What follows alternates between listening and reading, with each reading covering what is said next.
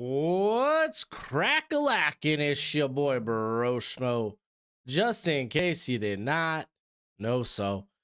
Back again, once again, with, well, shoot, we got the Combine today, baby. The Combine. I'm excited. I'm stoked. Hopefully you are too. I'm a little late because freaking OBS giving me the business. But we're here now. Wait is over. I'm excited. Hopefully you're excited. So right now going on, we got some of the verts and the broads for the running backs. Also, if you didn't know, now you know. Running backs, quarterbacks, wide receivers today. It's the big day. That's why we're streaming. Let me know. I'm going to put a poll up in the chat. If you want me to stream the first day of free agency, because I saw some people do it last year. I thought that might be fun. Just shooting the breeze, talking football. So I'm gonna go ahead and do that. Should we stream free agency? Can't spell free agency. Gonna just give it a nice yay or nay. But go ahead, let me know what you think in the chat. Make yourself known in the chat. We're here, we're shooting the breeze, we're talking. It's gonna be a good time. I haven't been live in a while. We got Antonio. He's like, what up, Broshmo? Go Birds. Fly, Eagles, fly. Hope they draft Travion Henderson. I joke. I keyed. We got Alex. Said, what up, Broshmo? Been loving all the draft content. Well, that's what I'm here for. We got Julio, excuse me. Please stream the first day of free agency. We'll see, man. We'll see. A lot of people say yes, but I just want to make sure it's what the people want. Steve-O, go Pats. Fins up, baby. Fins up. Alex, currently at work, so I'll be listening in the background. Okay, we'll have Alex from Hail Mary Sports up on here in a little bit. I think he's currently streaming as well.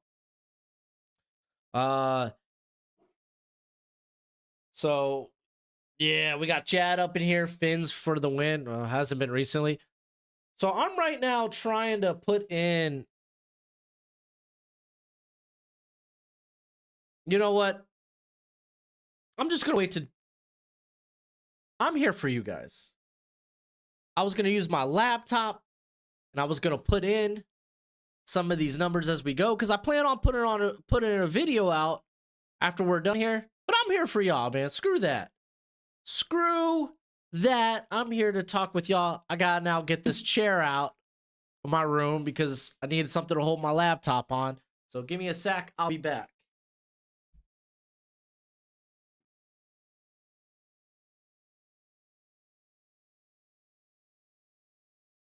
Get this stupid chair out.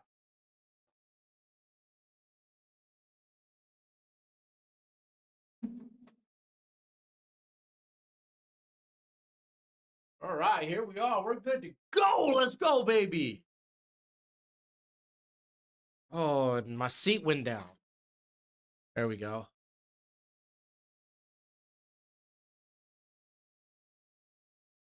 What's the actual schedule like for 40s first or what? Yeah, no, I mean, that's going to be the main thing that they're showing today, the 40s and the on-the-field drills. Yo, straight up, NFL Next Gen has done a wonderful thing. I'm going to show this to y'all. I think maybe I have to go to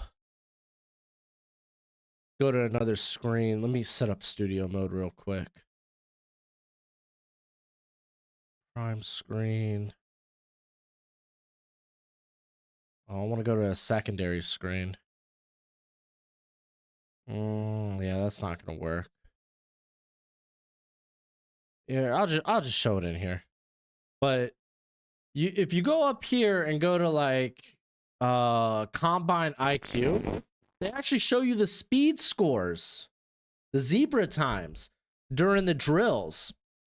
It is literally the most useful thing. The most useful thing. Like you could scroll down here and you could legitimately, you could go by position. Let's say I want to see linebackers. It'll take me to linebackers, and you could like legitimately go through whether it be their speeds during the actual workouts or the drills. Like you could do the hoop drill. We're looking at linebackers, so we're probably looking for we want to look some of the box stuff, but they got speed scores, and I love that. I love that they added that. Did they always have that? They have. What have I been doing my whole life, you know? By the way, if you're wondering, if you just hopped in here and you're like, hey, I cannot communicate in the chat yet, you have to be a subscriber for at least 1 minute. That's all I ask. All right, here comes Ulysses Bentley. I do need to hit up Alex in a moment. He should run pretty fast, like decent. Oh, 4.62. Wow, he's slower than I thought. I imagine he'll come back better. He's going to do a sub 4.6. But let's take a look at some of these broads. Well, let's first take a look at the verts. On a side note, actually, let's hold the phone. Jaden Blue. Apparently, he's supposed to run really fast. He should run real fast. Oh my gosh, the dude is flying. 4.4. Oh, it felt like it'd be faster than that. That's what happens when you got short strides. Texas lists him at 6 foot. He comes in at 5'9". The heck? Also, side note, if you want to direct a comment my way, if you could just at Broshmo in the chat, it highlights my name for me. And because I'm more than happy to answer questions or just like shoot the breeze and talk with y'all. But I mean, I'm gonna be doing a lot of talking, and I don't want to miss anybody. So at Broshmo, please, if you can, in the chat. All right, here comes Taj Brooks. 4.53. That's so much faster than I expected. There you go, Taj Brooks. Anywho, when it comes to the running backs, what you're looking for in the vert, if I'm going to be honest though, for running backs, the correlation you find is youth and production and size. Those are your three correlations. So the workouts, they're nice and they're fancy. They don't always translate to success in the NFL. Donovan Edwards is up for his 40. But when it comes to the vert, 37 inches and higher is in the upper percentile, 31 inches and lower percentile. So let's go ahead. Let's take a look. We got Tootin out of Virginia Tech, Giddens, Scattaboo, Edwards, Henderson. A lot of these guys testing in the upper percentile. Harvey, Hampton, Judkins. My boy Devin Neal out of Kansas. I love to freaking see it. Oh, Trevor Etienne coming up to the plate for his 40. Yarns. He's in there. Now, anyone tested under? No one tested under that 31.5. Ooh, Etienne stumbled out. 4.43. Considering he stumbled out of the gates. I bet you he gets under that 4.4. Now, we could jump to the broad. Broad. What are we looking for here? Anything that's 124 inches or higher, that would be 10 feet 4 inches. Anything lower than 112 inches, which would be 9 feet 4 inches. 10 feet 4 inches. We got quite a few people. Etienne, Harvey. Let me just make sure y'all are seeing some of these guys. Henderson, Tootin, Hampton, your usual suspects. Dude, freaking Damian Martinez out of Miami. Let's go. Anyone tested the low? No one tested in the lower percentile. This is a good running back class. It's a good running back class. They don't have 40s times up yet for the running backs. Here comes DJ Giddens, by the way. No broads right now for the Wide receivers, which is a-okay. Let's go back to running back. We did have bench up today. Before I get to the, bench for your DBs, safeties, and whatnot. So before I get to that, let me check out the chat. Cameron, you think James Pierce could fall to the Vikings and Eagles trade up there? Yes. James Pierce, a lot of his stuff is character-based. He's got good film out there, man. He's got good film out there. Ollie Gordon, 4.61, 40. Omarion Hampton coming up. Watch out. Yeah, for James Pierce, he could fall simply because you got some of the character red flags. How did the interviews go? That's going to be kind of huge for him. Julio, who was your dream pick for the Dolphins at 13? Armand Membu. The Dolphins need offensive line help, and they need it bad. Let me text Alex real quick.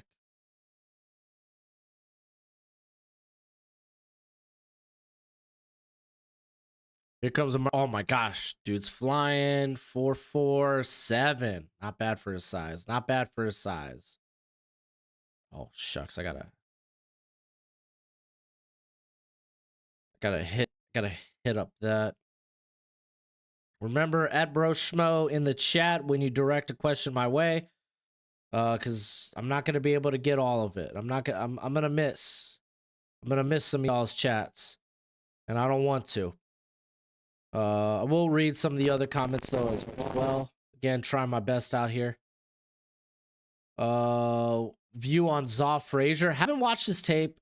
He's one of the guys I labeled the UTSA corner. I labeled as, okay, I need to go back and watch him.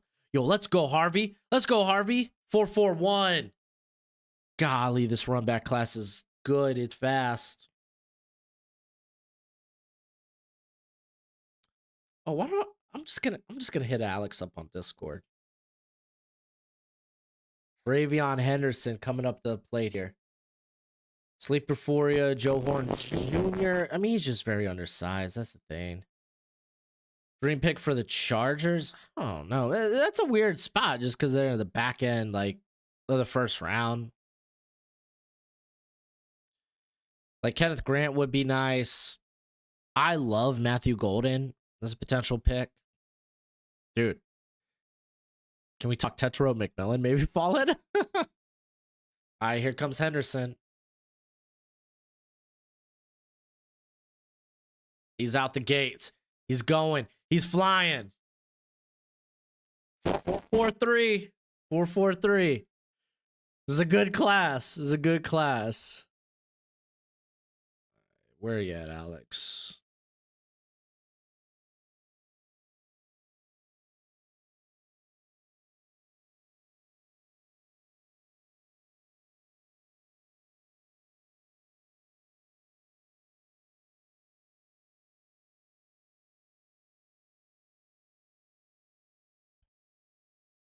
All right, Cameron, I don't think people are going to let him fall that far, though, man. It's a deep edge class. I could see a lot of edge players getting pushed out in front of him. I certainly can.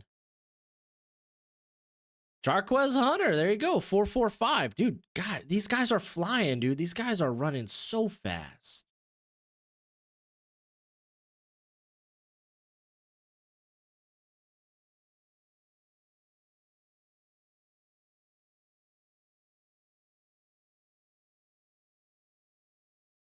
I don't think teams are going to make the same mistake like they did with Jalen Carter. Jalen Carter was a different animal. He's different tier of prospect.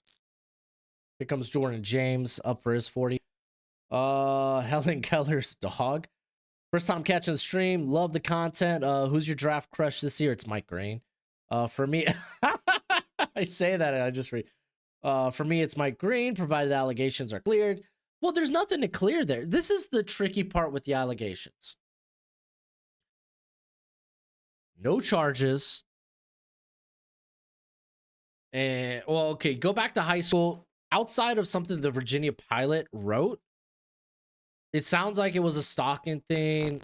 Kid caught up in his feels. No charges were brought. Sounds like thing was handled there. It was like, hey, not cool, bro. Figure it out. He gets to Virginia, and it was a anonymous source that came out with the allegation. It was an anonymous allegation. And like no one even asked questions to him about it. He wasn't questioned about it. No charges were brought. Virginia just came up and were like, hey, this is a bad look. We're just going to suspend you. And he was like, no, screw that. I'm going to go elsewhere. So it's kind of tough without more context. Because, like, dude, if he did something vile, then, hey, dude, I want that out. If you did something wrong, get called out on it, bro. However, I mean, we've seen fake claims before. Was it Sean Oakman? We've seen it before. So, like, don't play that game. Without the necessary context, you can't really do anything about it. You know? No, Matt Golden's going to be running with the receivers, so he has not run yet. Here comes Quinshawn Judkins. 40 could be pretty, a solid 40 could be big for him.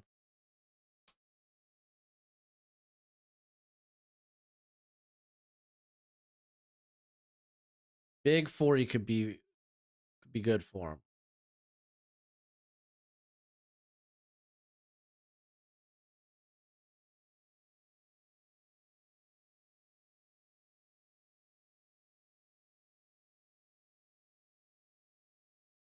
Oh, looks nice. 448. Not bad there. Not bad there. That's good. We got Brandon. It says Steenley, Lassiter, Bullock, Manuari with Pitry and the nickel. League's best secondary. Could be, man. Could be. Caleb Johnson, that wasn't a bad 40. He's a bigger back. You were expecting him to be not necessarily as long speed fast. I'm kind of curious what what his 10-yard split is, what the explosion would be. Who's your top corner after yesterday? It's Travis Hunter. Still Travis Hunter. If Golden gets a 4-2, he's going to be one of the first 2 wide receivers off the board. I agree. What if I told you Riley Leonard is the second coming to Tom Brady? Would you think I'm crazy? Yes, yes. That is the most, like, Riley Leonard is the most, like, Danny Dimes quarterback I've ever seen. Where are you at, Alex? Where are you at? Thanks for the info, bro. Just solidified my desire for the Panthers to draft him. Any guess on what Scatterboo runs? He's coming up here. Scatterboo, what would I have to? I think he would. I think best case scenario, it's like best case scenario for Scatterboo based on the explosive scores. Probably sit in. I would be shocked if he ran like a 4.53. I think he's going to be like a 4.55, 4.6. I think that's the area for him. Anything under that, and I am very, very happy. Travis didn't participate yesterday. He just got measured out and chilled. I heard Gunnar Helm was still running the 40 last night. Yeah, Joel, that's kind of rough go. I'm kind of curious. I don't think there was an injury involved because he ended up doing agility drills, but kind of weird. Because he did his first 40 was kind of like, huh. Like he stumbled out and it just didn't look great. Like prior to the actual first 40. Blue did run. He ran an unofficial 4.40. Probably means it's going to be like a 4.39. If Scatterboo runs a 4.45, I will be shocked. I will be impressed.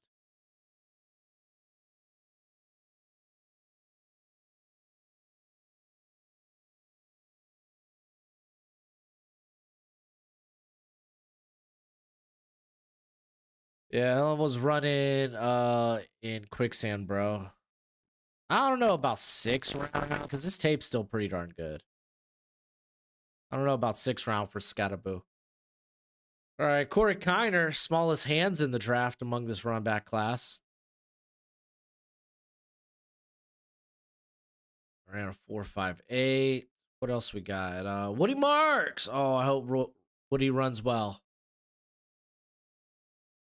Dang, I really wanted him to get under 4.5. 4.56. It's fine. Damian Martinez. I am kind of curious what he got here. 4.58. That's again on par with Caleb Johnson. Here comes Kyle Manungai. Oh, I don't think Scatterboo's running the 40. Nope, no, Scatterboo's not running the 40 today. Kyle Manungai, 4.62. He's a violent back. He's a violent back.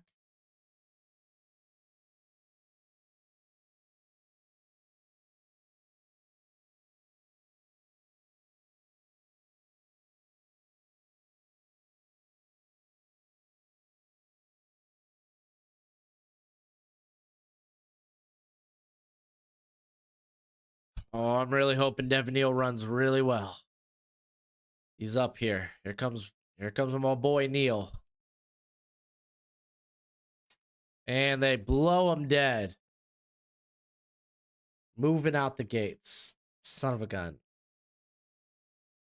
Cameron says, you were to guess, where do you think Pierce falls? Because he had a pretty darn good combine, and there are some odd fronts that need pass rush. Think about Chop Robinson, because I feel like Chop Robinson ran really well, came with sub 33-inch arms. He went at what, like 21 to the Dolphins? I think James Pierce at 19 for the Bucks isn't out of the realm of possibility. If he falls outside the top 20, it wouldn't shock me. Falling out of the first round would. Dude's still going to be like a top 50 pick. All right, here comes Neal. Crap, man. 4.6. I love his game, though, man. I love Devin Neal's game.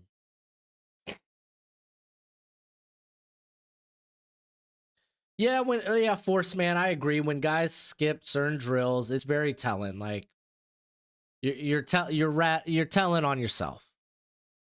If you're healthy and skip drills. Cameron, you heard Jahad Campbell for the Bucks, though. I mean, I'm sure a pick's not set in stone right now. He's definitely in the running. Raheem Sanders, nice, 4.47. Fearfully. So, is it expected that bigger backs like Raheem Sanders and Tosh Brooks to be 4.5 guys or higher?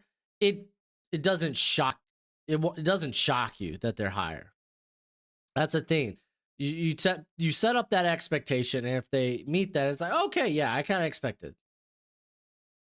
Ooh, Brashard Smith, 4.42. Thoughts on the coaching staff that Ben Johnson put together? Oh, let's pull it up here.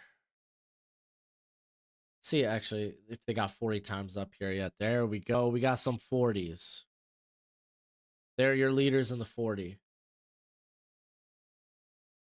All right, because we got I like Dennis Allen as the DC. I thought that's pretty huge. Oh, okay, let's just see the Bears coaching staff right now. I thought Dennis Allen was pretty nice. All right, let's take a look at the complete coaching staff here. Decline. You got Doyle as the OC. He brought over Antoine Randall L from Detroit, JT Barrett from Detroit. So you got your wide receivers and quarterbacks coach. Eric Benamy at running backs coach is nice. I like that.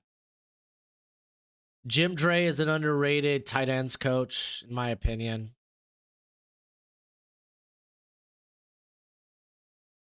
Dude, Al Harris to be the passing game coordinator and the defensive backs coach is fun as hell. I like that. Kenny Norden. There's a name that's been around. Defensive quality control coach. Press Taylor, passing game coach. Oh, I mean, hey, I just don't think Press Taylor's a good play caller. think he's a fine coach. Like Doug Peterson thinks he's a good coach. It's got to mean something, right? It's a solid staff, man. It's solid staff.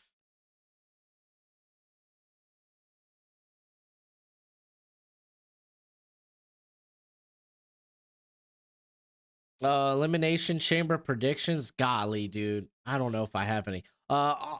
Before I give my elimination chamber predictions, I gotta pull up the card actually real quick. Go ahead, hit the thumbs up button. It's always much appreciated, much obliged. That helps out the channel. So I would appreciate that very, very much. Thank you kindly. Elimination chamber match card. Because I'm still like, dude, that men's chamber is anyone's guess. All right. I'll get back to the men's chamber. Women's elimination chamber. This is to face Rhea Ripley. It's probably Liv Morgan, right? It's probably Liv Morgan. It's kind of where I feel it's going. Liv Morgan. Bianca Belair would be pretty interesting. She's undefeated at WrestleMania.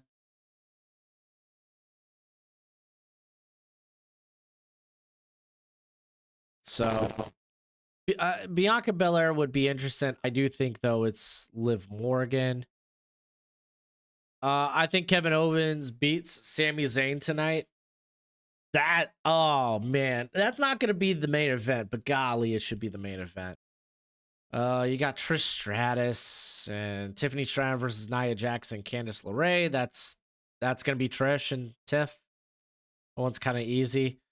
Let's talk about this men's chamber real quick. I'm at a loss. Okay, so Jake Paul ain't winning. Damian Priest ain't winning. I don't think Seth Rollins is winning. I think you could eliminate those three. Drew McIntyre just festers in my mind.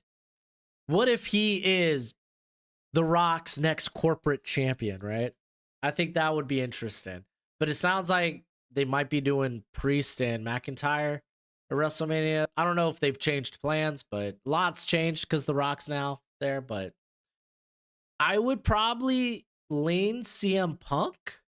Like I think whoever wins this chamber, it's gonna be the Rock's corporate champ.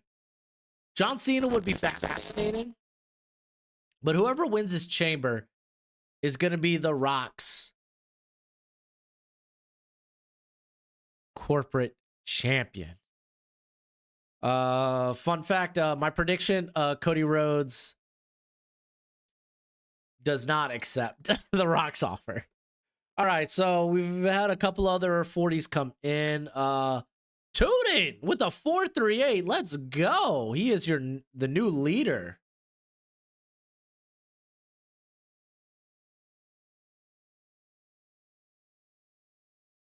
Per position, who were your winners and losers? Let me come back to that question. Flex Diggs, you are Mel Kiper Jr. Open my no. Mel Kiper's got a better set of hair than I do. I don't know if you could have a set of hair, but he's got a better hair piece than I do. Hey, Donovan Edwards, he's a 4.45 guy. How do I feel about Jade Barron? I love Jade Barron. I was pumping him up before the draft as a top 20 prospect. I had him go to the Falcons in a mock draft at 16 or 15, wherever they're 15. And I was like, you love this guy's play on the field. It's just you question the arm length, you question the speed. Arm length came in as expected, sub 30. The speed was way better than anything you could ever hope for. Oh, Trevor Etienne, man. He's a 4.43 guy. Guess it is what it is.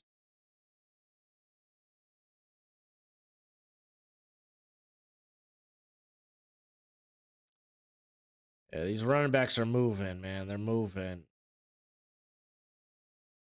Oh, yeah. I forgot Liv won the tag team titles. That women's chamber is kind of a toss-up, too, I guess. Kind of, sort of. So Donald and Irene Young. They ask Broshmo per position. Who were your big winners? I'll give you one because Monday I'm gonna have an ultimate like. Okay, here are my winners and losers from the combine.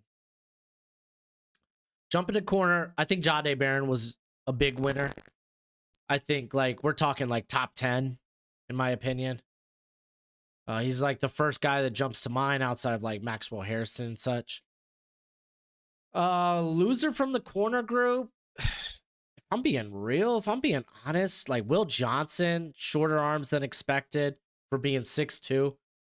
Didn't participate in the drills. Made me sad. Let's see. Safety, Nikit Manuari. The dude's a freak.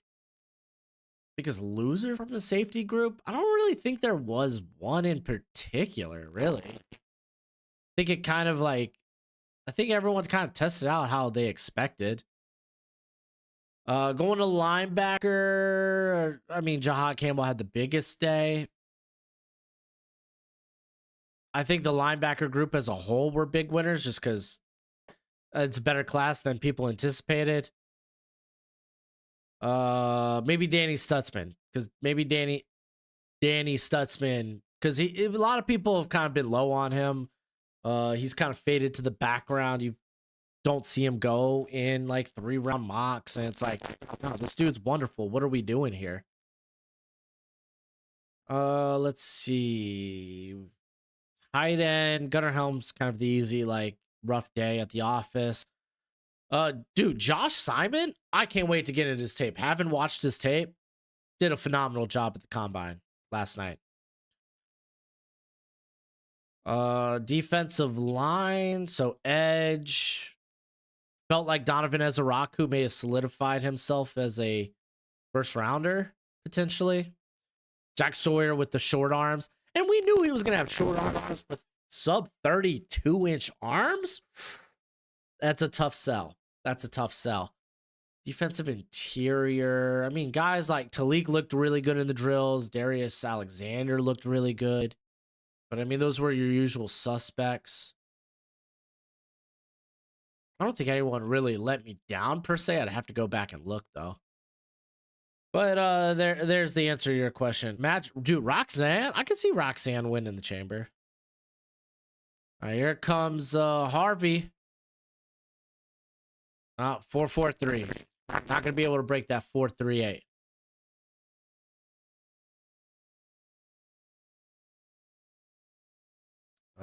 Let's see.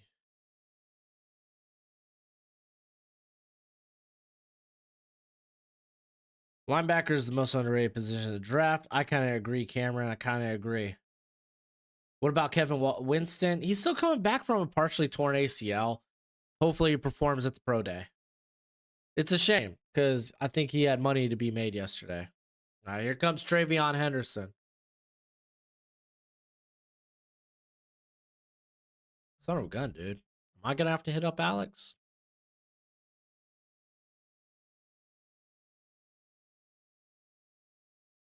He had like 31 and 3/4 of an inch arms. They were crazy small. In general, this edge group's arm length isn't that great. He's going to stick with the 4-4-3.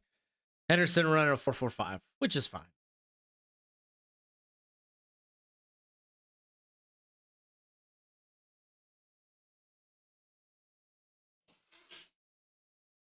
Wyatt, thoughts on the Saints' new coach staff? Personally, I like it. It's the first time in almost 20 years that there's nothing Sean Payton related in the staff. True. Yeah, Matthew, Dolphins still bad. Better than the Jets, though. Better than the Jets. All right, so let's take a look at the Saints' new coaching staff. Outside of Brandon Staley, Kellen Moore, and Doug Nussmeier, I'm unfamiliar with the other parts of the staff. So let me take a look here.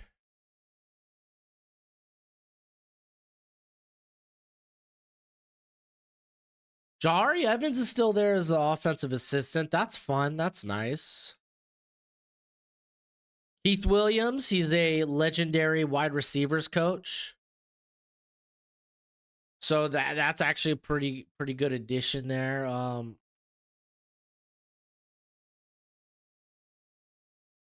Dude, this isn't updated. Hold on. Let me get it updated, like the new staff. Cause this don't look right.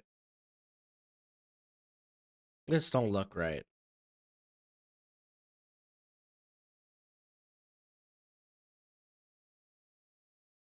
I legit don't think that the Saints have updated their coaching staff roster page. Let's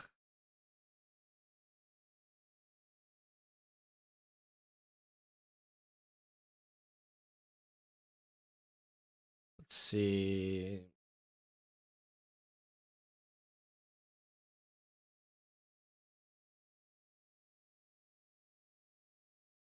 So Brandon Staley, let's see who we brought in on defense. You got Bo Davis as the defensive lines coach, passing game coordinator Terry Joseph, linebackers coach Peter Sermon, defensive assistant Robert Blanton. Why does Robert Blanton sound familiar?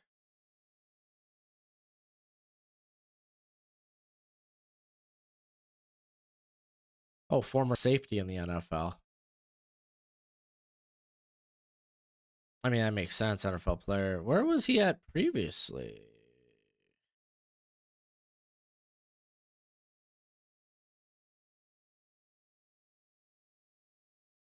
Blah, blah, blah. Is this the right guy?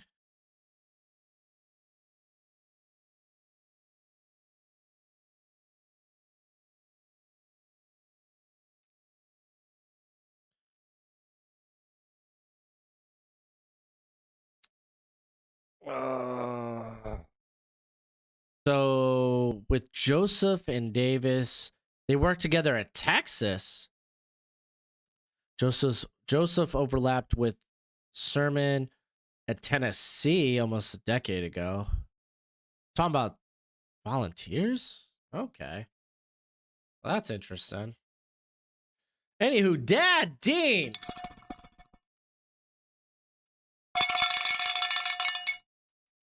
With the super chat. Much appreciated. Much obliged. Much appreciated. Much obliged. She says, awesome update with my 13-year-old son. You helped him with bullies last. Did I really? Hell yeah. Go me. Now has 4 new friends and now it's doing good. Awesome. Well, dude, I love to hear that. I didn't know that. Every now and then I tend to give decent advice. What can I say? I'm a father. So, fun fact, if you didn't know anything about Broshmo, I have 3 kids and 2 dogs.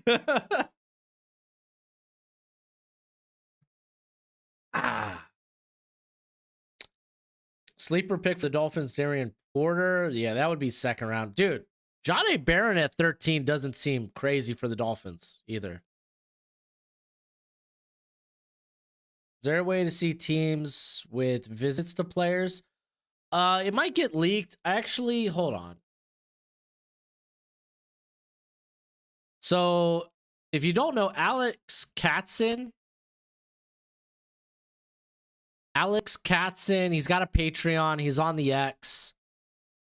He does a good job of tracking teams that visit with certain prospects. You'd have to go to his Patreon, but like he keeps up with all the measurements, all the pro days. He does a really good job, and it's like $6 a month. Though you could just pay for it for draft season. Let's see. Let's go with draft day. I don't think this is what I'm looking for. Standard? NFL roster, NFL combine. There's just numbers. Oh, he's got new income and staff. Heck, oh, okay. I can look at his. He provides multiple Google spreadsheets on a lot of information. So if you're looking to see which teams visit with who, that's a great way to do it. Cameron, you want a husky? Go get a husky, bro.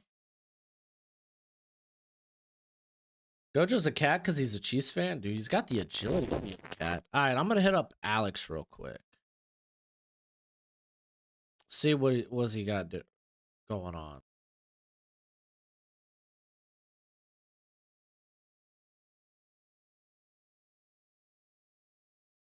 Oh no, is my headphones not set up? Because I can't hear. See if I could do that before he answers.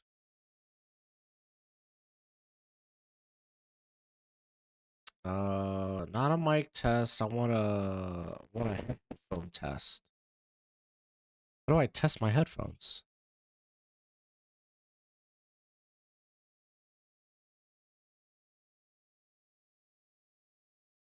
Oh, they got David Spade up on the broadcast. Blah blah blah blah blah blah blah. Yeah, I don't have my headset connected in here.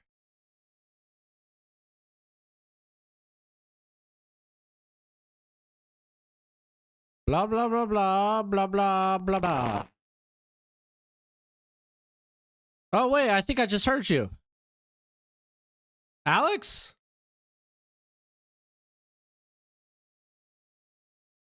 Yeah, I can hear you. Okay, I thought I was playing with my mic or my headphone setups because I didn't know if it was me because that happens a lot in Discord. All right, there we go. Are you there, homie? I am here. Are you there? Hello there. Can everybody else hear him? We can't hear him. You can't hear me. No, they can't hear you. Hold on. I'm going to stop the screen. Now you get a real good view of me, huh? Share the tab audio. Oh, I got to do window now. To share audio, share a tab on or screen instead. This is great content on my That's going to be really irritating, homie. But we'll just do it as is. There we go. Is Cam Ward a can't miss prospect right now? Not true. My mic is Hold on one second, homie. I want to make this full screen. How the hell do I do that? See, now I just feel like an absolute dumbass. Do you? I feel like an idiot right now. It's always been able to work this well before. Wait, we're gonna stop sharing so I can end up actually addressing not this. Hearing me because my mic's working. Okay, you can hear. No, I can hear you. No, I'm talking about on Discord. I'm trying to make it full screen so you can't just see all of our chats. Oh no, we'll be canceled in a heartbeat. I know. Well, luckily, there's nothing that's rated R that is on here, so I have to rock that one out. Let's see. Share my screen. No. What the hell? Screw Discord. Oh my gosh! Did Tooting just run a 4-3-2? What? The only time I'm talking about this. Oh my gosh! I just saw 4-3-2 pop up in the chat. So Tootin running a 4-3-2. That's is semi-confirmed. Here, let's hop on after the 40s and stuff.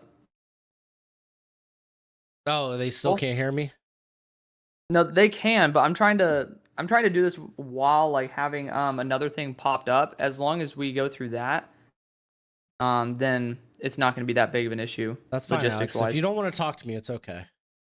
All right. I will call you. I'll call you back. All right, bud. All right. Later. All right. Well, that was Alex for a little bit. He'll be back. I think with Cam Ward, I would have taken him.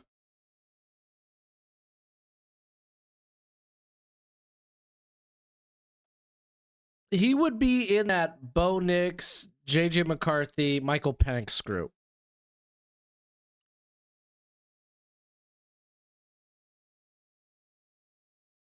Yeah, Devin Neal, 4.59. I was hoping for a little bit better, but I mean, not that I expected better. I was hoping for better. Because I feel like now he's just in that third and fourth round fold.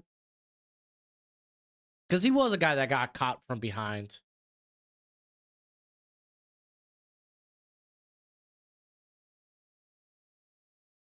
Marcus Yarns. Wrapping up the 40s here. Caleb? Yeah, I could see Caleb, like, because, I mean, you're kind of hoping for a little bit better speed than 4.58, but I mean, he's got great size. Just got here. Did Hampton and Judkins not run? They ran. We could go over it because they just wrapped up the 40s. We'll run through it real quick. All right. So typically when it comes to the 40 times, and if you haven't already, hit the freaking thumbs up. 40 times for running backs. The times you're looking for, higher percentile, 4.45 or lower. Lower percentile, 4.67 or lower. Fun fact, no one ran lower than a 4.67. So need not fret, need not worry. But we had quite a few guys run sub 4.45. So let's get into it. Tootin, he runs a 4.32, unofficial. These are all unofficial, but phenomenal time. He's having a good combine. Jaden Blue, we knew he would run fast, 4.39. Brashard Smith, 4.39. RJ Harvey, I love seeing this, 4.41. I thought he needed to get under a 4.45 to kind of like get into that third round discussion. I think he's there. Montrell Johnson kind of had a so-so career at Florida. He was kind of part of a rotation for much of his time. He runs a 4.42. That's nice. ETN 4.43. Fast. Giddens 4.43. That's fast. Henderson 4.43. That's fast. And now we get guys like Donovan Edwards, Jarquez Hunter, and Marcus Yarns 4.45.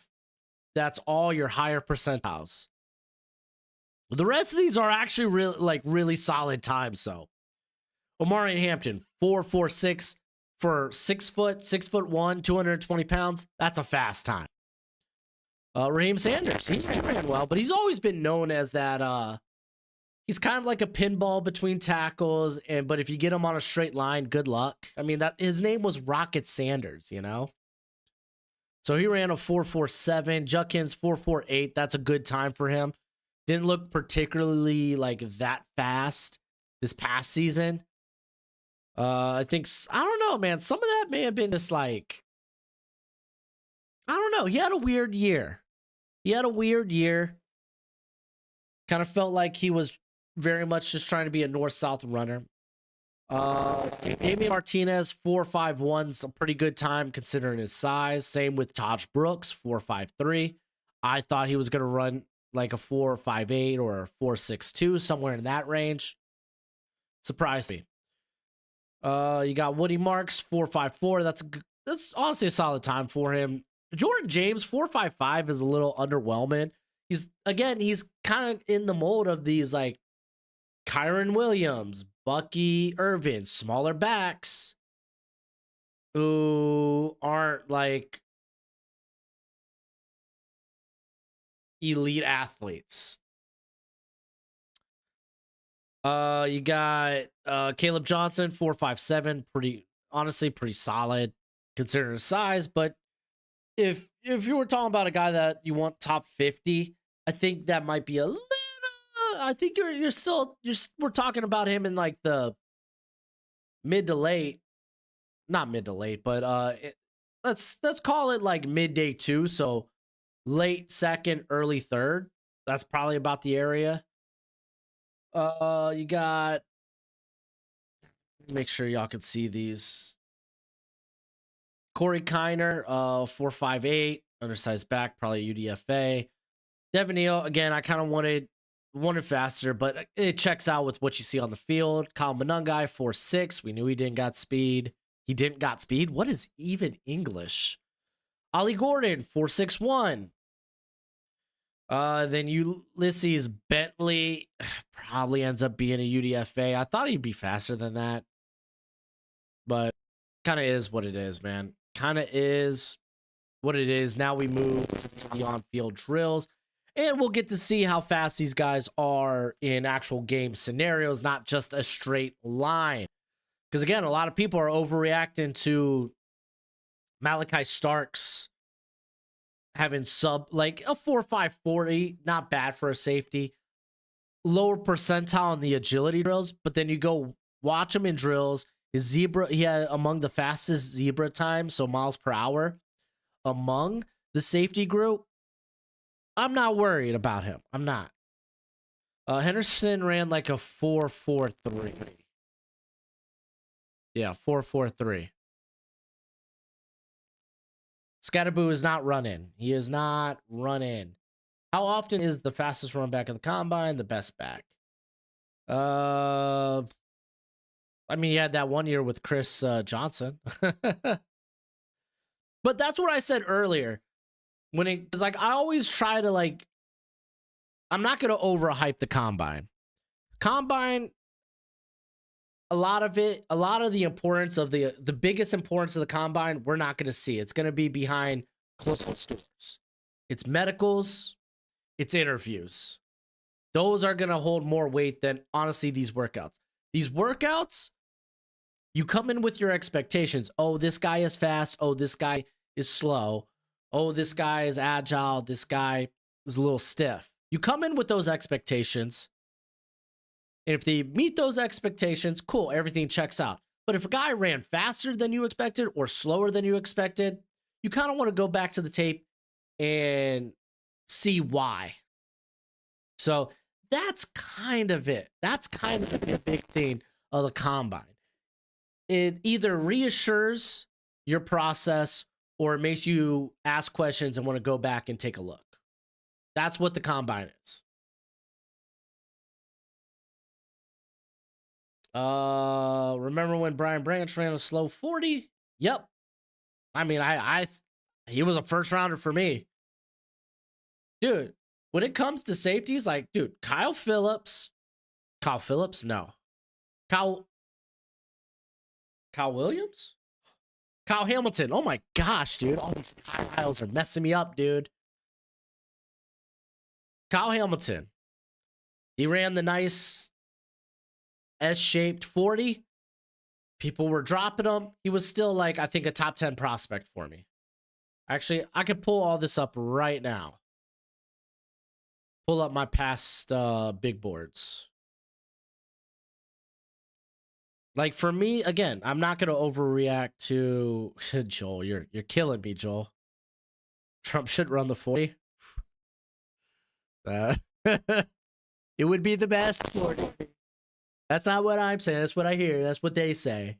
I wish I could do a Trump impression, dude, because he's so funny. Wild, but hilarious. All right, so 2022 would have been Hamilton, right? Yeah, Hamilton was my 8th overall prospect when it was all said and done. I didn't take stock in, okay, his 40 kind of sucked. I just didn't take stock in it because he ended up running a 4.56. You go back to 2023, would have been Brian Branch.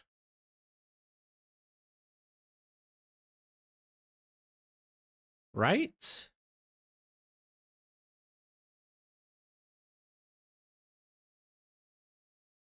Brian Branch. Okay, so I had him down a little bit. I had him as prospect 20. But still as a first rounder. I still had a first round grade on him. He ran a 4.58 at the 40. His shuttle time sucked. But again, you kind of want to stick with your initial eval.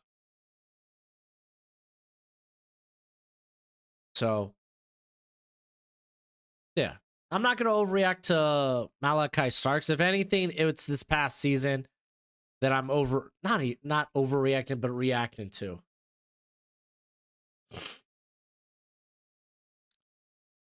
Isaiah, no, wide receivers are not running yet. I like Jordan James' versatility. Seems like he can do all aspects. Except hit the home run. Jaden Blue is also very interesting. No one talks about him. That's because he doesn't play a lot. He didn't play a ton. He was a big receiving back for Texas, but dude, you look at his fumbles and it's like, okay, are you only a receiving back? The dude fumbles the ball a lot. And I mean a lot. Oh, okay. Hold on. Let me call Alex back real quick because apparently he called.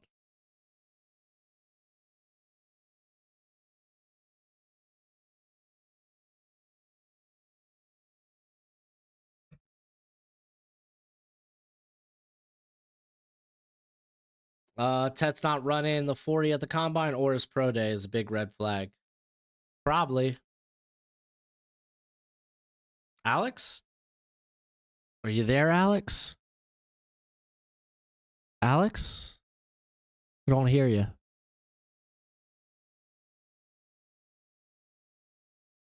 Yeah.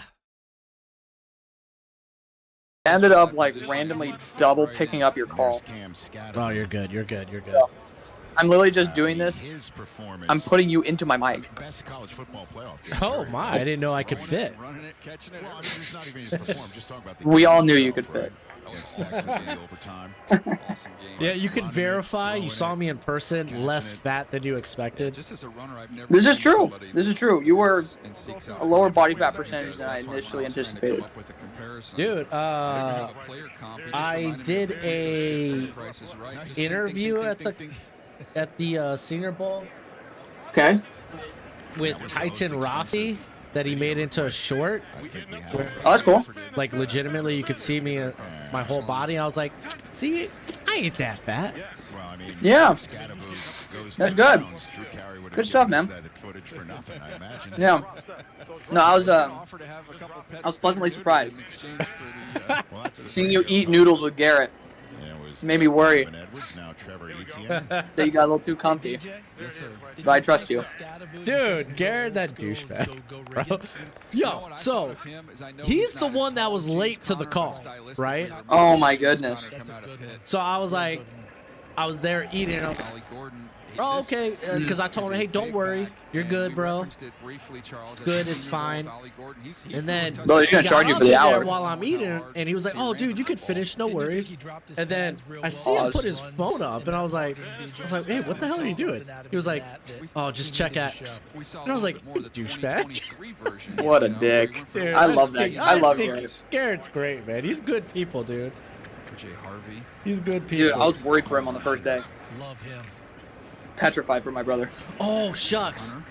Chat's right. I still have the I got my Hulu salon.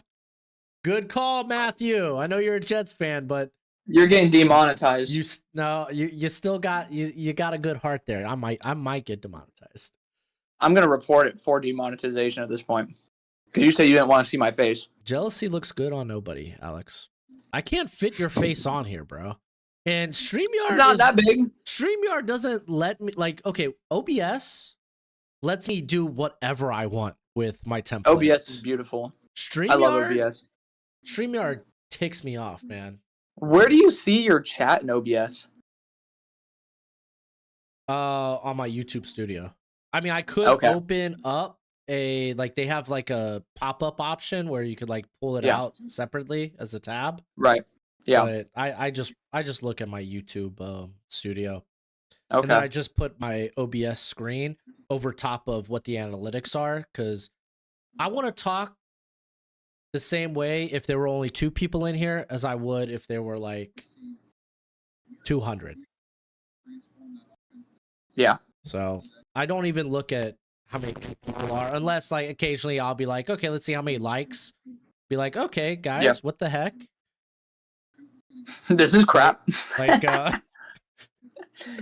this is bad. I know I'm not the most likable person, but I'm not this dislikable. You learn something new every day. You learn something new every day. Hey, so while we're here and talking, Robert, thank you. I am having a wonderful day. While we're here talking, you want to talk about just the last 2 days in general? Who were some of like just general thoughts? I mean, Yeah. we got the weather's been nice. Okay. Okay. Went for a walk. Oh, you're talking about the combine. My bad. Yeah. I thought you actually cared about my side day. note, some people are asking about Tutin's weight.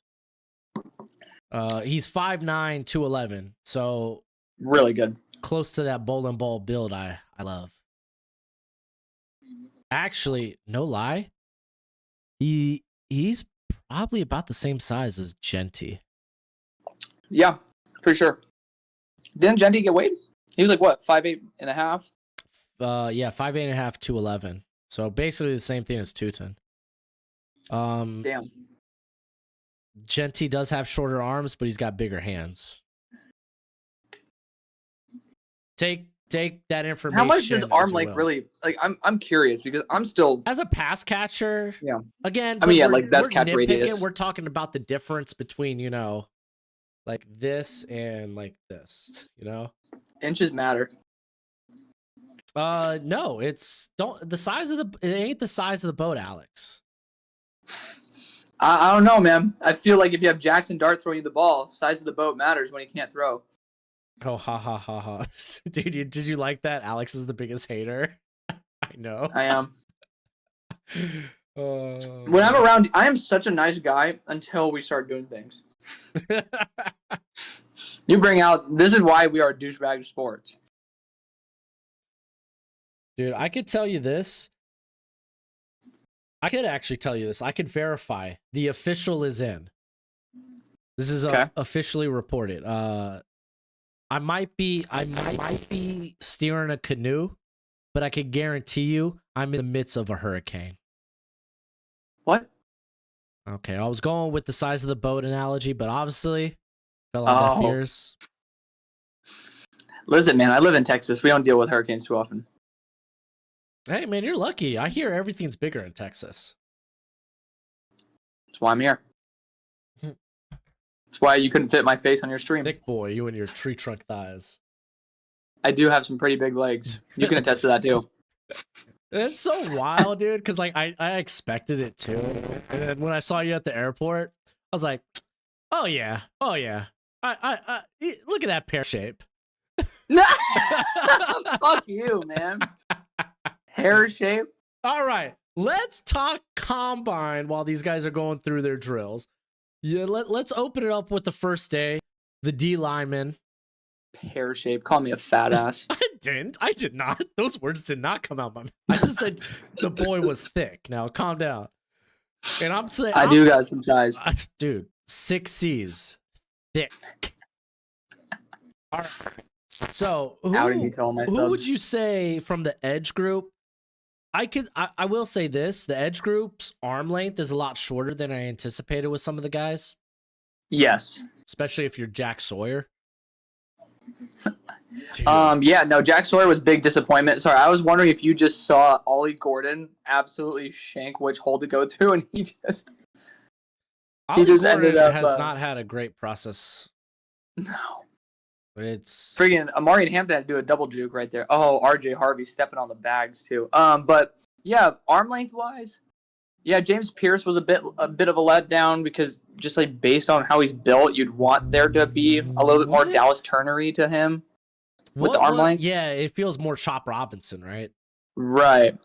Well, I mean, regardless, yeah, I mean, the way Dallas he ran Turner. And the arm length, right. Those are the only two comparisons I'm coming with. Right. So that's what I was just like, damn. I'm curious. But yeah, I mean, I was a little bit let down there. Brian Burns, his arm length was close to 34. Was it like 34? Inches. Yeah, it was close to. Yeah. Yeah, people were saying, oh yeah, this is like very similar to Brian Burns. I'm like, it is not. Yeah, Brian Burns. It is not, my brothers. It was a little bit different. He had a whole ass inch on his arm length. But no, I mean, Quinshon just stepping on the bags. So close. Hey, but it's the turf, man. It's new turf in there. It is new turf. That's what I was saying. Like, everyone was talking about... Everyone's stepping on the bags, dude. Kiner just did, too. I'm once again slightly behind you on the timing. Yeah. It's just Kiner just ended up stepping on it. Here, did Woody? Woody just tapped it, too. Here, I went back 10 seconds. I went back too long. Damien Martinez is doing. Oh man, he even just touched it. He touched it twice. I'm not Who worried is about training it. these guys? I'm not worried. Listen, This drill is useless. I It mean, really is. It's not. It's not useless. I mean, I'm not getting any information out of this. Are you? No, I kind of want to see them actually run. Right. And just see what, like, oh, Dylan Sampson, he's going to do the drills. Okay. Do the drills. I love how they're like, oh, he's a home run hitter, yet can't even run his 40. But Yeah. he'll do all the drills. Yeah, I want to see some of the miles per hour. Have you noticed? Like, I didn't know that Next Gen did this on NFL.com, Yeah. but they have miles per hour for the drills. For the drills? Yeah, if you Or for the 40? No, for the drills. If you go to their combine IQ, yeah, like, dude, it is like legit. Like, oh heck yeah, because now it's like, okay, cool. I could verify, like, oh, this guy felt like he did it fast. Wait, right? Where are you seeing that for the individual drill? The outside of the 40. Sorry. All right. So you're on the normal page, correct? Correctamundo. And this is a walkthrough for anybody who wants to go and look at this, because I think it's very useful. Like, I love looking at the zebra times. You see the combine IQ right next to combine tracker. Yeah. Click that. Well, that's where I'm at. Okay, you're gonna scroll down. You're gonna keep scrolling down. Keep scrolling, and at the bottom, you can select the position group, and it has the skill drills, and it's got like a little drop menu where you could go through all of them. Like, dude, they got the hoop drills for the D linemen, the bag drills. Dude, it's nice. Gauntlet drill, first top 40 speed. Dude, that gauntlet drill is gonna be 19.47. Hello. Oh, I know, right? So like, you can literally look at Stout and be like, oh, yeah, screw his combine. Like, look at this. Right. I honestly value that more. Good call out. Good call out. Yeah, no, once I discovered it last night, it legitimately felt like it changed my world. Yeah, that's crazy. How much do you trust this 40 speed tracker though? I don't really care. I just look at the time and I look at the 10-yard split.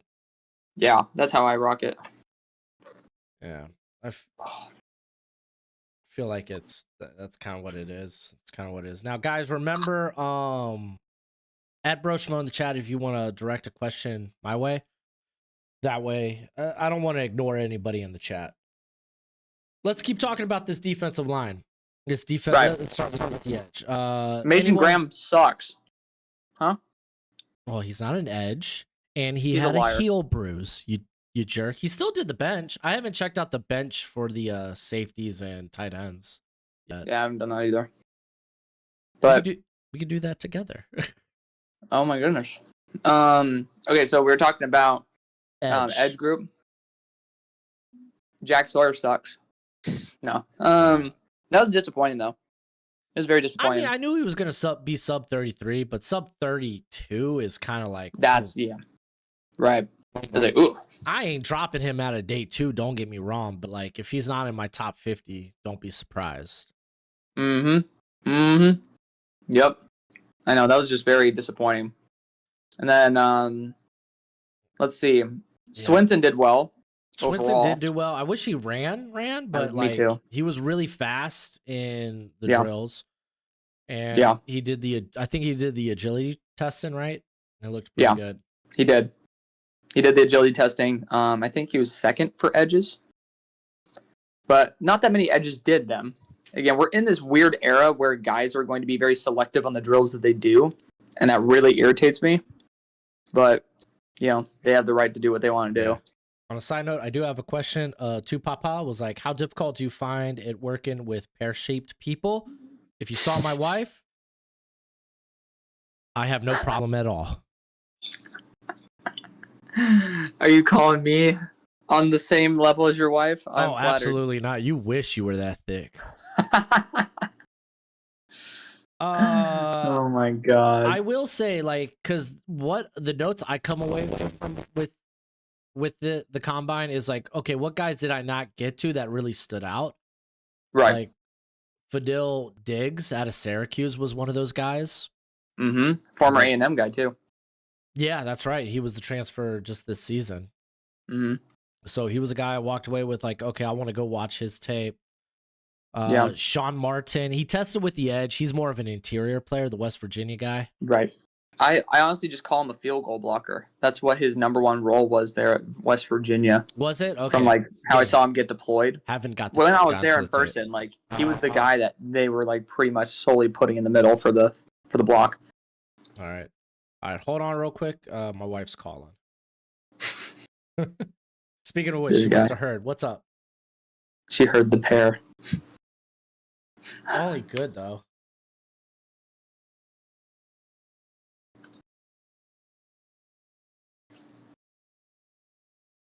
Yeah, just send it. All right, that's it. Love you. She wanted to know if she needed to get dog food.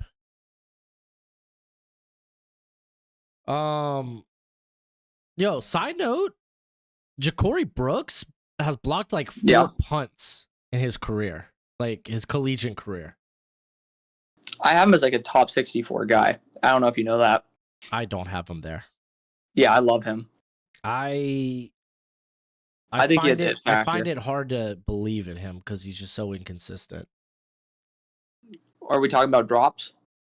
Drops. I feel like how he runs his routes at times, like the speed varies. Not even the speed, but like maybe the effort. So how do you feel about Luther Burden then? Because I feel like he does the same thing. I feel like Luther Burden is just not a nuanced route runner. He plays with such garbage effort on like 90% of plays. It's never. I've always had such an issue with it. Yeah. Breaks my heart. But I am like probably the lowest I've ever seen on Luther Burden out of anybody. Yeah, which sucks because I still like him. But I'm a sucker for missed tackles, so I mean, you are. Yeah, I know my. So what do you think of Kyle Williams? I freaking love Kyle Williams. I love him. Where do you have him? I have him like early 4th. Oh really? Yeah. Do not ask me where I have him then. Where do you have him? I'm gonna let you love him. Oh, see, this is the thing, dude. You think you love somebody until you hear how everyone else loves them. Yep. So, that's how I felt about Porter, Darian. Yeah. I'm like, oh man, this guy's like a late 1, early 2. I mean, you remember at the Senior Bowl, I was like, dude, he was one of the guys I was most excited for. And then you ended up complaining about sitting with the whole entire scouting departments for the NFL teams. I wanted to talk to people I knew personally. And we still got to do that. I'm a social butterfly, dude. Let me flap. Especially when you get a hell are you talking about? Few drinks in me, I become very social. There you go. All right. Now the truth came out. I was about to say. Hey, it was my first time down there. I wanted to get a feel, know my place, and I didn't want to be that guy that just came off like. That's my job. That's exactly. Also, look at how ass Matt Corral has been this whole time. I love my brother, but did you see him during the gauntlet drill yesterday? Was it bad? It was bad. Yeah, dude. High passes for days. Dude, like I was like, man, he is killing these guys' speed with these off-target runs. It's crazy because I just don't really think that I don't really think that matches up with my experience with him. Yeah. I don't know what the hell happened. To Papa in the chat here says interviews like between I'm assuming between prospects and teams should be aired. I disagree. That's like a team's advantage, you know? What was the question? Interviews should be aired. Like, we get the podium time. I feel like the interviews should be aired after the draft, after the combine. Yeah, or after the draft. Yeah, you're right. That's what I meant, after the draft. Because I think this is the advantage of teams, being able to go and get to know a guy. Right. So, like have that anonymity, but then release the ones that of the guys at least they get drafted. Yeah. So that we can end up getting to know them, see if it's worth it. Side note, swimmer. He's like, what do you think about Jaw Joyner? He's day 3 fine. That's RSS. Jaw. Yeah. Is that the guy? RS swimmer. Yeah. Brother is bouncing between our chats. I see. Hey, dude. We got a pretty fluid group of people. Yeah, don't hate the game, man. Just bounce wherever you want to. Go yarn where you want to go. The thing that's the worst about the draft is like you get excited about players, but then when you end up saying, "Hey, I think this guy will never be like an RB1," everyone's like, "Oh my god!" But it's so hard to be an RB1. It's not like a slight. Well, I mean, yeah, that's the thing. It's not like not everybody in this draft can be a starter. Right. It's like, oh, I can wait till day 3 and get a starter. I'm like, I would not put money on it. Hey, dude, Walt's asking about your Isaiah McGuire take, and he is a starter. He is a full-time starter, and he was that franchise guy's is like superstar or whatever it was, whatever the top grade was on his AFC stock report, up and down, whatever you call it. Yeah. What's he called that? Studs and Duds. Studs and Duds. Yes. So shout out to that franchise guy. Great series. Yeah. So I think Donovan Azaraku is probably a first rounder. Yes, he increases likelihood a lot. He's back into the first round, but he's a first rounder. I think Shamar Stewart's going to go higher than people want him to. I wonder if the NFL is going to learn their lesson. No. You're talking about coaches I mean, you gotta be massive egos. You gotta have an ego to be in that spot. Yeah, but they have the strong belief that they can develop players. So they're gonna roll the dice on trades. Yeah. So trades. Like, all right, if he Captain goes top 10, Nodier has a question for us. Yeah. Which team do we think is most likely outside of the top 10 to trade into the top 10 and surprise everyone? It's a good question. I go to teams that are like close to the vicinity of the top 10. So like your Niners, your Cowboys. I just don't think the Cowboys would do it because they already spent a 4th on Jonathan Mingo.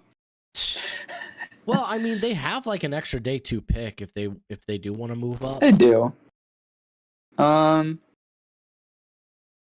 Honestly, the biggest, like the one team I could totally see trying to make a big move, I don't know if it'll be in the top 10 or not, but I might have to go with Denver. Like, Sean Payton's just an aggressive dude. Yeah, I mean, dude, New Orleans in general. If they like a guy, they go get him. Right. So, yeah, Denver would be... Yeah, New Orleans had that mentality. I don't know if they still do with Kellen, but... No, I mean, they got Loomis. Loomis is big. They do still have Mickey. Yeah. They still have little pieces of the absolute shit show. Here and there. Any other edges? Because like Landon Jackson had a solid day. Landon Jackson did very well. I still feel like he's like this fringe top 50 guy. Just he's like a late 2, early 3.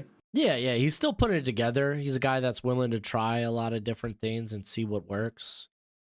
Yeah, which is good to see, but you still got to make it work. Exactly. I think he's still getting to the make it work part. Yeah, I think Princely is top 50. I don't know if you do. Yeah, I don't think he'll get the first round buzz. Just because he's like, it's not like he is phenomenal. I didn't like him in the Senior Bowl. I don't know if he's going to be a top 50 guy. He just did okay. That's the thing. I went in thinking he was going to mollywop, and he did fine. But like, if you look, like he was 4th in the vert. Yeah. Among the edge, he was 4th in the broad among the edge groups. And I mean, the guys that popped off, it was Stewart, it was Jackson, and then Colin Oliver, who's like all of a linebacker. Yeah. Yeah, but Colin Oliver, literally, like, what? Does he have sub 31-inch arms? Yeah, he's gonna be an off-ball guy probably. I know, he's just not even that good as an off-ball. That's what's so scary. Yeah. He's going to be a rotational guy. I do have a question for you from my boy Mark here. Yeah. Can you ask Schmo what he wants his Finns to do? Curious from a fan's perspective. Armand Membu. Membo? Do you think it's possible for them to kick Jackson to guard? I think you just kick Membu to guard, and if it doesn't work, you could flip him. Okay.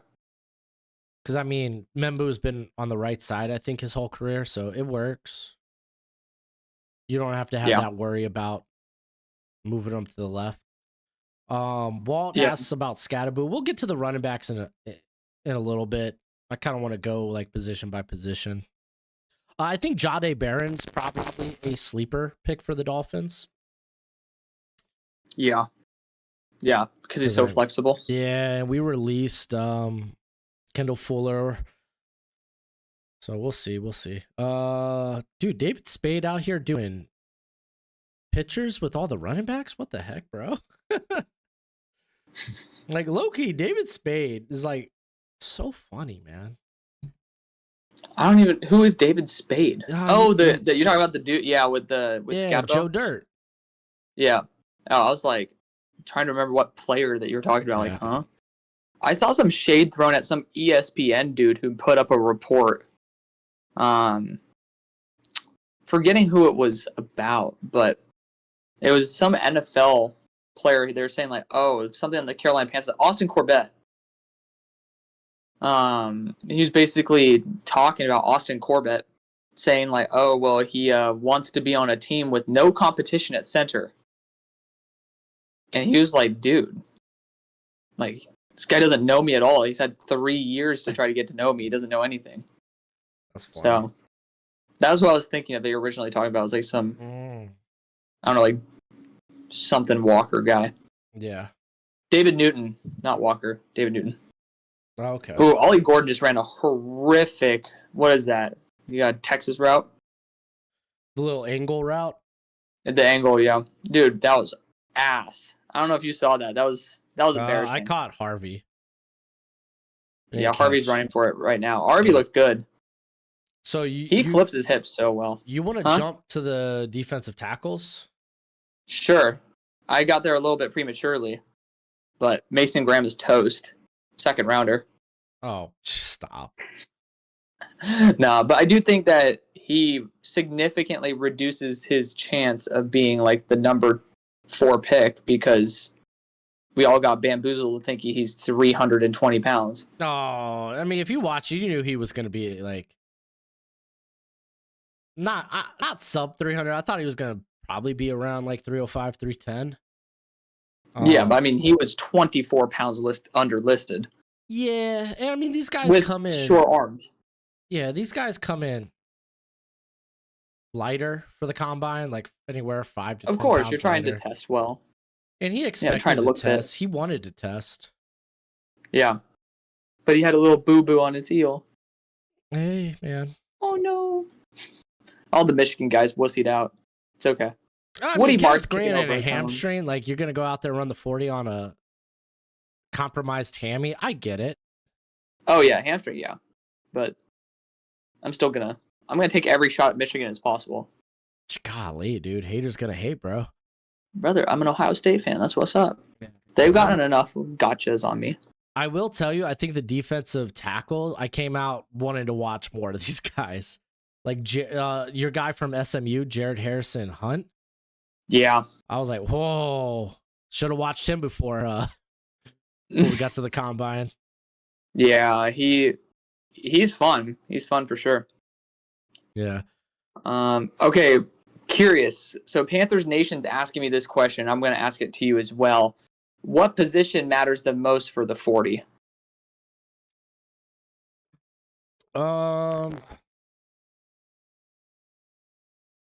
So like if I had to pick a position where it mattered the most? Yes. It's corner. Corner. Yeah. And that's not to say guys that are slower can't like make it, but it's like if you look at what correlates, it's typically arm length and speed at Right. corner, at least specifically on the outside. Okay. Yeah. I feel like corner, I feel like safety, arguably, depending on the role. If you're looking at a deep safety, I feel like it's just very valuable to have that range. Yeah, but not for box. You can't be like 4.65. Right. For Be safety. a deep Like safety. At some point, speed does matter. Yeah. But I mean, then again, you look at like Kyle Hamilton. He was like, well, 4.56. Brian Branch 4.58. Because I was just talking about that earlier. And it was like, I mean, those were two guys that had abysmal 40s, and I didn't drop them on my board because the tape's that good. Yeah. Like tape rules everything around me. Tape always rules. Yeah. Dude, I ended up seeing this one guy ended up saying, "Oh, after watching like Harold Fannin at the combine, how could you have him ranked in like tight end, like a top 5 tight end or something like that?" And I'm just like, did you not like you can disagree that he's worth a top 5 tight end, but you're talking about him at the combine is your reason to not have him there? Like, do you not watch the tape or the Senior Bowl? Like, yeah, I mean, again, he's a guy that's like with the ball in his hands. Like that's why he popped off during the game. Right. It's just like, guys, this is silly. We're now going to try to drop players because we don't love them during the combine in a way that we love them on tape or during a game. Like, yeah, it's not like he went out there and like Gunnar Helmed himself. Dude, Gunnar Helm, man. Literally the exact opposite of me. This guy's not built like a pear. He's built like a freaking toothpick. You see that? I thought he got hurt because they blew his first 40 dead. And I thought he hurt himself, but then he proceeded to go and do the agility drills. Yep. Like, if something comes out that he got hurt and he went through with it, like, okay, but no, if those are his numbers, man, that's bad. It's bad. Yeah. That drops you to day 3, no doubt, if not worse. I mean, now he's high on him to begin with. I thought you were. I mean, I had him like back into the 3rd, but like, yeah, I've been constantly saying like he's like mid as all get out. Yeah, he's like Jared Wiley to me. Like I watched. You did say that, and he's been Jared Wiley this whole process for me, and now you're just giving me ammo to drop you. Right. So, yeah. No, I'm not. When I saw him at 241, and the fact that my little arms are bigger than his arms. I'm not talking about my legs because we already established that. My arms are bigger than his. That's embarrassing. And then to run a 40 that I feel like if I took the time to train, I could run a faster 40. Yeah. It's like, no, sir. That's not an NFL athlete right there. All right. So I do want to get to some of these questions before we get back to the defensive line. Yeah. You got Philip Soren. He says he's got 2 questions. How many players will your big board include in the end? Mine, I typically try to get to 350, 400. It's just this class is so tough because I feel like I'm constantly like moving players around because of the sheer depth of the defensive line class and the running back class. Because then it's like, oh man, I got a lot of guys clustered around this area, but it's like, man, I really like them in that area. Yeah. His second question, well, I mean, how many are you usually stick to like a 200?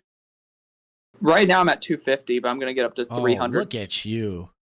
Yes, sir. And doing the work, the Lord's work up in here. The Lord's work. Yeah. Question 2: all the players that are on the Google spreadsheet which do not have evals, will you make some for them? Yeah, during some of the pro days and whatnot. Like, I'll get to the guys that I'm like, oh wow, they test well, I should go watch their tape. I'll get to those guys. Those that I'm like, on, like, I probably won't do evals, and I'll just kind of like, based on their performances, like their pro days, their analytics, I'll put them in some sort of order. But we're talking about like UDFAs at that point, so it's like, Matt just fucking dirted a ball. No kidding. And DJ is laughing at. I don't know if he's laughing exactly at him, but it is not fully directed towards the guest. That was bad, really bad. Yeah. All right. Some of these. Okay, I'm curious for this question. How did Milrose's hands pretty much gain nearly an inch? Dude, as I put in every one of these freaking measurements and how they wildly vary, and we say wildly, again, it's like an inch, you know? So, this is something I've been doing every year. I just take whatever the best metric is, whether it's a pro day time, whether it's a combine time, whether it's a measurement at the All-Star Bowl, the combine, the pro day, and it's like, right. I'm just going to assume this is you at your best, because at the end of the day, we're projecting ceilings and whatnot. So that's what I do specifically, but yeah, it blows my mind. Some of these guys are coming in with like an inch and a half, like more than what their last like measurements were. And I'm like, what the heck are we even doing? I got a super chat real quick. Cheesehead. There you go. Got to ring the bell. Who are we targeting at 23 for Green Bay? I want to say receiver so bad. I'm hoping Matthew Golden comes in and runs well. I imagine he will. Matthew Golden's kind of my guy there for the Packers. Are you worried at all about him being like geographically locked to Texas? Just because he went to Houston and Texas? Yeah. I mean, like it looks like he wants to stay in Texas. I mean, but hot climate. Do you worry about sure climate? He's fine going wherever the team that drafts him. There's some players that don't perform well in the cold, as you know. Is his dad Deion Sanders all of a sudden? I think he's gonna be fine. Okay. So these defensive linemen, all right. You have Tyron Ingram Dawkins. He kind of blew it up. He's more of a 3-4 end. Yeah. So like a lot of people were like, "Oh wow, ooh, golly gee," and I'm like, "Yeah, you gotta kind of know his role. He's a bit of a tweener." And it's kind of wild. Georgia played him both inside and out over his career, and then kind of like started playing him more as an edge. Then he comes in here, works out as a interior. It's like he's a 3-4 end. He's not gonna be for every team. Yeah. Yeah. Darius Alexander had a really good day. Yeah, he did.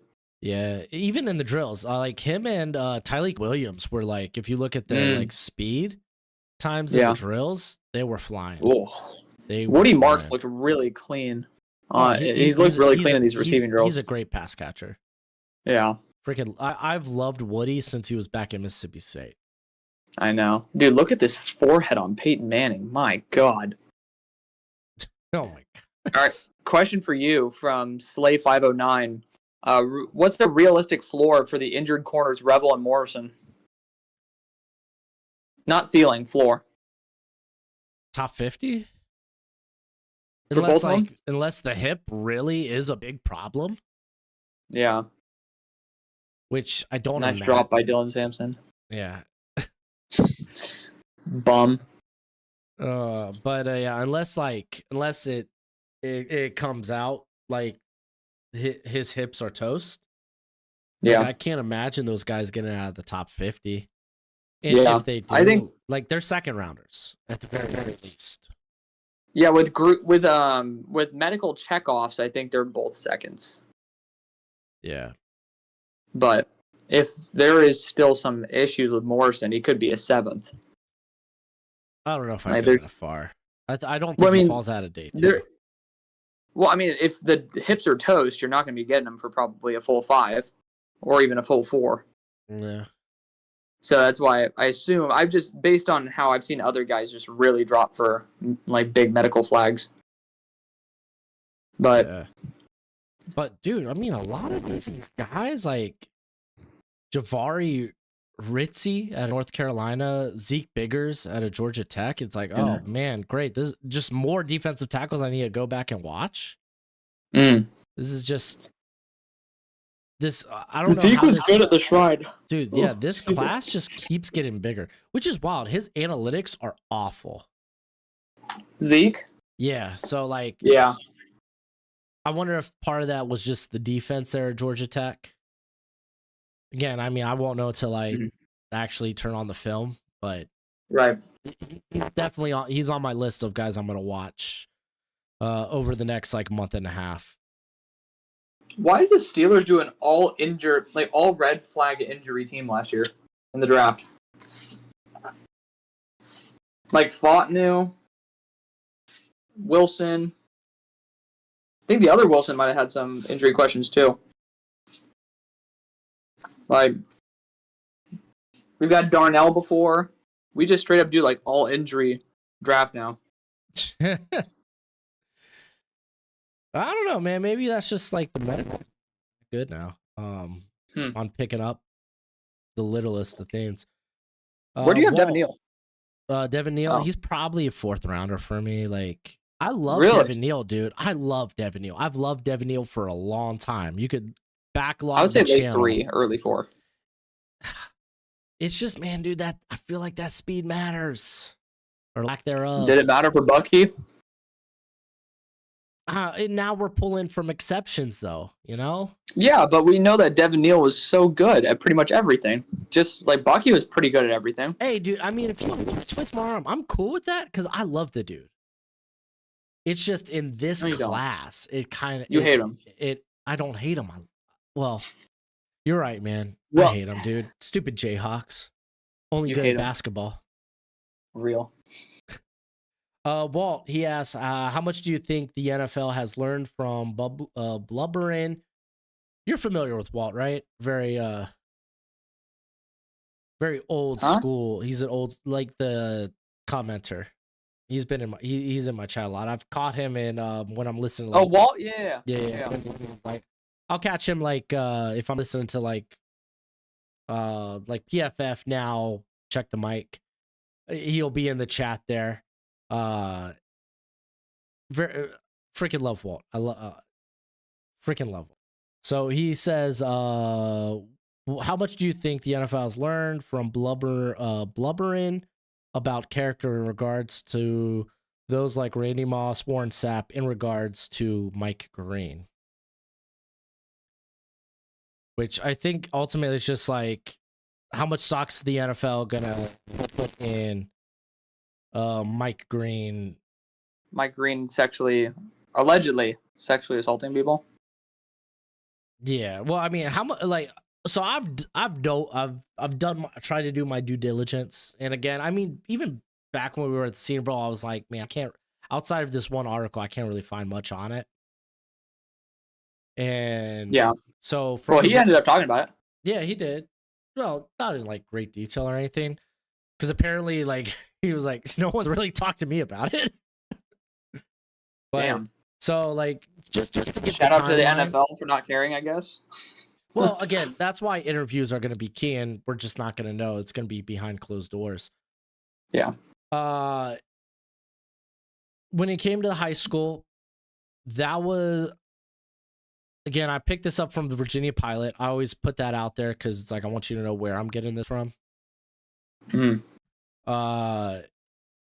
It was a stalking incident, and that was about it. Charges were dropped, and it was handled internally with the school and those involved. Okay. Like, if I'm gonna guess, again, this is just me. Like, if I think I hear stalking, kid caught up in his feels, women could suck sometimes, same as men. Especially when they try to do the relationship thing. I can see that. I can get that young kid being dumb. Mm-hmm. That next flag, you know, at Virginia, that's like, okay, now you have 2 of these.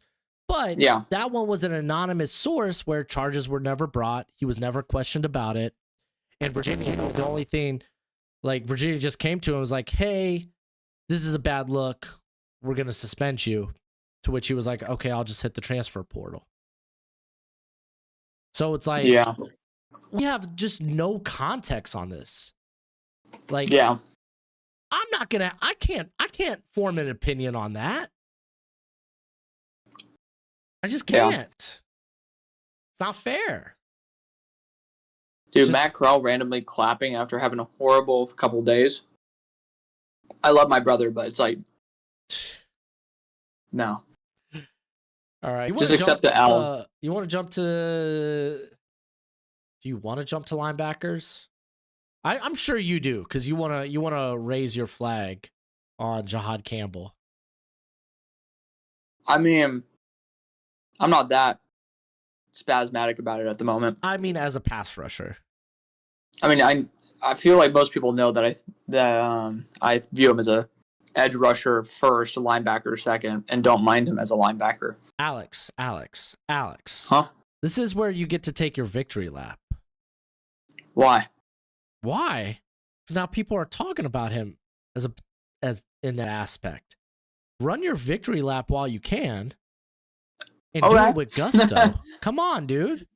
Where's the fire? Where's the fire, Alex? Because he didn't have as long of arms as I wanted for him to be a full-time edge. Fun fact, neither did the rest of this class. Real. Yeah, I mean, he came out as the number 1 edge from his high school class and running a low 4.5, doing pass rushing drills after the linebacker drills as well. It's, I feel like the one game that I point to most was the South Carolina game, because I think that's the one he had the most amount of actual edge reps, and that's like the game where I really felt like he shined the most off the edge. But great timing off the snap, like probably the best timing I've ever seen from a defensive lineman jumping the snap on a consistent basis. It's insane. And probably the freakiest bend in athleticism, like overall in terms of speed, bend, and power for his size. So good to see that people are waking up. I will say I was pleasantly surprised. Like, it feels like this linebacker class just keeps getting better and better. Ulysses Bentley's day is getting worse and worse, but I agree.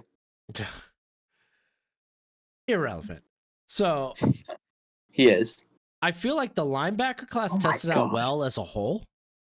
And it's not, I'm not saying it's like a stacked class. It's not, but it's like definitely got more players that I think can make that deserve to be drafted than what people expected. Yep. I will say, I mean, I agree. There's some really, really good players. Demetrius Knight, I have him as like an early 3rd, late 2nd. Yeah. Dude, some people have him as like a first. Well, actually, I might be climbing him up. I forgot. That was when I don't think he had very good athleticism during the season. Dropped, I think, 10 pounds.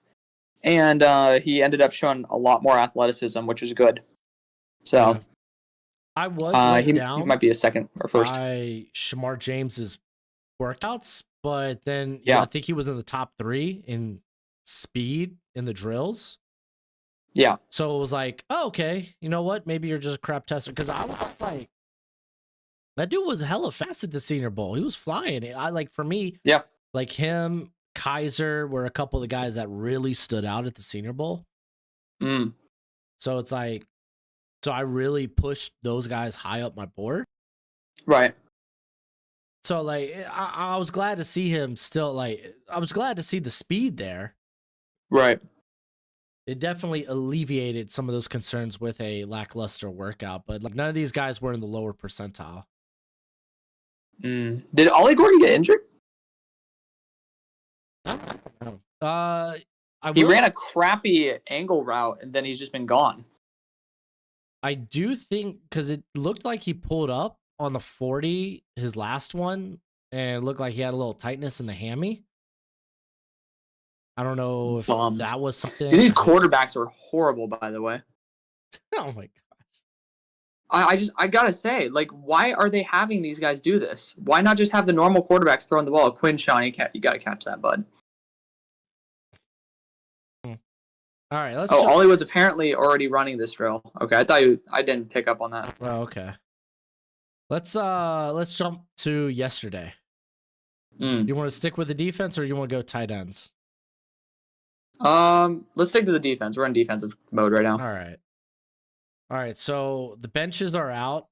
You want to know who has the top bench among the corners? Yes. I'm going to put the number out there, 21. Who do you think it is? Amos. No. Amos actually had 13.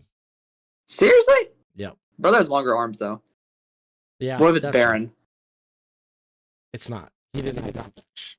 All right. Well, let's stop the guessing game. I'm not going to guess it. All right. It's your boy Upton Stout with 21. Oh, that dude has like 2-inch arms. That's good, though. Just. Yeah. Caleb Ransaw, dude. He was cracked this week. Yeah. Yeah, he did a good job. He ended up having 16 on the bench. Dude, there's not been one good throw this whole time. But yeah. Who was your standouts at corner? Maxwell Hairston's my boy, dude. He's a dog. Yeah.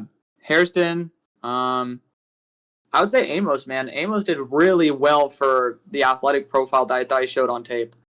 Yeah, it was never bad, but I did not see 4.43. Yeah, I'm glad he tested out fast. I'm glad. Yeah, I was like, whoo, Same that was Barron. close. Because Baron was like, came in with the sub 30-inch arms. I was like, you best be fast, and he was fast. Yep. I will say I walked away with the guys that I hadn't watched yet. Robert Longerbeam from Rutgers and Zoff Frazier from UTSA are the guys I'm gonna go back and watch. Like Longerbeam was okay in person. He was at the Shrine. He had some bad losses, some good wins. Like he's gonna be probably practice squad type of guy who has that upside to take some reps and be called up. You know that it's bad when the entire running back squad is charging down the field on the first pass that was good. Ollie Gordon just did a backflip. I don't think his hammy's hurt. He's just ass. What about safeties? Safety wise, even Worry, we all knew he was going to be a combine monster. I was really happy to see Starks. Nobody knew that though, dude. Really? I didn't think it was going to be, dude. Do you know, like, he is the only 200-pound plus player to jump a 43 to do 43 inches on the vert. I mean, that was very impressive, but I still thought he would get in like the 9.8 RAS range. Oh yeah, no, I figured he was going to be a freak, but I didn't think he was going to be, an absolute Anthony alien. Richardson levels. Yeah. I mean, he was great. He's the only one who's ever scored above like a 17 on my 17 out of 20 on athleticism for me, and he scored a 19.5. So checks out. Let me ask you this: who's going to be your safety one? Even Warrior's been my safety one the whole time. That's a good answer, Alex. That's a good answer. To alleviate any concerns out there with Malachi Starks and maybe kind of a sus performance, if you go to his drills, because he felt smooth, he was consistently in the top 3 of any drill when it came to speed. I mean, I thought he was going to be 4.55. I was very impressed with his speed. Yeah, I did not think I he was meant like the player. agility drills. The agility drills, he's in the lower percentile for. Yeah. I mean, his IQ makes up for that too, to be fair as well. But yeah, I mean, the drills, he looked great, except for the ones that you measured the time. Swimmers out here, dude. Chris Greer is totally taking Manuari. Man, Anthony Weaver, the DC, same guy that took Kyle, or was a part of the coaching staff in the front office that took Kyle Hamilton. I could see them taking Manuari. Nevada guy, Kitten Crawford. Can't wait to watch him. No, the Can't Nevada guy did insanely well. Yeah, insanely well. Where was he at? Was he at Shrine or Senior? I think neither. Let me check. Bum. Stop. Alex, I'm excited to see Andrew Armstrong run today. He was at neither. As far that's what I got. Yeah, Armstrong. Yeah, the wide receivers are gonna be fun in general. And then we won't get their agility scores until like midnight. Yeah. Dude, I'm looking at some of these commercials. I could tell they're just recycled Super Bowl commercials. There's one with like Pepsi where they're doing something in the Coliseum, like, gladiator style. Yeah. But it's like you're spending all this money hiring like 5 very known individuals for a commercial that doesn't get anybody actually excited to get a Pepsi that they could have done for like a tenth of the cost. Just horrible job. Dude, Y2S. Chris Greer. If Tua dies, he dies. Oh my gosh. So accurate. Oh my god. So the bench is also out for the safeties. Okay. Player had 20. Can you take a wild guess? Is it Imawari? It's Emmanuel. Oh my god. He also was top? Kitten Crawford had 18. That guy's been balling. He's actually he just popped up on the screen. Yeah, I'm excited to go back and watch his CJ Dupre with 32 reps. Hello. Oh, okay. You want to jump to tight ends? Okay, let's just jump to tight ends. I just ended up sorting by top bench. That's crazy. You're telling me a blocking tight end had a ton of reps? Well, I'm saying look at the difference between 1 and 2. It's a 6 rep difference. Dude, look at the difference between 1 and 5. The first non-Alabama tight end. Jack Hawes, who's supposed to be the blocking tight end. Oh my god, 16? This dude sucks. Jabbar Muhammad. I will say he reps. did. Muhammad's. He's gonna go. He's UDFA. He's UDFA. That makes me sad. I think he would have been like a 3rd or 4th rounder if he came out last year. Yeah. Then again, if he tested like this, who knows? Dude, Imawari went for the closed grip. No kidding. Do you see that? I believe it. I didn't catch it. Tricep? I mean, hey, when you're built like he is, it's like, well, gonna try to get as close to my chest as possible. Yeah. Mason Taylor. Did Taylor do the drills? I don't believe so. All right, he did the drills, like not the testing. Okay, I don't recall. I'm gonna have to go check that out. Because people are like, he looks like a clear tight end 3, regardless of everything, because of the drills. I'm like, guys, again, he's in that conversation. He's in the top 5 tight end conversation, but I'm like, guys, why are we overrating how tight ends run drills versus air? They're not like the linebackers are going to be faster. The biggest test for a tight end, in my opinion, is how do you handle legitimate linebackers? They're going to always, for the most part, be more athletic. Yeah. Fun fact, especially since they're in a closed dome, the AC isn't gonna rough you up during your route. So. Right. Fun. So Joshua Simon, the South Carolina tight end, he had a phenomenal day. Well. I feel like when I go watch his tape, he's gonna be a guy that just like eats you up the seams. Yeah, he's gonna be like a poor man's Arroyo. Yeah, right. So like I have an expectation now. Can't wait to get to his film. He was probably the one tight end I walked away from. Going, okay, let's watch. I need to go back and watch that guy. Granted, I watched a ton of these guys. Your boy Jake Brinstall is losing stock every day. Yeah, Conyers was nice, dude. Yeah, I know the guy who you said was horribly unathletic, huh? No, I said he wasn't fast. No, you said he's ass. Worst player you've ever studied at tight end position. You are full of crap. Buddy, I was talking about this guy back in 2022. I know. We both liked him at ASU. Yeah. I mean, hey, dude, any tight end that... No, he did well. Like he did very well. Yeah, so his fluidity was insane. But, yeah, I mean, honestly, the tight end class, I don't think...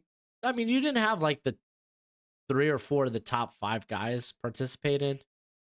Yeah. So it was like, it did feel a little lackluster. Terrence Ferguson, right. I mean, dude, my worries with Ferguson isn't his athleticism. Right. It's the fact that he doesn't clap cheeks every night. Can confirm. Can't confirm. But, I mean, that and, like, the dude drops the ball only, like, except for when it matters. I've never seen a more big play tight end with a consistent like jeez. 10% drop rate. Yes. That's kind of accurate, I'm not gonna lie. That's just wild. Like, because anytime you like, oh, this guy makes big plays out of nowhere, and it's like, where do these drops come from? Oh, okay. Like your first downs and crap. Like, okay, maybe there's a problem there. Ethan Downs did a pretty good job. 4.69 40, nearly like a 10-foot broad, 34. Too. Yeah, 32 bench. Not bad. Yeah, I mean, I'll go back and watch Oklahoma. I don't mind. I mean, Darius Alexander had a horrible day. What? 31.5 vert? No, I'm just kidding. I mean, I wish he did better on the vert and broad, but this is also a 300-plus pound man. Yeah, I was going to say, I mean... No, he did good. Yeah, I mean, that's what TJ Sanders did, and he's like a full 10 pounds lighter. Yeah, I'm a little bit disappointed in Farmer's testing, though. I mean, yeah, it was fine. It was within, like, those medium percentiles. Yeah, but he's supposed to be a crazy athlete. I mean, not reaching 20 miles per hour on your 40. Like, someone who is supposed... I'm not trying to, like, overreact to, like, fine numbers, you know? Teddy Buchanan. Good stuff. I'm just saying, like, if they check the box, they check the box. It's fine. Dude, this is over a 5'1" 40 checking the box for an athletic defensive tackle.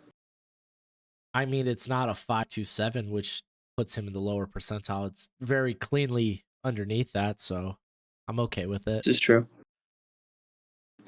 How many D tackles did that? Yaya Black. You had Yaya, who, I mean, he's also 337, so yeah. And then it was Elijah Simmons, who's 334. So it's like, again, not the end all be all. Yeah. For these, I was just very disappointed with Yaya's testing overall. Very disappointed. 25 vert. Yeah, I mean, again, he's a thicker boy. He's a thicker boy. So ass. When are we gonna get like quarterbacks and like wide receivers rolling in? Wide receiver vert and broad times are out. They are? And quarterbacks as well. Oh my god. Let's go. Yeah, Sam Brown. Hey, let's cover the quarterbacks because we know not a lot of them are gonna test. Okay.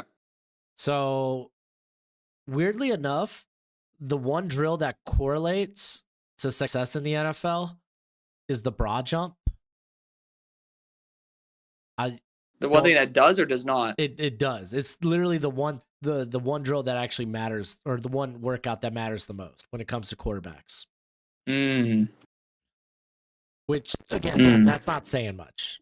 It's not saying much. It's a broad jump. It's fine. Damn, Trey Harris stocked down. Stop. A 90-inch We're not vertical. doing wide receivers, Alex. We're doing Sorry, bro. I'm looking. Alex with the wandering eye out here, dude. I am. I'm lurking. All right. So a sexy broad jump for a quarterback is anything over 108 inches. So that would be 9 feet. I'm not matching up to that. Dude, not many. I would be shocked. Show me the man who does. But yeah, no, everyone cleared that, so yeah, comfortably. So I'm not worried about that. What is 108 inches? Is that a 9 foot? That is. Yeah, it's 9. Yeah, 108 is 9. So like, Brady Cook out here with 128 inches. Man, makes me jealous. Right? We have a question from the chat. How is Hugh Janus doing today? There is no Hugh Janus. You know why? Guess that you weren't invited. No. I like to keep my innocence when it comes to the back door. So.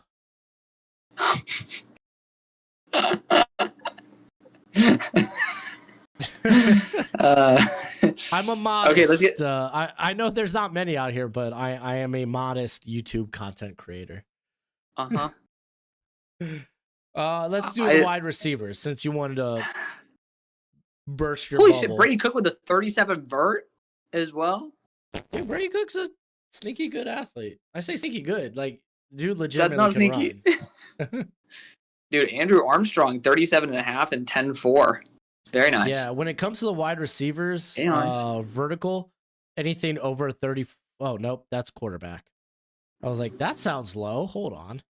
Anything over 38 and a half inches is in the upper percentile. Anything lower than 32 inches is, did you even leave the ground? Real.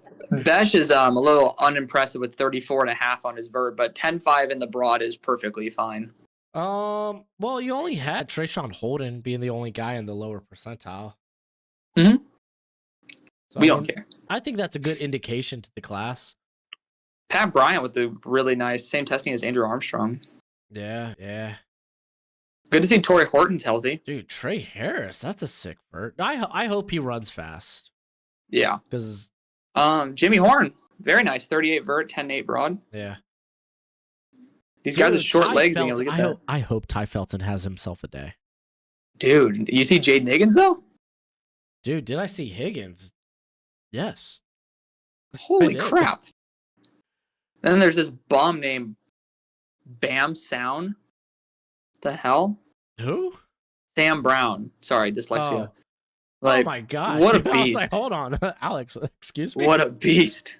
Yeah, 41.5. Sam Brown, like you go to the tape with Sam Brown, it's like, how'd you become the wide receiver 4 at Miami? He's freaking crap. Right? I wouldn't go. You hate him, far. right? I mean, I don't think he goes earlier than. Dude, I'm excited to see what Kyle Williams is going to test at, though, dude. Did he jump? He's part of the second wide receiver group, I think. Oh, I keep forgetting they have to split up the groups. Yeah, so this That's is all there's so many good order. Mm-hmm. Let's jump to the broad. So a good broad for these guys is 127 inches. So 10 inch. That's 10 foot 7. 10 foot 7. And then low would be. So you're basically saying top 25%. Yeah, that's basically, yeah. Yeah. Then the bottom 25% would be 115 inches, so 9 feet 7 inches. Is it the top 25 or top 33.3? Are we talking about standard deviations or? Yeah, standard deviation. So it's closer to 20 to 25 range.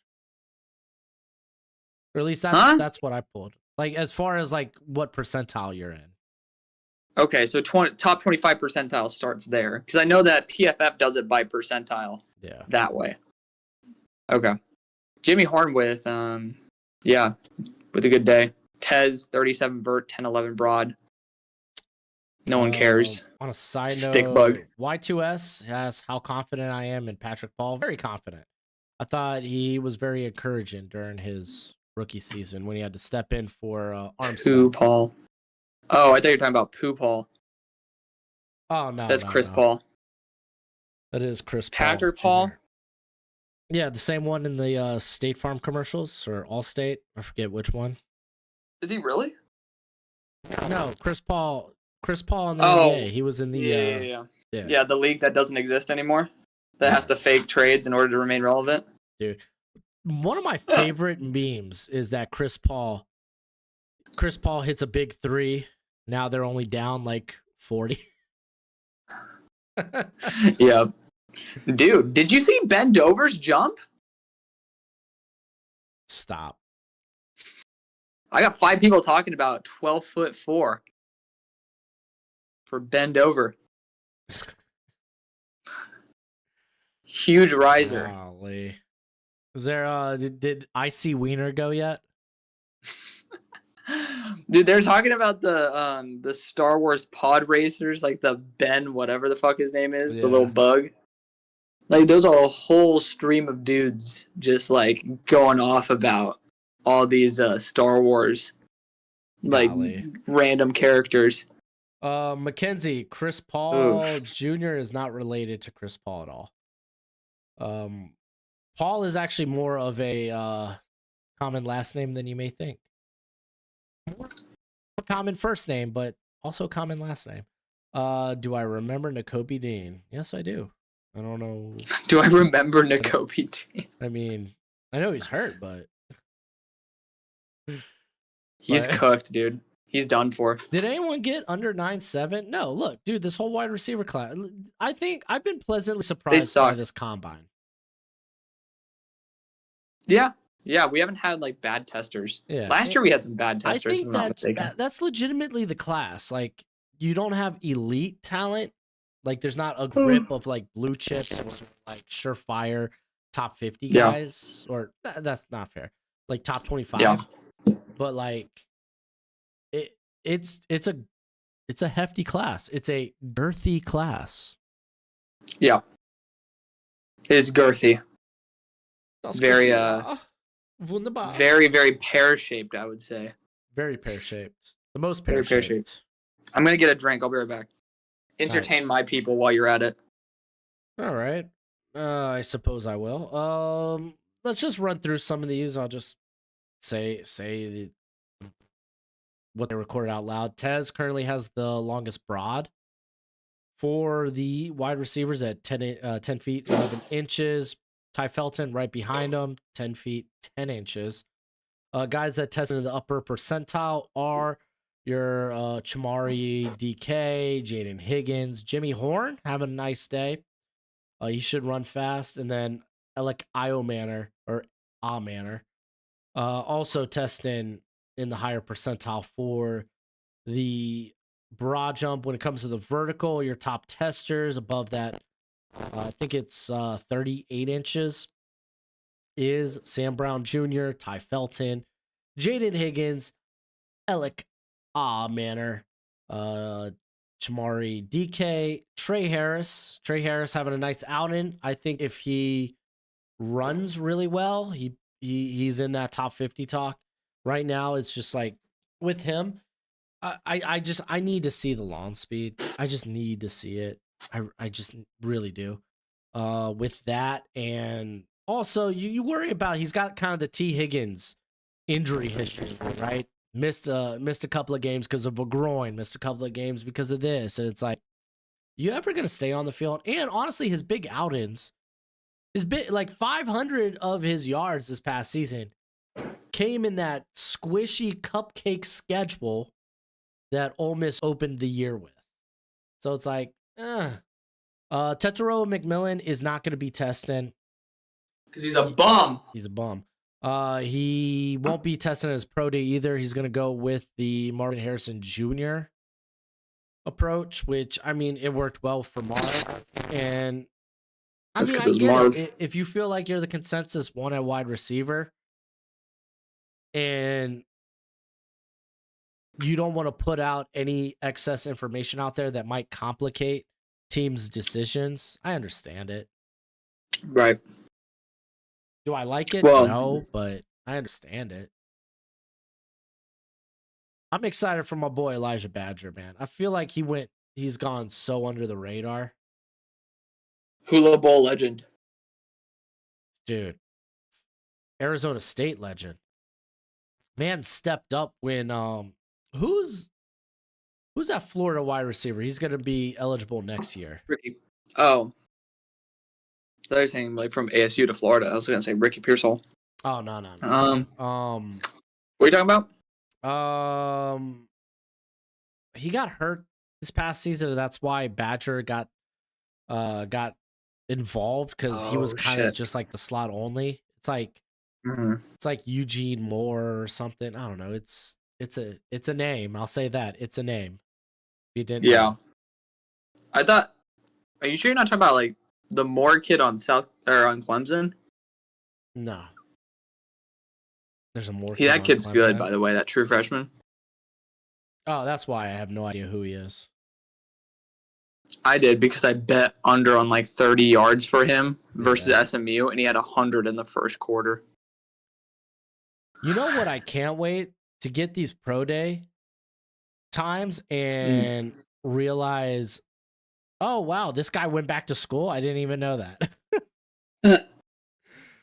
I'm just sitting here waiting. I can YouTube it all day, Google it all day, but not get any concrete answers.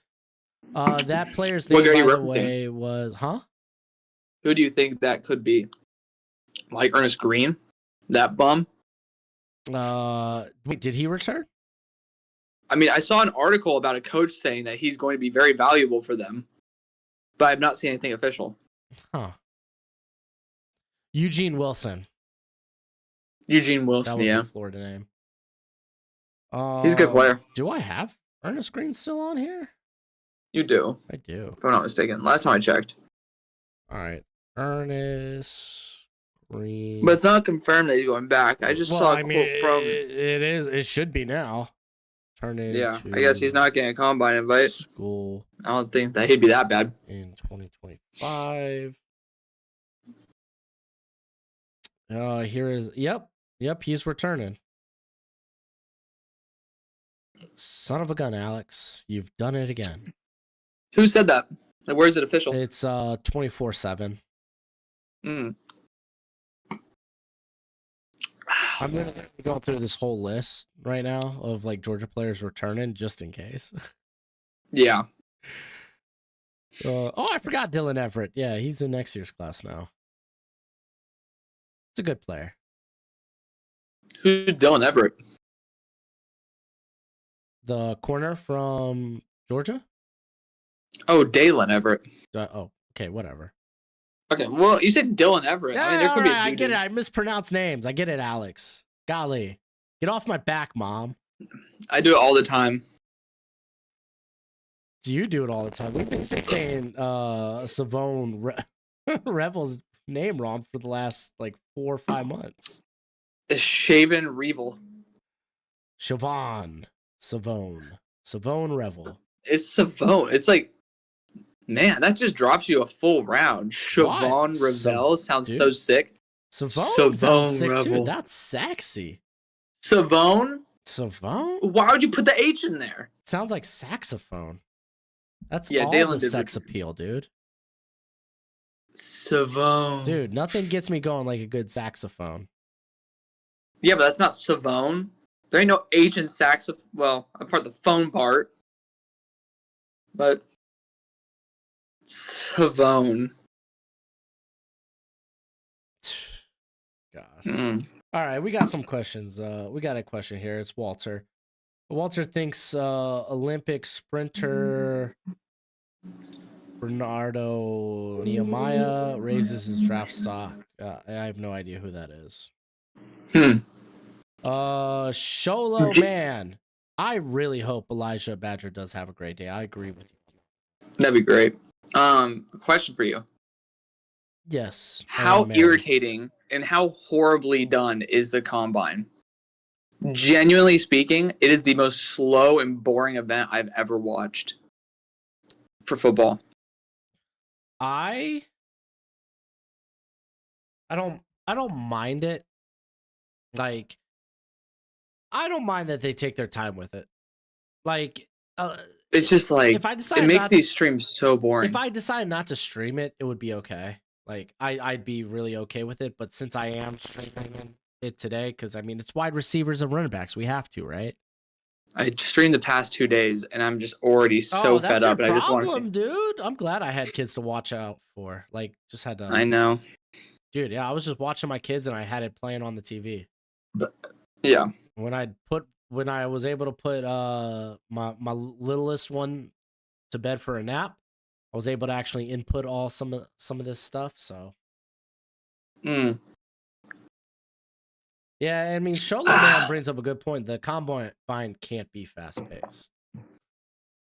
But like, there's these massive 30+ minute blocks between positional groups, and it's like, I'm gonna be honest, the logistics don't add up with the timing.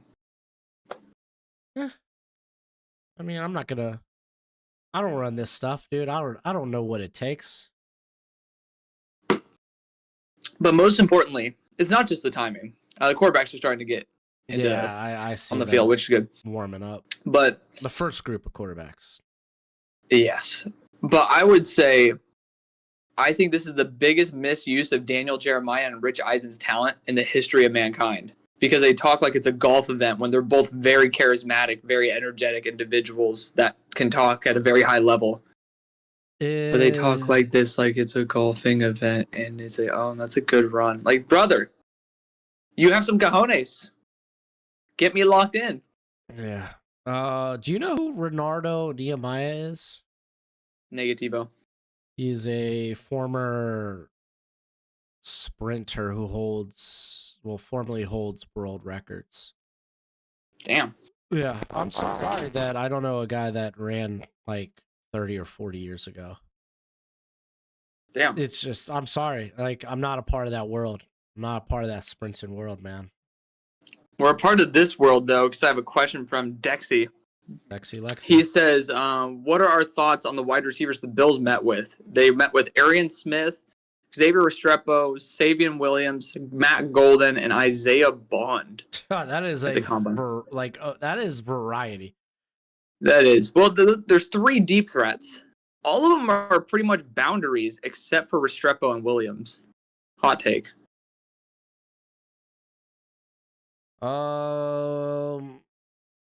Yeah. I don't know. Smith is interesting. I don't know if Smith is such a hard eval for me. I mean, yeah. It's like he pops off and it's just like has horrible drops. Yeah, but it's like the hands were good at the Senior Bowl. Like he dropped a couple. But I mean, dude, if you just get him on the jugs machine, there's something there for him just being this nasty vertical threat. Yeah, but how many reps would you give him a game in the NFL? I mean, hey, listen, I got a UDF or a priority free agent grade on him.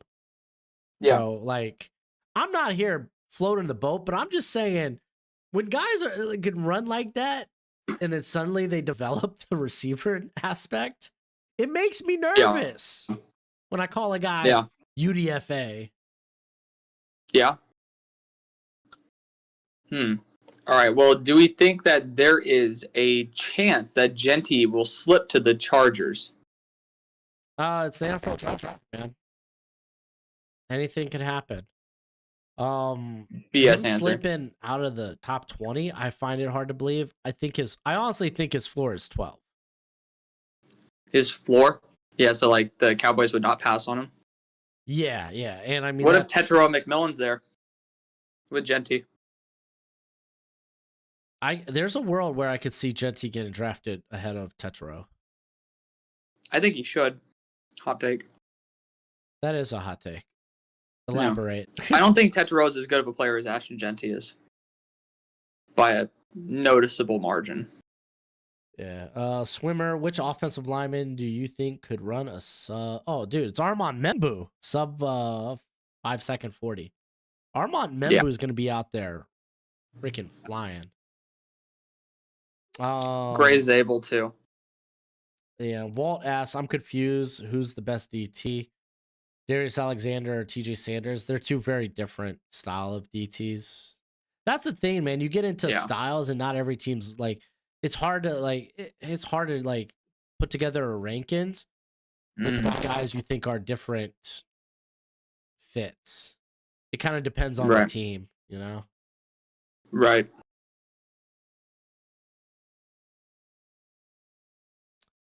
Oh, Nathan finally coming in with Eugene Wilson. That was ages ago, bro. Where were you 10 minutes ago? Damn, that was a hot minute ago, man. If the Cowboys pass Genty, when will the talks start about who's gonna trade up to say? I logged the fuck out of Jackson Dart in the picture I took with him, though. I feel kind of bad for the guy. He cheated on his girlfriend. That's fine. Yeah. It's kind of a douche move. And by kind of, it's totally a douche move. Your wife peeks her head in. He's like, she's like, it's kind totally of. A douche move. Quinn Ewers is trimming his fingernails. Yo, stop. You are that Unbelievable. Guy. You are that UDFA. Guy. Oh my gosh, Fedone. Look at the hunch when he's jogging back to the huddle. Oh my gosh. The dude looks like a Neanderthal. Right? Freaking Flintstone looking. How do you say a guy has a hunch and the first thing you go to is Flintstones and not Quasimodo? Because I was born after 2000, and I have no idea what you're talking about. Dude, Flintstones were like 80s, bro.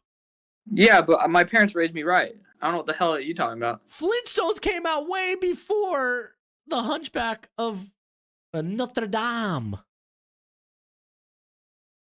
Your parents The raised Hunchback. you right? They did. It sounds like you are culturally uneducated, my sir. Culturally inept. I mean, hey, dude, that's me nowadays, dude. What's cool in pop culture? I don't know, dude. I don't care. I'm a dad. What does pop culture mean? Yeah, right. Like, unless it's Bluey, I have no idea. Oh my god, you are a big fan of talking about Bluey. Oh, dude, it's a great show. If you're a parent, you know. That was your number one flirt line. Dude, bro, that last day at the Senior Bowl, I was rocking my Yeah, Bluey it was at the hoodie. guard, right? No, there was the guard on the last day. They ended up checking your bag and found the Bluey. So that was kind of fun. Oh, what? Was that the last day? No, I think that was the first day. Oh, you might be Because right. it was a bunch of ladies. Because the next 2 days were those dudes. They're showing like flexible delivery from Cam Ward as he throws it behind the receiver. Dude, Flintstones came out in the 60s. Alex. Goated. Brother, they Bro. still had that on. What are we even doing here? Oh Labrador. my god. Dude. This has to be at a better pace. It's fine, dude. It's fine. We get to socialize. I've been doing this for now 2 days though. Oh yeah, I mean that's ridiculous. I'm glad I had the excuse of, well, guys, sorry, I have children. Yeah. I am gonna have to put on my little blue lens glasses though, because my eyes are starting to hurt. Your eyes are starting to hurt? Hey, to be fair, I've been staring at a screen doing data input for like last 2 days, so get off my... I'm actually deploying my chair. I haven't done this in forever. Interesting. 4.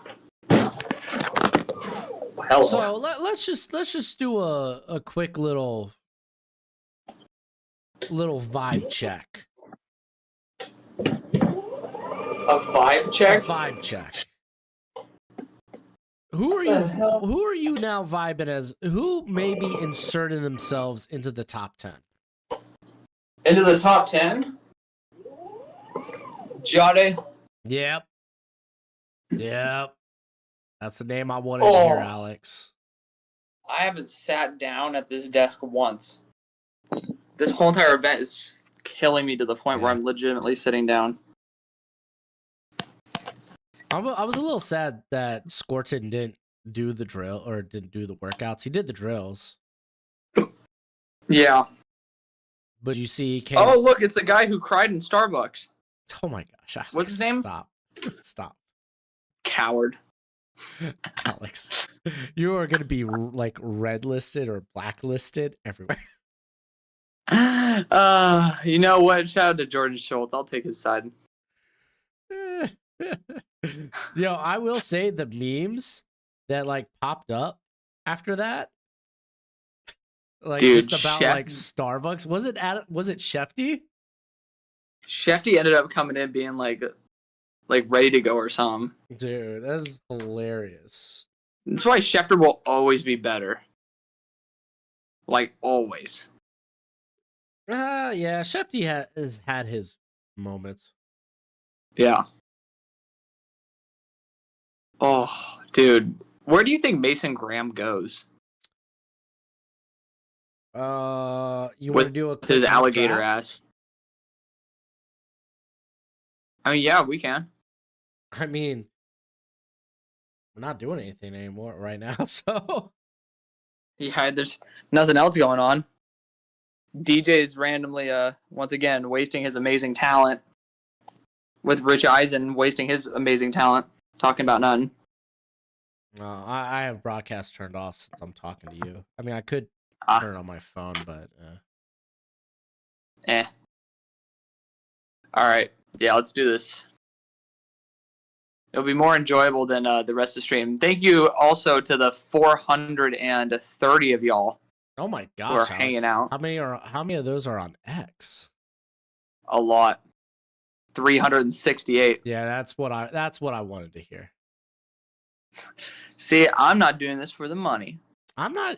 Oh, dude, buddy, I'm not even doing it because I'm trying to like. I want my viewership on YouTube because X doesn't pay me anything. So if people are gonna pop in, I want them to subscribe because they're not gonna do that on X. Allegedly. Yeah, allegedly. I mean, you're not wrong. I do it just because more people get to join in. Well, Alex, I don't sorry. have 50K. This is a job. Someone asked, have I been staying the whole time? Yeah, for the past couple 4.5-hour streams, I stand the whole time. In every video, I stand the whole time. Dan, dude. By golly, Alex, your calves are going to be huge. My calves are huge. You know they are. Yeah, they are. My calf, I'm going to, well, no, because my phone's actually in a good spot right now.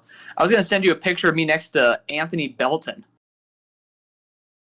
That's like, I literally have the same size calves as the dude. The QBs are running right now. We do not care. I do. Yeah. I'm joking. I care. I literally don't care. You don't care? I just care because it's something that's actually happening. Alex, there are only 2 quarterbacks running. It's crazy. That's a lot. 4-6 for Brady Cook. Hey, I got a super chat. Let's go. Oh, Ben, the Cardinals fans, ringy dingy dingy. Okay. You should make a YouTube video reacting to the NFL Rookie Watch tweet. No, you get that for free, my friend. You don't even have to watch an ad for that shit. Just follow me over on X, where the majority of these people are. As I know, Broshmo is about to stab me in the back with that comment. Oh, dude, where the majority of my ad revenue is going.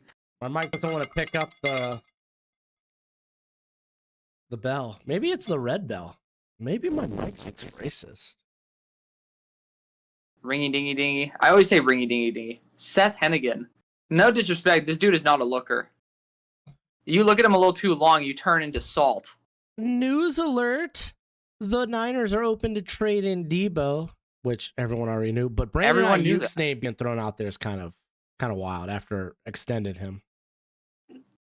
Literally garbage organizational moves recently, man. Well, I mean, they're at a point where they need dude, Milroe's not running? No, oh my god. Part of this group. He's not a part of this group. Thank God. Okay, he's not a part of the group. Yeah. Alphabetical order, Alex. Wait. Alphabetical order. Brother, I wasn't even thinking. Hey, got another ringy dingy dingy dingy. Is it crazy having Jaden Higgins as my wide receiver 1? No, I started out the year that way. Thank you, Gavin. Dude, this Gavin guy is an absolute beast. Brother actually ended up super, like, supplying my entire video's worth of revenue, essentially. Yeah. What do you think Sam Darnold supers? Sam Darnold?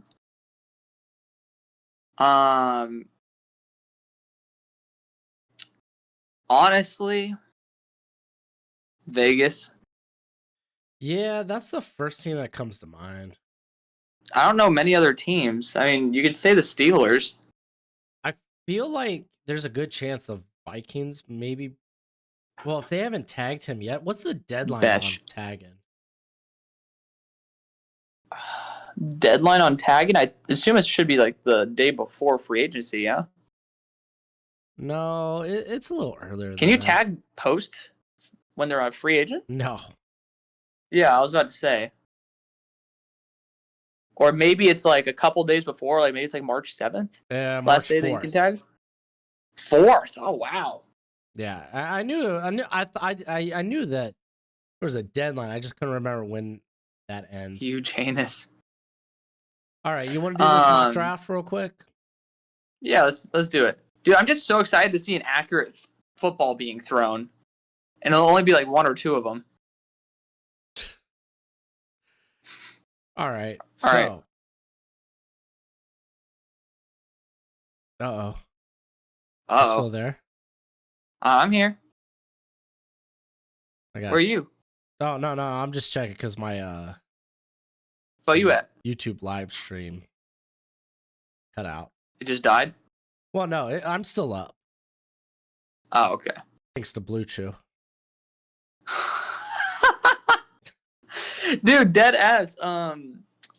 Like, I'm trying to see if my agent can get me a contract with Blue Chew.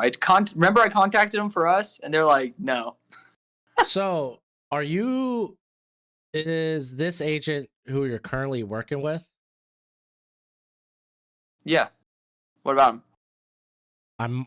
I might be having a convo with him this week. You talking about what's his first name? Don't put his name out there. Is there a second person to the group? Is the last name a color of the colors? Yes. Okay, that's all you need to say. Yes. Yeah. Okay. Yeah. I just want to ask, how's the experience thus far? We're getting into our first deals. Okay. So. All right. There you go. Do you Some want new sponsors coming to the show. Oh, side note. We want to record this week, correct? Mm-hmm. Are we still playing that by ear? When? I'm back at work on Tuesday. Alex. On Tuesday? Mm-hmm. Oh, dude, that sucks. It's Monday or bust, homie. I'm booked Monday. With whom? Well, I don't want to spoil it. Bubba. Yeah, Bubba.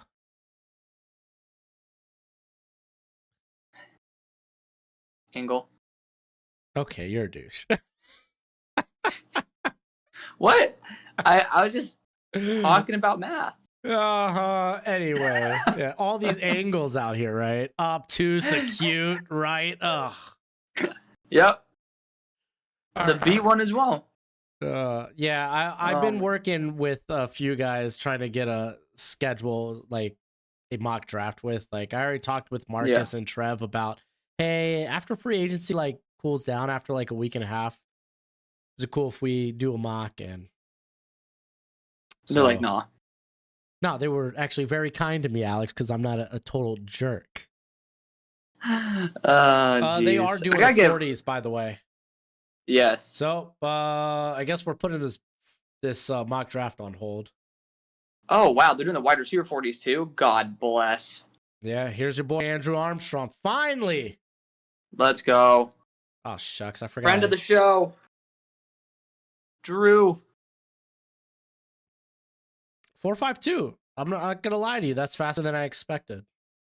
You are like literally a full 10 seconds ahead. Oh, okay, cool. Let me go back 10. I'm like, damn, he just ran his 4.52. All right, tell me. Honestly, I expected more than that. Tell me what are you seeing, Alex? Right now, he is walking back. He's walking. He's standing. Now it just switched to Io Manor. Okay. I think we are now teed up. All right. I'm gonna. They're like slowly zooming in. Well, I'm hoping this is like a 4.45. Yeah, I'm hoping it's It's in the 4.4s. I thought Armstrong would be too. I didn't. Honestly, that I'm aware. 4.52, You hate him. I came away pretty impressed. You were very unimpressed with him as a prospect. It's okay. Dude, Burden's running too. Ooh, Yes. he's flying. Uh-oh, is that 4.3? No, that ain't Oh, okay, 4.47. Dude, he started out hot. I'm happy with that. That's fine. Yeah. I thought for a second, I was like, whoa. He just, I don't know. That middle acceleration, that 20-yard split wasn't as good as I expected. Yeah, I wanted somewhere in the like 4.45. That's exactly what I wanted. Yeah. Hi, Badger. Come on, Badger. This is my dude. This is my guy. This is a day. He's going to run like a 4.95. You're going to hear me throw this coffee mug across the room. Then Isaiah Bond, dude, he's going for that apparently 4.19. Yeah. Dude, Badger's looking good though. Yeah, he's flying. Nice. 4, That's 4, good. Let's 6. go. 446. Nice. Wanted to see it. That was nice. All right, here comes Bond. Real quick context for these 40 times, which again it varies based on wide receiver size. But like typically in the higher percentile, it's 4.4, it's sub 4.4. Yeah. But as long as you're not like 4.62, it's probably you're probably in a good range. Dude, Isaiah Bond is gonna run a 4. He looks like he runs 4.4 flat right now. Yeah. I really hope he runs much faster than that. Here it goes. Here it goes. He's flying. That's some nice top I don't feel speed. like that's gonna be it though. 4.41. I was like, I don't think that's gonna be it, Bond. I looked at his body type. I'm like, that is a 4.4 body. Oh my god. Oh. Why did I bet on these guys? Why did I trust them? I'm gonna break the 40 record. Oh, that's stupid. I would have bet against that sucker. It's just so stupid. Like, why would you say that? Here comes Sam Brown. What losers? So, My god. Who says that shit though? oh, dude, Like I very love confidently, this. I'm about to break the all-time record, and then can't get into the 4.3s, like the lower 4.3s even. Dude, that's still fast. 4.4 flat. I don't know. 4.44 for Brown is nice. Yeah, but that's his. You thing, hate bro. me so much. He tests well. You're like, yeah, but he No, fucking I'm sorry. sucks. If you did more for Miami, maybe I'd be more about it. Well, I mean, he's definitely a day 3 guy for me. Don't get me wrong. Yeah. So get off my back. Well, I'm not saying he's like great. No. You just say he's I know ass. what you're trying to pull here. You say he's ass. Pat Bryant, you think he goes sub 4.52? Let's just put him with Armstrong. I would say Armstrong speed. 4.62. Oh! That's what I expected Armstrong to run. Really? Yeah. Damn. You're a hater, bro. Yeah, hater gonna hate. Lover's gonna love. Quite frankly, I want none of the above. What the hell, Dr. Seuss? No, dude, Dave Chappelle. Nah, Dave Chappelle doesn't even exist. Do you hear it? Like, Cat Williams said he got decapitated in front of him. All right, here comes Burden. This could be huge. And I think my wife. Yeah, he's just going to got run a home. 4.97. Stop. Oh, he stumbled. That's a 4.5 right there. Stumbled. It's a 4.42, nice. with a stumble. Hey JP, Nah. I appreciate it. I love you too. I like Restrepo. I'm a big I mean, I don't love Restrepo, but I like Restrepo. People got Restrepo like top 50, and I'm like, okay, that's too much. That's too much. Yeah. Isaiah Bond's speed's going to have to drop, man. Shoot. Oh. Yeah. Oh, you know what? Luther Burden, I have top speed wise better than Andrew Armstrong. Like right there. Yeah. Hello. Oh, I'm on till tonight. Yeah, is that my hat? Burden's play speed's kind of garbage though, comparatively. I think to what that 4.42. when the ball's in his hands, he's different than when it's not. Yes. I'm gonna help my wife with groceries. You want to just kind of like talk to my people like I did for you, but actually do it good. Oh, so you didn't do it well? Yeah, you know, I put it in the good college try. Okay. Well, I'll just be responding to people this whole time, so maybe they'll people will enjoy it. All right, sounds good. I'll be back. Okay. Cowgirl Queen says, like, if you need Blue Chew to bang that chick, you may have bigger. If you need Blue Chew to bang that chick, you might have bigger problems. Jeez. Alex Smith says, will the Titans trade the number 1 pick? The news is they've been receiving calls. I'm sure they're receiving calls. I doubt that they end up actually trading it because we discussed it in our video or our stream the other day. And I want to be able to refresh this for you guys. And we were talking about the opportunity cost of them potentially losing out on Abdul Carter if they trade with the Giants. and the options not being necessarily all that great. Isaiah Bond reached 24 miles per hour on the 40. So he just did not have a great 10-yard split at a 1.53 to be able to reach higher speed than that. But yeah, I think that unless you have an insane offer, you are running the risk of, getting skamushed. So there you go. Oh, my dumbass has refreshed the wrong tab. Casual me. That's exactly what I do. All the time. X out of that. There we go. Now, my people, my 458 of you, beautiful individuals, get to see that. Okay, what do the numbers mean? So, 40-yard dash is the amount of time it takes to go 40 yards. Say 10-yard split is the first 10. 40 speed is how fast their top speed was during. Vertical jump deals with explosiveness, as does broad. So, numbers right now are pretty solid. Short shuttle is coming in for the running backs, though. We can take a quick peek at that while Shimo is grabbing some groceries. Not many of them have done it, so we'll just talk about it as is. The best one was Taj Brooks with a 4.06 and a 6.9 cone. Very, very nice. A sub 7.3 cone. So these are agility drills. So speed, explosiveness, agility, strength. That's how you can separate the drills there for, in general testing. Woody Marks, second best at 4.24, which makes a lot of sense since he is a route running receiving type of back. Montreal Johnson behind him. Same thing, DJ Giddens and RJ Harvey grouped together. Jaquindon Jackson, also one of the few to run the cone drill, at least that's what's been in. The last ones are Hampton and Byshul Tootin at 4.4 flat and 4.41 respectively. So there we go.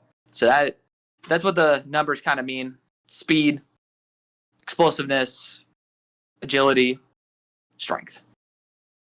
The Jets or Raiders should move up to get a quarterback. This class is not good enough for that. I'm just going to be real. Not good enough for that. I've also semi-forgot that guys are still running right now. Trey Harris, 4.54. Yeesh. 4.30 for Matt Golden. 4.30 for Matt Golden. Ended up missing out on some of that. So good job for Golden. Higgins up right now. I mean, I was trying to look over some stuff. Totally forgot that some dudes are still running. It's a good group. We got Jimmy Horn coming up soon. Jaden Higgins is off to the races. I feel like it's going to be 4.55. 4.47?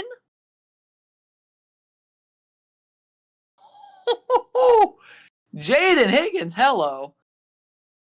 We got to see that confirmed, though. That did not look like a full 4.47. Hello. Uh-oh. We got to go back to our biggest super chat right here, which is Gavin saying it's crazy having Jaden Higgins wide receiver 1. That narrative might start coming to fruition. Not saying that's a guarantee, but saying that, that was excellent. Isaiah Bond being absolutely cooked by his own teammate in Golden, not great. Trayshawn Holden, who is the worst vertical, goes at a 4.58. So, damn. Did the QBs run the 40 yet? The first group did. The second group did not. God dang. The mods are going nuts. They are. The mods are lurking, man. The mods are lurking. Let's see. Arian Smith also said he was trying to break the 40 record, which means he'll run a 4.39 instead of a 4.40. So that's a start. Jimmy Horn Jr., one of my favorite receivers in the draft. I call him on sale version of Antonio Brown.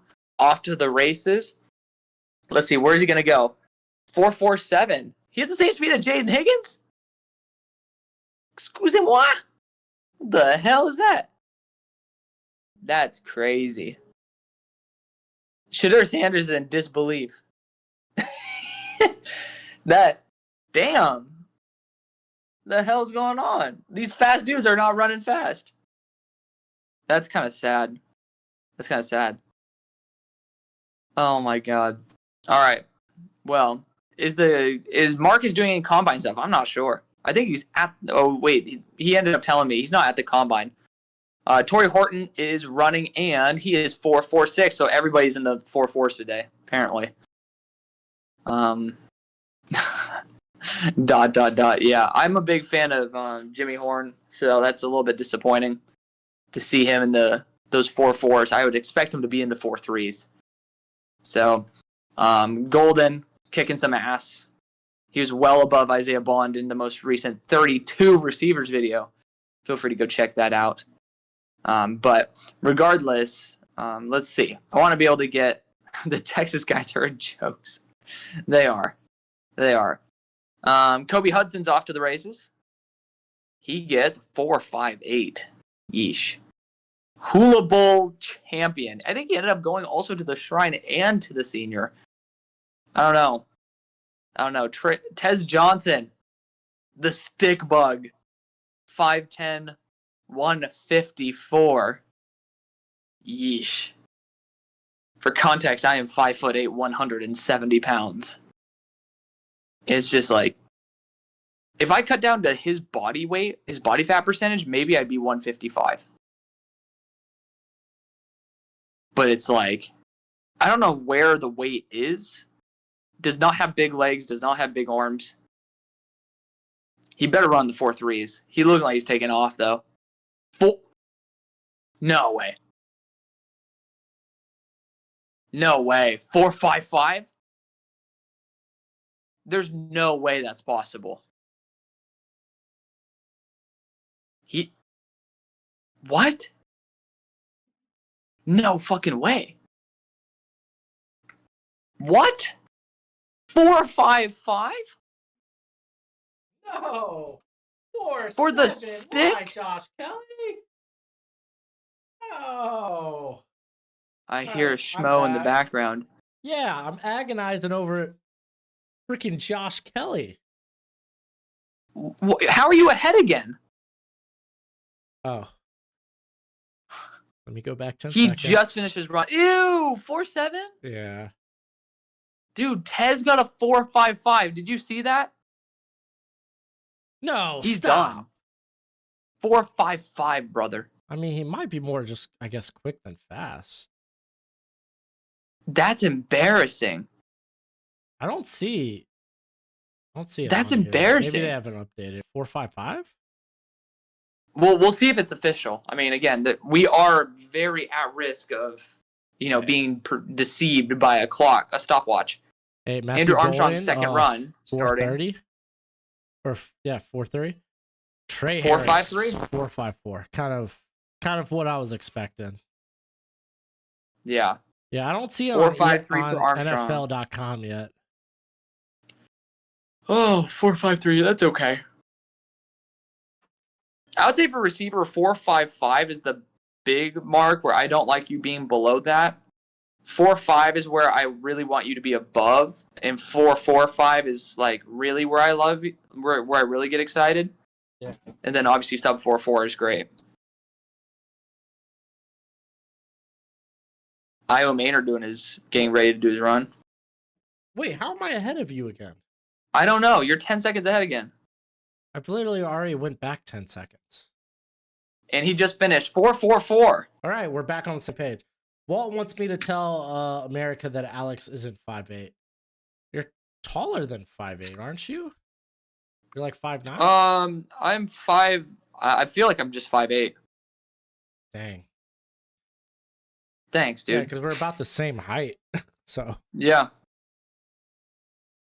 Yeah. Right. I mean, I would say on my driver's license I'm 5'9". That makes it any better. Really, mine says I don't know if Tez is gonna be 6'4". drafted. Dang. Huh? No, he's still gonna get drafted because like the dude gets open. It's just now you look Badger at that 4.43. like I would say now you probably look at Tez more as an early day 3. Early day 3? I don't would know, man. say. He might be a late day 3. He's Oh. 154 pounds and can't run below 4.5. Yeah, but NFL teams, they don't mind taking those gadget guys on day 3, like early to mid. But like round 4? Round Like 5? 4 or 5. I would say, yeah, that sounds about right. Because like honestly, Oh like my God, dude. Tez Bond is such Tez a is bum. fast on the What a bum. bro. He's fine. What a bomb. Who promises a 4-2 or a 4-1 and delivers a 4-4? Well, he looks disappointed, yo. It's fine. He's fast. He's fast. That's all we needed. He's fast. Oh. He ain't as fast as what he needs to be for all the other questions. Matt Golden is, though. Dude. Golden's my dude. He was your dude Is he before your- he was my dude. There you go. But once he became that alpha there at Texas, I fell in love. Uh-huh. I think I hit you up right after too, right? Like after I don't did my know. eval. Potentially. Sholo Yeah, man Matt is like, Go- why is Alex crapping on all these guys? That's just what I do. Alex, you do come off as particularly harsh. I do. That's okay. That's the love. I give a lot of love to a lot of people. Just depends on the mood I'm in. Ty Felt with the 4.38 is quite nice. Yeah. I mean, I still Oh, think look at who's crapping on him now, huh? I didn't even say anything. You're like, yeah. Yeah. God. Tim DK got a 4.34? Yeah. Weren't you watching this? What have Dude, you I'm been gonna be telling honest, my I viewers don't- while I was picking up my I was groceries? straight up responding to comments for getting there mid-run. Okay? I was focused on keeping the people entertained. Okay, bud. And I'm failed. not questioning you, But, dude. dude, I'm not... Higgins, 4.47. Nico. Game over. Wasn't Nico slower than that? Well, maybe.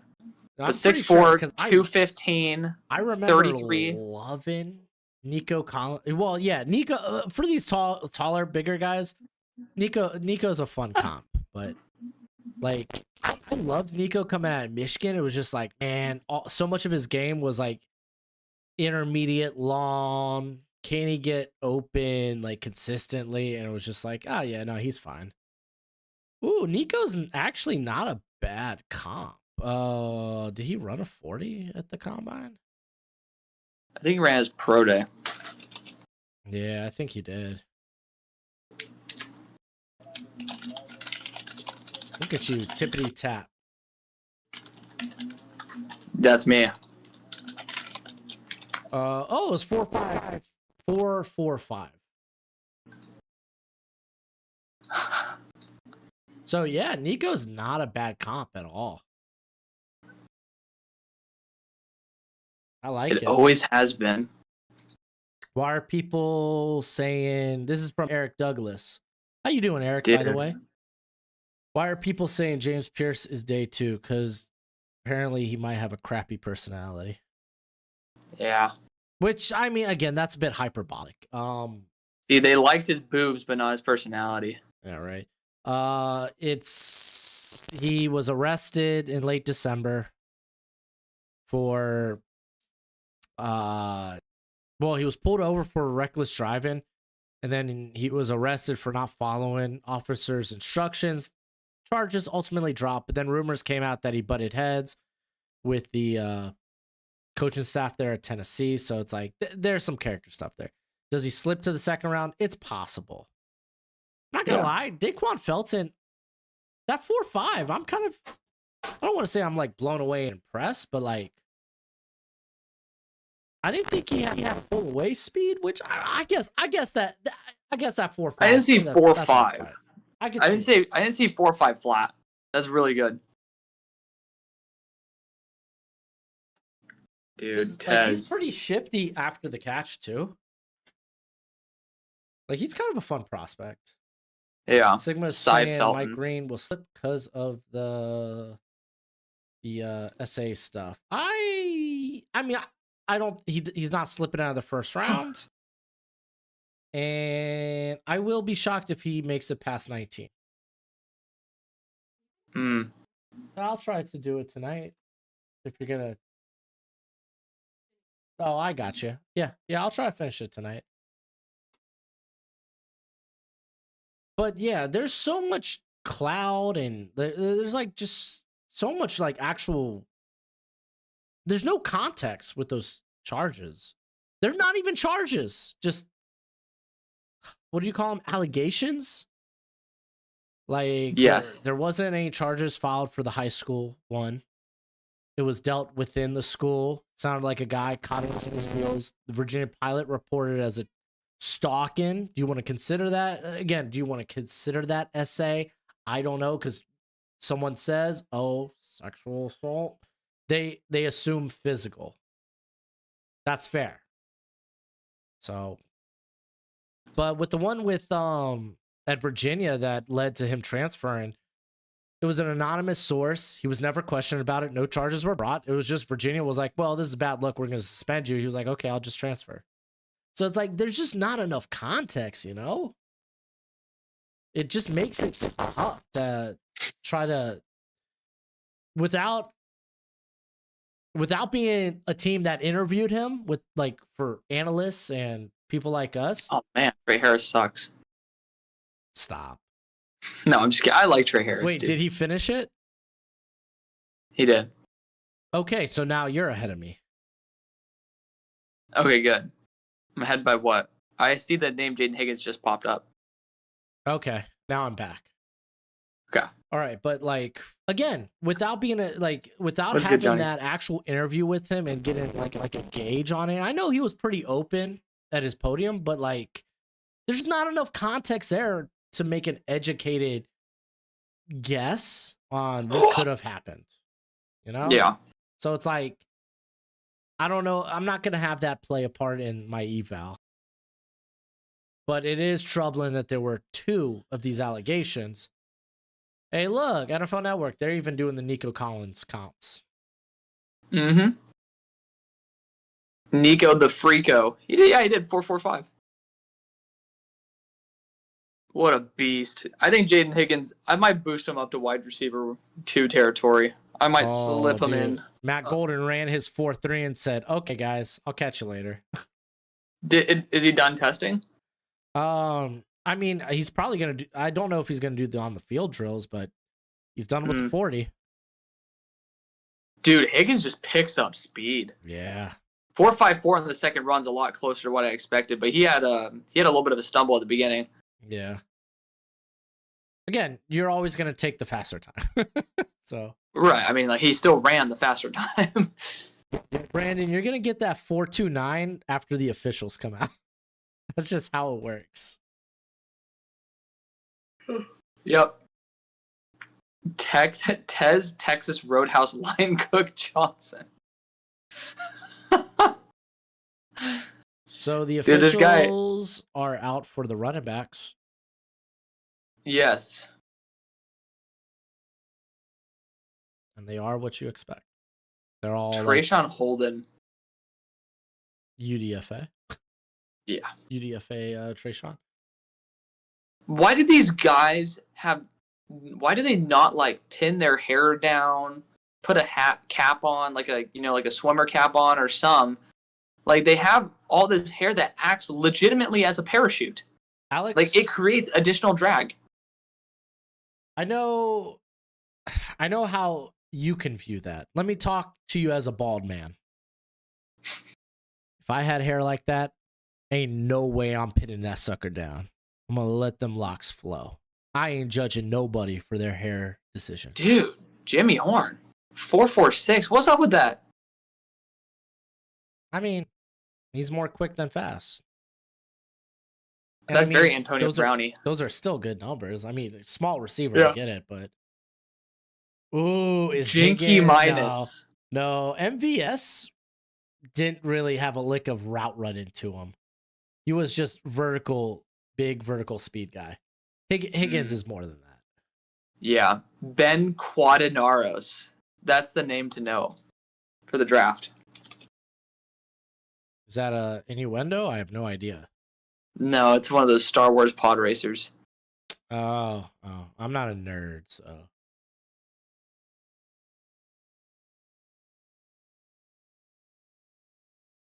There's some people who Alex Pierce didn't run his 40 in a hoodie, did he? Dude, Alec Pierce, I still believe in that guy. See, I didn't notice that. And now in my head, I'm starting to picture it that way. 4.47. What was Trey Harris's official time? Like his best Are they time? now official? They're not official. What was his best current unofficial time? Both were the same.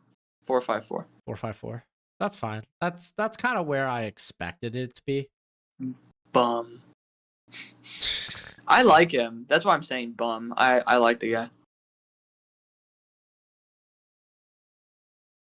I'm not Scout D or whatever the hell it's called on YouTube or on X. Captain Steez. Whatever that thing is. 4.42 speed for Tory. Hello. Yeah, Tory has that long speed. Hello. I don't know, Captain C is what you were trying to say. Arian Smith, and then it's like Whistle J Run. I'm thinking won't be running. No, he's gonna be running. He's a part of the second group of wide receivers. Kobe Hudson, 4.58. That's kind of where I have him. Will he improve upon that time? Yes. Did you already know that? No, I said yes while he was mid-run. I thought Okay, I was like, Alex, are you ahead of me again? Tez Johnson, the fastest man alive. Just kidding, the thinnest man alive. Yeah. But far from the fastest. I'm not. I would like that time to be lower, but I think I'm not worried. I'm worried. Physics exist. This dude is. I would not draft Tez. Love him to death, but he might be good for a year or two. Like 40 time doesn't matter that much. Like Tank Dell did the same thing. 4.51 is a lot better. Yeah. Luther Burden ran a unofficial 4.42. Ass. Yeah, just like ugh. Ooh. Haters. Josh Kelly. Dude, I mean, I knew Kelly wasn't fast. Flash. Like he's a great possession guy, but dude, you can't run a 4.7. Flash Kelly, the 4.7 lightning bolt. Oh my, that initial run is just yeesh, and then a 4.75 on top of that. It sucks. I like his tape too. Yeesh. Huh? But I mean, I like his tape, but he's always been in an offense that does a good job of essentially letting players just kind of find space. I mean, he came from the run and shoot at Washington State, and then he was at Texas nonsense. Xavier Worthy versus Golden versus Bond, and you just see Bond like a full 3 yards behind him. They really did Bond dirty, dude. I mean, you come out and say that, I get it. I'm still happy with Bond. But I get it. You come out and say you're gonna run a 4.1 something. You can't say that you're running sub 4.2 and then run a 4.4 flat. Like that's just the problem. Like if he ran 4.3, it's like, right. Okay. It's like, all right, dude. It's like, all right, that's a hell of a good time. Yeah. I get it. Beating 4.21, close to impossible. But right. Yeah. No, I hear you. To be fair, I had Jimmy Horn as more explosive than fast, so I'm not too pissed off about that. I mean, that's what I literally said all of 5 minutes ago. No. Yes, thank you. Did Luther Burden do jumping? No. I don't think so.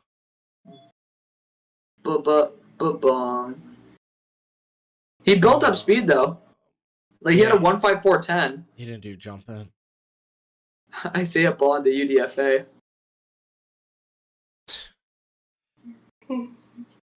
Oh. Decision making is at a 0. With deciding that he's going to say, he's going to run a 4.1. The two dudes said they were running in the 4.1s and ended up running 4.4 flat. So what a time to be alive. Saints officially met with Will Campbell. I mean, yeah. Doing your due diligence. Yeah, dude. Walter is not loving your commentary. That's okay. Alex is like a good wine. It's a Yeah, particular you take. taste. This is true. I'm also doing this stream after streaming 9 hours of it over the past 2 Hey, days. that's on you, baby boo. This Arian is Smith, true. what is he running? 419? I think he's gonna be like a 4. He's gonna be somewhere with like 433, 435. Yeah. Dude, I don't think Matthew Golden's gonna be available for the Chargers, man. LeJohntay Westbrook is not run yet, my friend. That's funny because that's one Colorado guy I have not watched. The one He is Colorado really wide fun. receiver. I've watched He's Shepard, really fun. Hunter, Horn. Didn't watch him. You should have, man. Oh, I'm sorry. There's He's the only best of all so four of many them. players I could watch before this because they had He's so the many best of all guys four. not on my radar that had combine invites. Oh, there's Shador in his chains. What? I'm on like an ad right now. Thoughts on Trey Harris after today? I mean, I like the explosiveness, but like it's kind of on par with what I already like assumed. Okay, so now I just started seeing Shador with the chains. But I am. The hell is going? Why? Go back to Like- live. Jump to live. I am. It says live. It's lying to you. Now it's going to Matt Golden. Yeah, Tuden does look really good, and he's got that force missed tackle rate too. Yeah, Tootin is going to be a riser. After I cooked that CBS dude. I mean, he shouldn't have taken him in the first, but you know. CBS. Yeah, there's a CBS dude You who took him in Tootin at the 22. first? Yeah, What mocks are you mocking, bro? CBS. Yeah, that's wild. Yeah, Bond got up to 24 miles per hour, but he ran a 4.4 flat. So He's faster technically than Golden. lawn speed, like just or at least not explosive. Not to say not he ran a 4.4. He's explosive, but not to the degree. Cause like Golden, that's what he does well, man. He explodes. He can accelerate and deaccelerate well. I love how he He's tempers. probably the second best route runner in the class. Ibuka? No. Emeka's really solid, but he's not that good of a route runner. Who do you have as best? I have Higgins. We're out there. Higgins is. There's no debate in my mind. There's no one that flips his hips, maintains momentum. Like NFL receiver route running wise, he's the best. Jack Beck or Besh did not run the 40. Is he part of this group? He is. Yeah, because it's alpha. That's annoying. Quarter. Matthew Golden, what's the highest he could be drafted? 12 to Dallas. Man, you remember when we were at the Senior Bowl and we did a mock draft? Did somebody draft Golden at 12? Might have been Marcus. It wasn't, because it was me. Oh. It was me all along, Austin. I don't think he's worth a top 12 pick, though. I disagree. If you need a wide receiver, I disagree. Dude, these quarterbacks. Are they actually putting the real quarterbacks out there this time? Trying to. Does that dude look like Gabriel? But I can't tell. I'm trying to read the back. No, that's Matt Corral. I could tell from the arm sleeve. That's why it's so far off. Who are the quarterbacks that they got throwing? These are UFL. That's Matt Corral right there. Yeah, but who's the other guy? I don't know. Even worse than Matt Corral. Huh. Your You're my boy Blue. Okay, Tim. I don't know what that means, but thank you. What is this? What's happening? I want to know. It's called the NFL Combine. It is a part of the pre-draft process.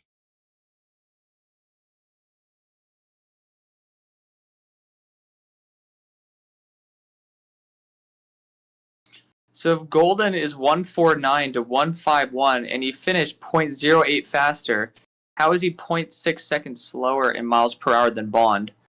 Yeah, I think it's a 20-yard split for Bond. It was probably not good. Mm.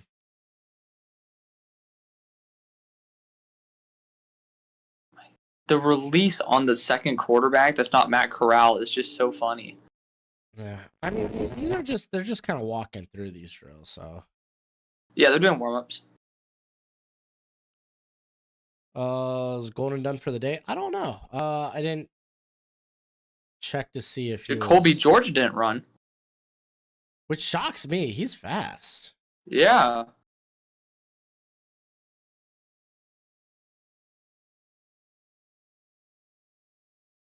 Oh my gosh. Warren goes to look up for that ball. He's like, holy crap, hold on. This is a walkthrough. Over under 3.5 wide receivers just drafted in the first round. I'd go with the over. Yeah. I see Tet, I see Buka, I see Mecca. Golden, and Burden's going to be interesting.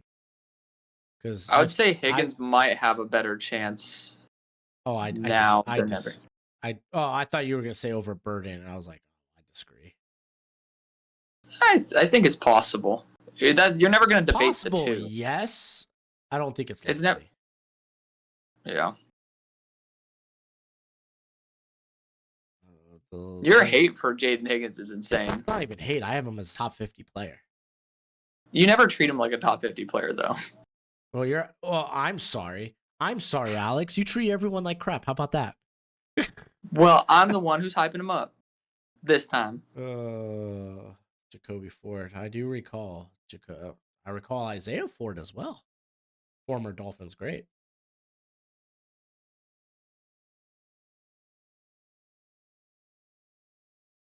Oh, yeah. Isn't that wild? I guess This lead number commercial. Bond was faster through the first 20 yards. Huh. Interesting.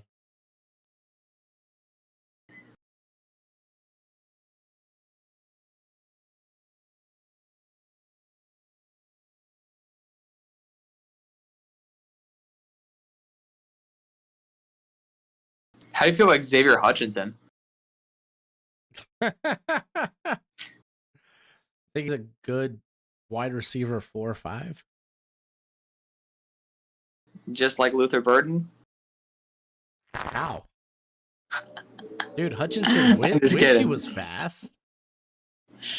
Yeah, how fast did he test out? I thought he was like 4 or 5s. I want to say it was 4.6, but that's just probably me being a hater. All right.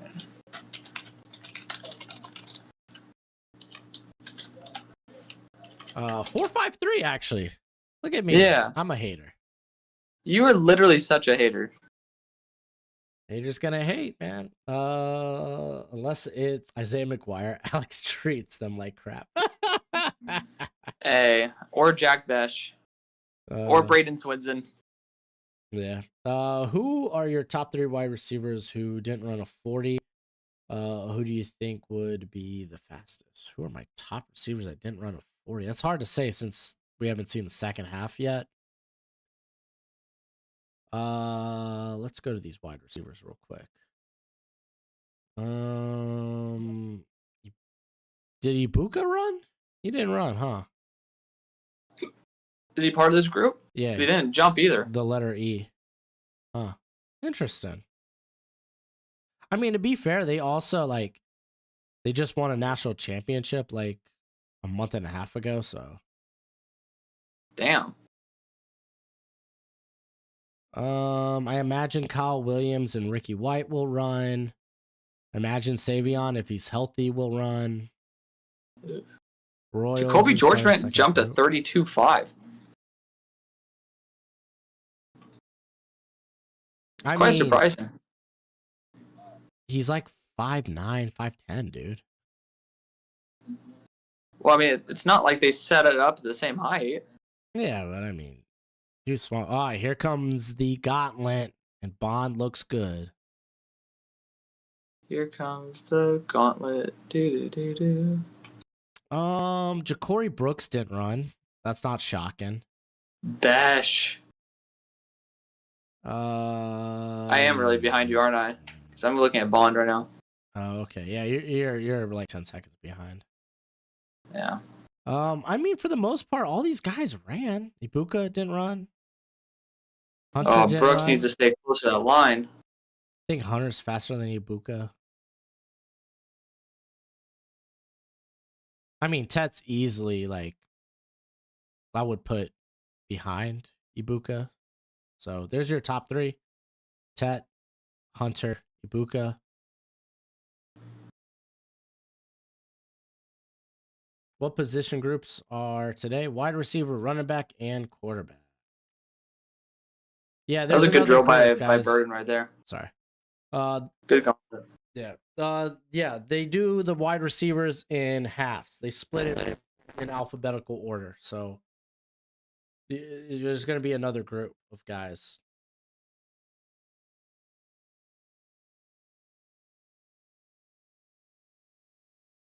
Daquan Felton having some real stiff hands right there. That was nice. Or, well, he has soft hands, but like very secure.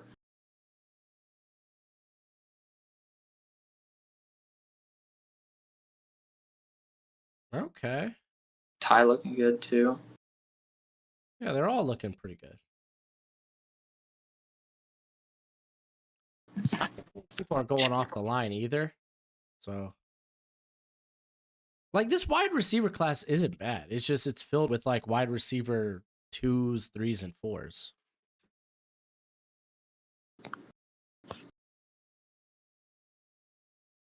Who's running back 3, 4, or 5? I don't.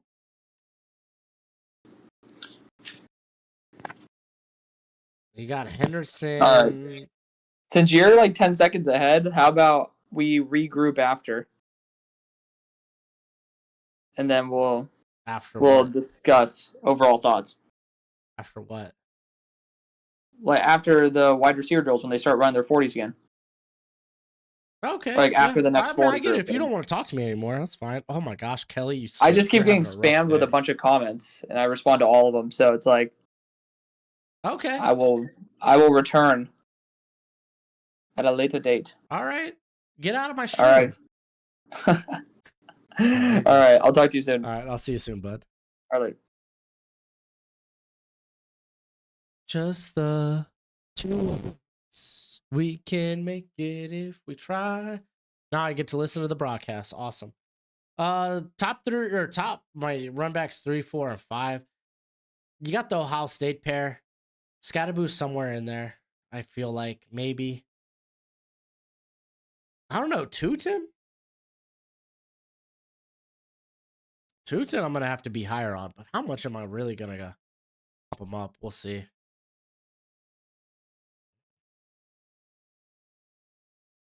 What do you think Tetero would have ran? I feel like 4.55. That's probably where I would have been at with him. Does anyone ever hate a wide receiver class? No. Well, people hate it when there's no elite talent in it, which is fair.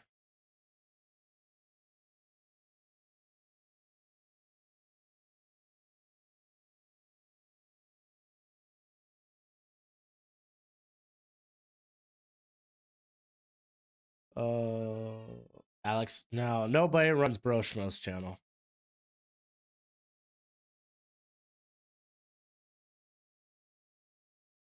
And if you think that, well, I'm gonna put you in your place, bro. That's all I'm saying. Okay, Brooks is doing drills. That's nice to see. Didn't run, but doing drills. Lad is the standard for this drill. Well, Cup was really good too. Cooper Cup had a really nice gauntlet drill.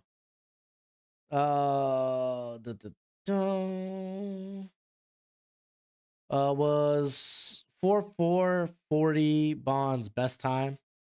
Yeah, it's only disappointing because he said he was going to try to break the record. That's the only reason it's disappointing. That's a good time for Bond. That's a lot of speed.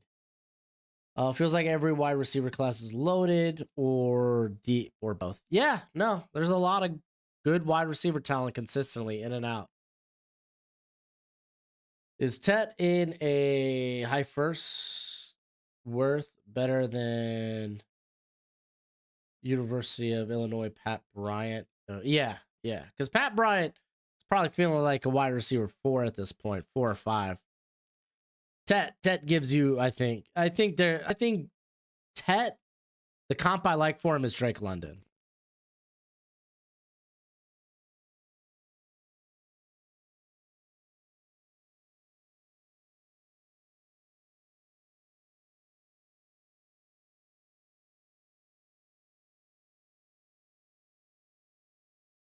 Yeah, it doesn't look like, Golden ran his 40 and called it a day. Love to see it.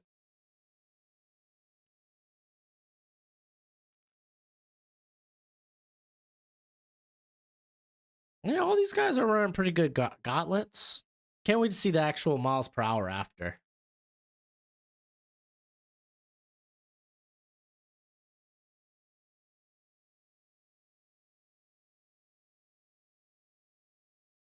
Talking draft value? Yeah.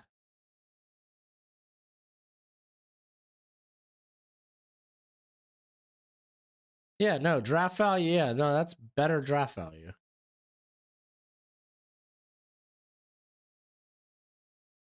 Between DK, Debo, and Darius Slayton, are any of them still with their team going into 2025 season? DK will be. Samuel and Slayton are gone, dude.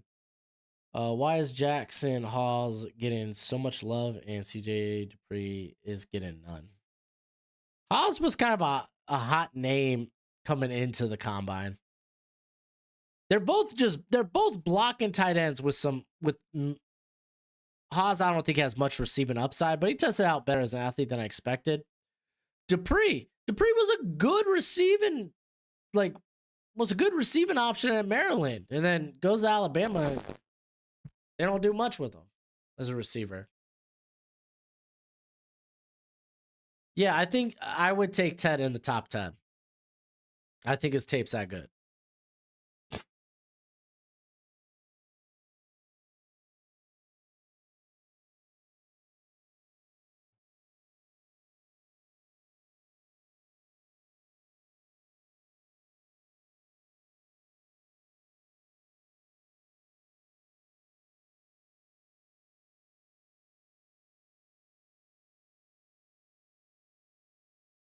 Oh, I haven't shouted him out today. Let me shout him out. Let me give a special shout out to our boys over at Underdog Fantasy. If you didn't know, you should be in on these 40 times. They got higher, lower on 40 times. So download the app at Underdog of Fantasy. Use the promo code Broshmo. They do yearly best ball. You could literally draft a team with this set of rookies. And it's not just football. They got all kinds of different sports. But as always, play responsibly and play within your means. Can the Falcons really be confident that will be durable going forward? I mean, if you want to address a receiver, then just bring in vets, draft a late round guy. They have bigger fish to fry than wide receiver early. Anthony, how well that safety from South Carolina performed during the combine and his tape showing he plays fast, do you think he takes the number 1 spot from Starks? I think there is a big possibility of it. Does Burden fall to the late first or the second? Yeah, that can happen. Has Restrepo already gone through his combine drills? The gauntlet? I didn't. No, Restrepo is going to be testing with the second group of wide receivers. Alphabetical order. Looks like let's look at participants. Can I view participants in alphabetical order? No, that's college. Yeah, no, I can't view it in alphabetical order. It looks like, let's look at live results. G, F, H, J, K.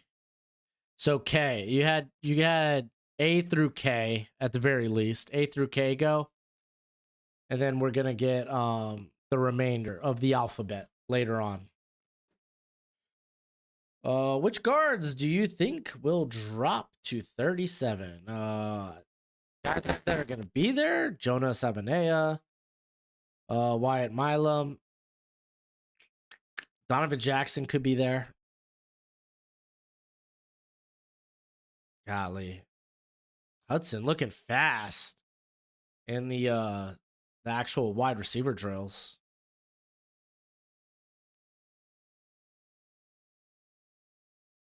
All right, here we go. Quinn Ewers out here, throwing the ball, looking nice. Does Restrepo have to be in the same group as Savion, though? That's tough. It is tough. Falcons haven't traded down in round 1 since the 90s. Well, they only have 4 picks this year. If they're going to trade down, this is the year to do it. Between Starks and the safety from South Carolina, who do you think fits better? Oh, it's absolutely... I mean, both of those guys, I think, fit well. Based on, like, well, you see what Kyle Hamilton's done in that Ravens defense. Manuari feels like probably the more hand and glove fit. But Starks is right up there, a guy that can work in the box, deep, in the slot. I think they're both really good for the Dolphins. Anthony, a lot of people are worried about Shamar Stewart, that he's gonna be a t-shirt and shorts guy. Oh, I get that. I mean, dude, you're gonna get position coaches look at Shamar Stewart, be like, I can develop that guy. He's going probably top 20. There's an outside shot he goes in the top 10. I think he's kind of cemented top 20. Potentially. Again, can't be wrong about that. You can never know with the draft.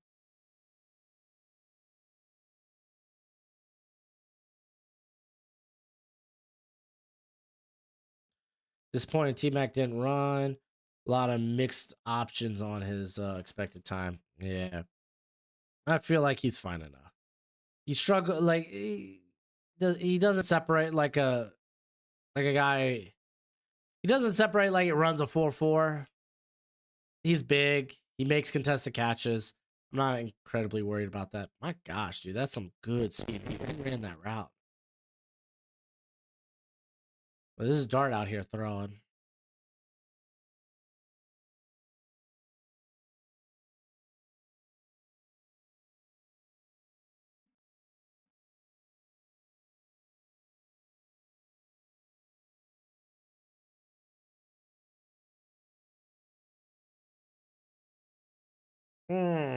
Yours, you gotta get that a little bit more outside, bud. London didn't run. Yeah. I mean, dude, Marvin Harrison didn't run either. How many QBs you think go high in the second, mid second? If one go, I think if one goes at all, it's just one. I think just one. Could end up being 2. Again, it sounds like at least a lot of like analysts that are close to the NFL really like Tyler Shuck. And I like Shuck too. It's just older prospect with injury history like his. It's like, it's kind of tough to push him in that day too. Whoa, Will Howard, what the hell? Threw hard behind his wide receiver. Oh, much better throw. Much better throw, Will Howard. Here comes Max Brosmer. And I think that's to Higgins.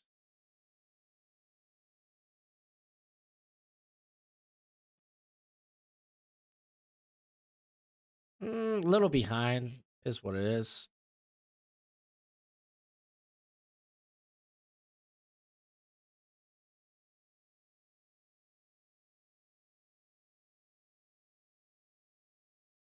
I mean, these throws, it looks like they're trying to get the receiver to like turn upfield.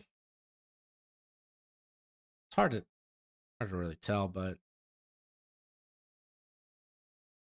let's see. Did a draft, bro, where I got Nick, the safety from South Carolina at 17, and then drafted Darian Porter at 47, drafted Danny Stutzman at third. Yeah, that sounds about right.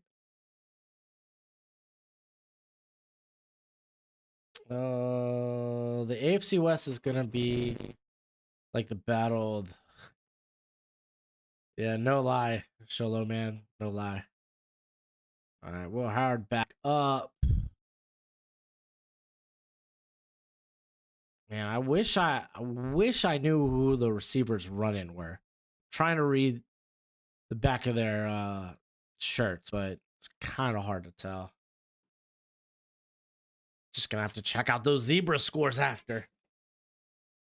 Can you see both Max Crosby and Myles Garrett getting traded? No, I think it's more likely one of those guys get traded. I think it's more likely that neither of them get traded. I think it's more likely both of them end up staying. I think there's a better chance of that than a chance of both of them getting moved. But I don't have my ear to the NFL like that. I'm not talking with execs. I'm not talking with teams inside the building. This is just a guy looking at all the same information as you guys.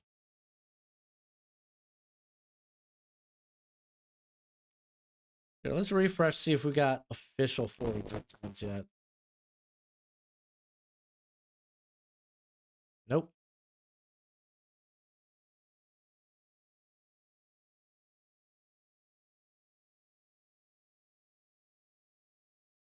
Oh, Sholo, man, is he really? That's funny.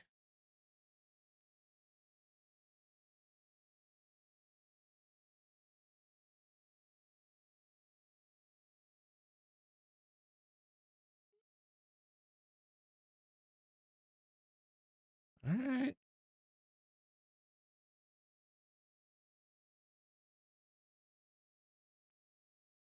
Oh, Quinn, little high, but at least you're in the ballpark. And you miss high over the middle, though. That's scary. Grab Dual Carter, who is a true pass rusher. What do you mean by true pass rusher? Talking about like guys that could drop into coverage like Jalen Walker, maybe James Pierce aren't permitted. Like true, like just like I think James Pierce is really well put together as a pass rusher. Like I really started to think he should start polishing his game this past year. Dang, Hennigan throwing it behind.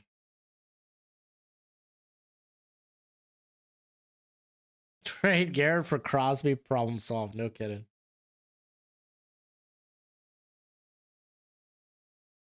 Think Kansas City's facing or Cleveland's facing a Trent Williams situation? Could be.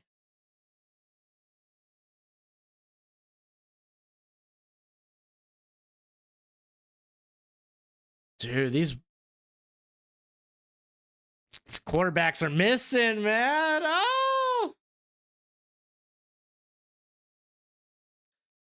Oh, that was a bad drop. That was Ty Felton, too. Come on, man. Like, low-key, Brosmer, the Minnesota quarterback, might be the most accurate of the bunch, at least right now.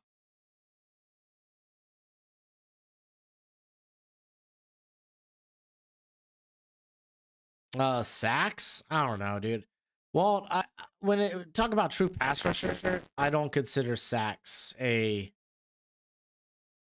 like sacks are a very deceiving stat. You look at pressure, you look at win rate. Tell me how disruptive you are. If you're just looking at sacks, then you're gonna fall in love with like a Dante Fowler again. Give him a big deal and then wonder why he's a bust. Because he's this late to the party pass rusher that reaped the rewards of other pass rushers' hard work. It's just kind of what it is. Will Howard about to get booed out the stadium. Yeah, it kind of feels that way.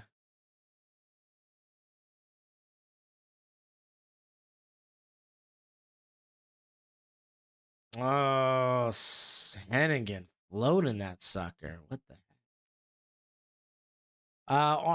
Darnold, I think, either end up in Las Vegas or he stays with Minnesota. Golly, that was a nice catch. Could be Steelers.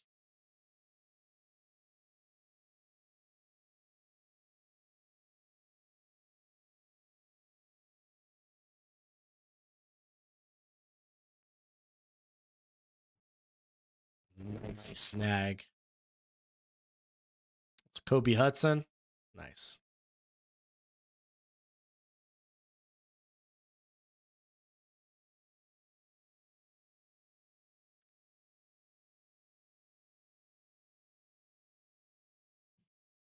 Does Dart throw the ball? I feel like I haven't feel like I didn't see Dart throw.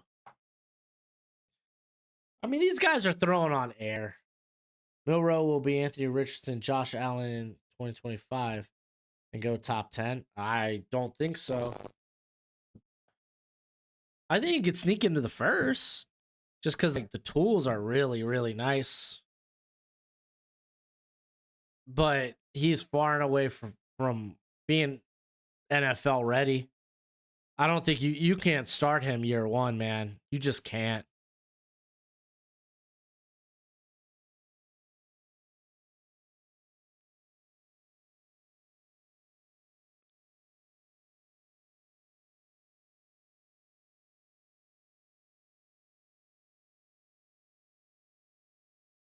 Start through a bunch. Okay. I don't know why, man.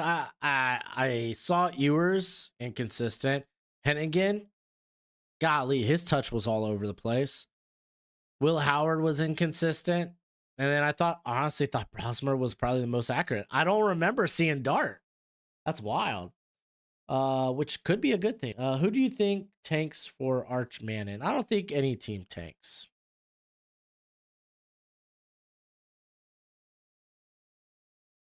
Oh, there you go, Ewers. Nice.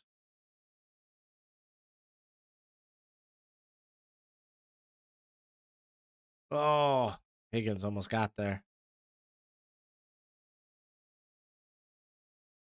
Oh no, it was Ale Banner. Oh, Dylan. Just get it out a little bit quicker. I think it's Besh. Oh, just outside of his reach.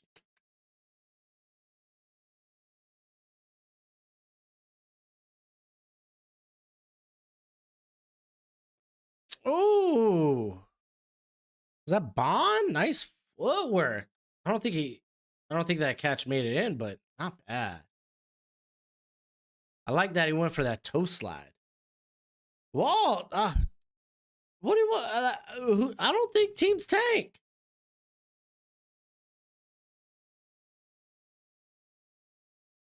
Like, riddle me this. Like, if teams tank, then why do you have a team like Houston or the Patriots winning final week of the year, screwing up their draft position?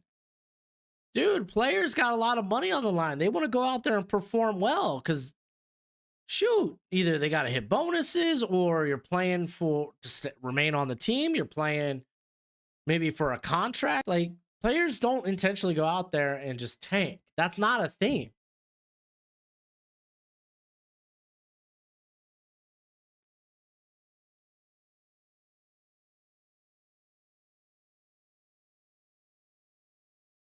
I mean, teams that'll be in the run-in for Arch are going to be probably the Giants. Tennessee, if they don't draft a quarterback this year, I could see that. So, yeah, Howard's completed a pass.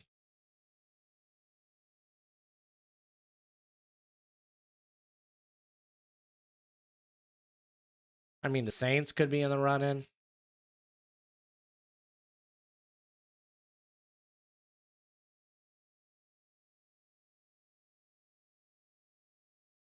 Quinn's throwing some nice balls out there.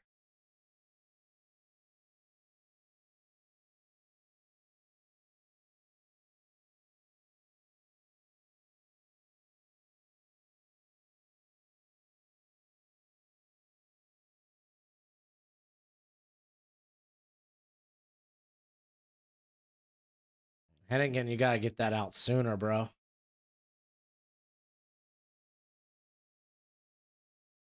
Is he 1-for-4? I don't think Howard's 1-for-4. 14, excuse me.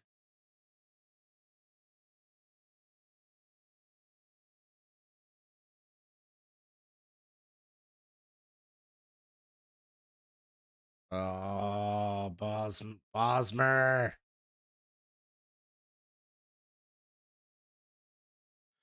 So it's official. Matthew Golden ran a 4.29. Hell yeah. Oh, whoa. I'll have my quarterback rankings out. Probably I'll start begin to drop my quarterback rankings last couple of weeks of this month. We'll start like after the first few pro days. Could Art stay in college for 4 years like his uncles did? Yeah. Now that college football pays a lot? Yeah. Yeah, most definitely. Well, you could just purchase my draft guide. See my real-time rankings. I should do a promo. I don't think I got the draft guide promo up and ready, though. I do.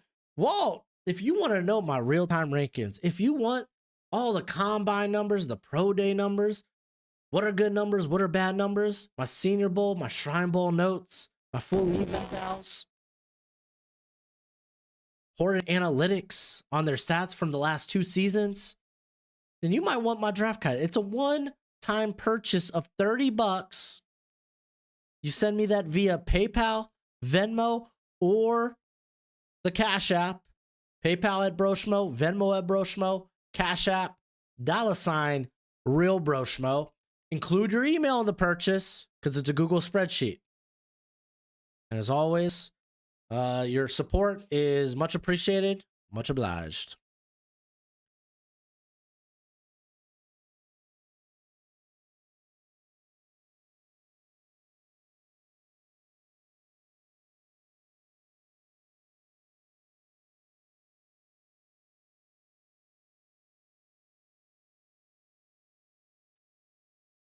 Well, you don't need to pay $30. Well, if you're not going to invest in me, then I'm not going to invest in you. That might be your final comment read on air. Dude, why is the YouTube Studio app keep crashing on me? Hopefully that's not affecting y'all's viewing experience. Hopefully not.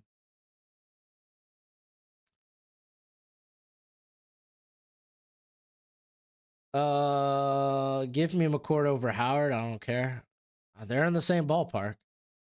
I was giving Bond the edge over Golden based on his speed. Guess I need to reconsider that. Like, dude, Golden's a really, really nice route runner. Better prospect, Golden or Worthy? I like Golden. Worthy, that's close. Just Golden's got the better size, but Worthy plays with that dog in him. When you look at Will Howard, do you see him as an elite backup, fringe starter? I think I wouldn't call a backup necessarily elite. I think he could be a high-end backup, maybe bottom of the league starter. Oh, thank you so much. I was forgotten about, but I know you got a lot going out there. I was gonna make a who or ha about it. No, you're good. Thank you.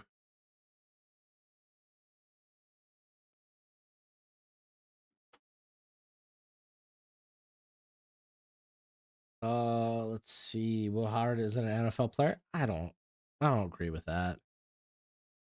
I'm not surprised if McCourt or Will Howard goes before Dart or Milrow.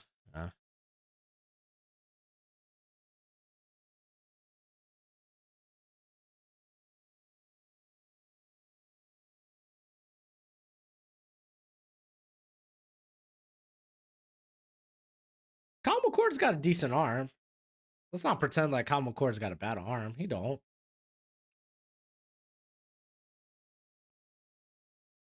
Anyone surprised me in the corner group? Well, there's the guys that I didn't watch.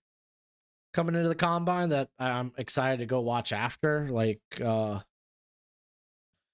got Longer Beam out of Rutgers. You got UTSA corner Za Frazier. Those are the two guys I'm really eager to watch. Jade Barron running that fast got me. So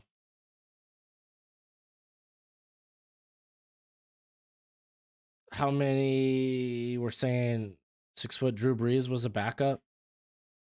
How many 6 foot quarterbacks have like are elite? How, I mean, if you're drafting a quarterback in the first round, you're hoping to get a top 10 guy. I mean, you could throw the exception out there all day. You could throw the exception to the standard out all day. It doesn't mean you should draft on the exception. You draft on the standard. Crazy thought. If you want to draft on the exception, you could maybe take those shots in the 3rd, 4th, 5th round.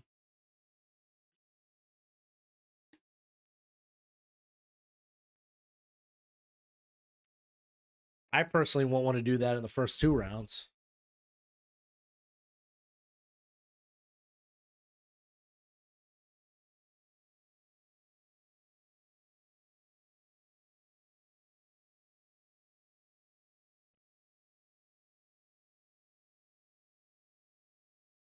I mean, it's not like short quarterbacks are running the NFL right now. Let's not forget, at the beginning of the year, everyone went Bryce Young, bust. Kyler Murray, he ain't a top 10 quarterback. I'm sorry. He's had glimpses of it. It's never been consistent.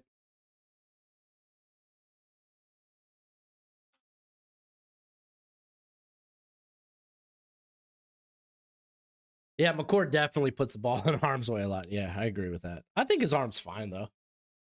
I'm not saying he's got like a big arm. You don't, but it's an NFL caliber arm.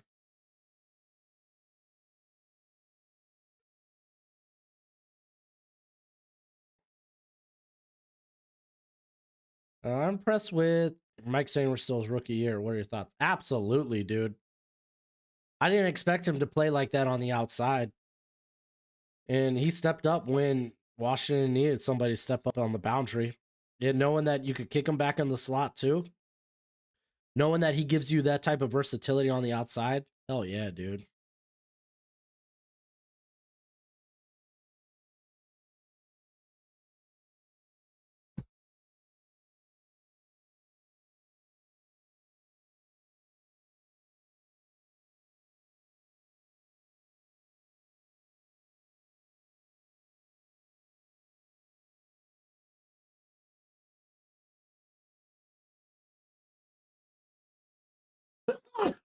Excuse me. Golly.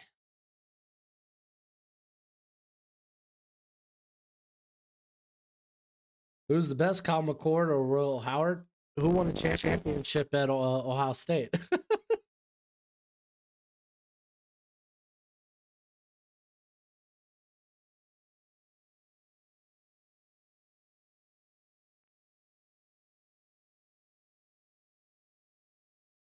Oh man.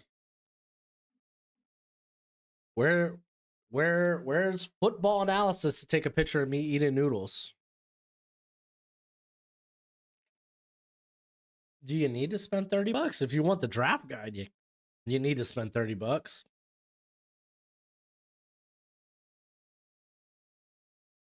I can't just give everything out for free. I would love to. And maybe someday, but I'm going to keep making videos. I also got to be able to support my family.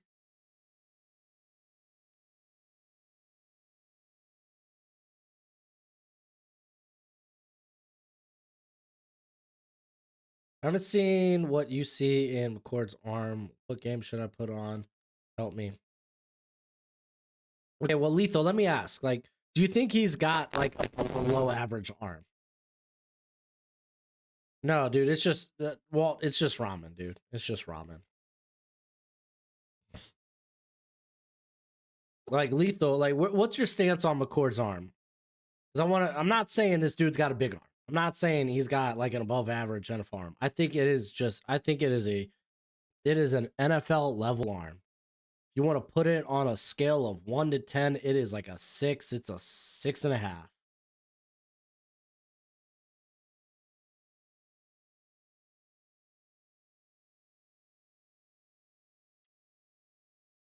Thank you, Lethal. I appreciate that, dude.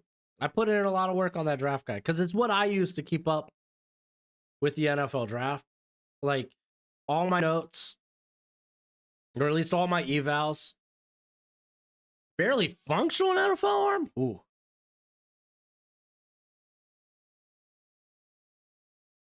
I don't know about that one, man. Brock Purdy level. Okay, well, I thought Purdy was a quality passer. Purdy had a noodle.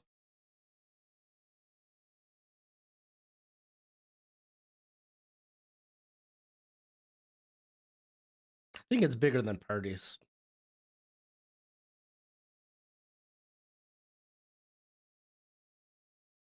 But yeah, I mean, yeah, I put in a lot of work on that spreadsheet. My blood, sweat, and tears. At least it's not Tua's arm. Yo, calm down. Calm down. You think I wanted us to pay for Tua? Man basically was holding a gun to the Dolphins' head. We had no choice but to pay him.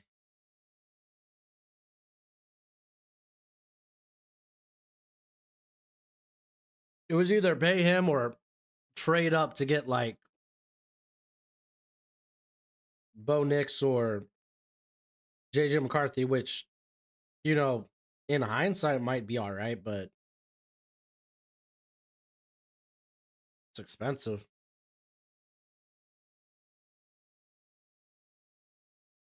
Where Shador's arm? It's not necessarily Shador's arm, but his ability, like his processor as a passer. Like he's got some good touch throws. Don't get me wrong, but he's got a pretty middling arm.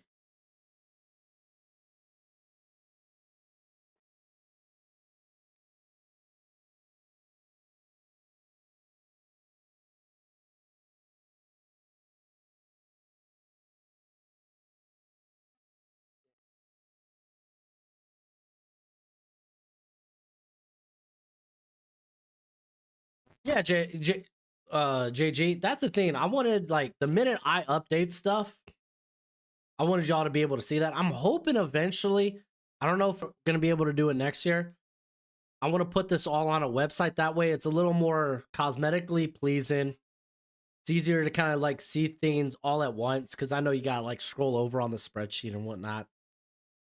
So like, I'm hoping to make it a little bit better for you, and you would have access to other things as well. Two is not terrible. Two is not terrible. Let's not go overboard here. Jack Long over Matt Ryan. Yeah, that one did kind of hurt. To be fair, that's not on Jack Long. He didn't get like he was a good player when healthy. No, Walt, this is ramen. It's ramen. But yeah, I'm hoping to eventually push everything to a website. That way it looks better cosmetically with the draft guide. I also want to include like free agency and stuff. Okay. Okay.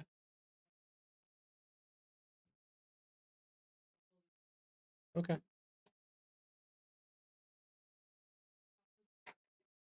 What? Oh yeah. I appreciate that. Thank you.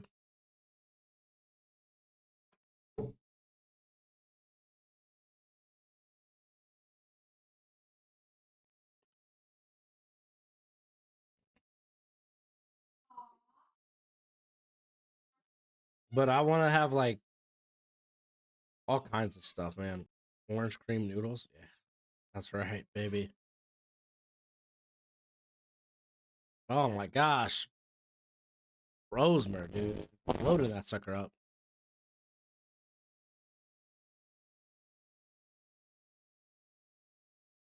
I'm thinking, dude, in the red zone, McCord wasn't bad towards the sideline.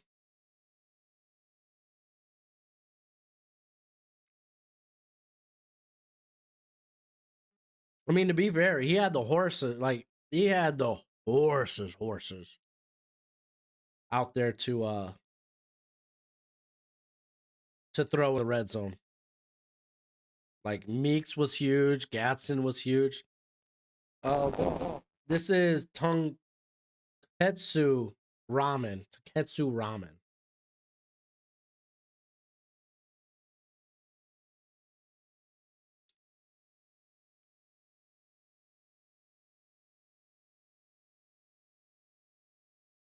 I mean, Steven,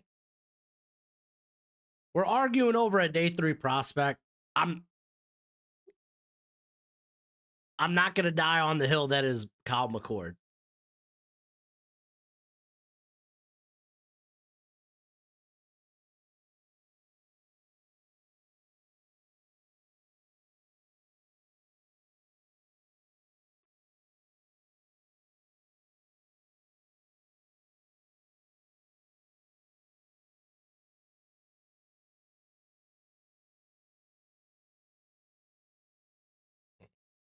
Oh, okay, Gabriel, man. Some nice throws down there.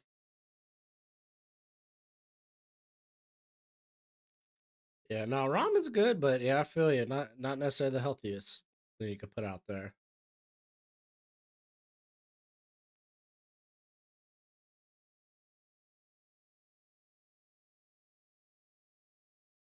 Like you go to a good ramen place, golly, dude, watch out.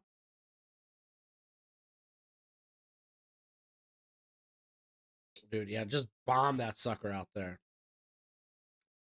Will Howard. Dolphins still think Chop was the choice. Yeah, no, Chop was the right choice. I mean, outside of that, offensive line probably should have been a choice somewhere in there, but kind of is what it is.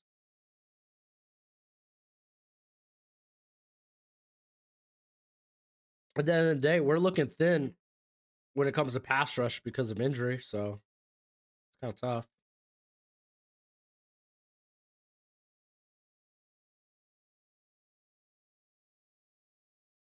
Oh, that does sound good, Chongo. Oh, dart, golly. That's all he threw at Ole Miss, vertical passes.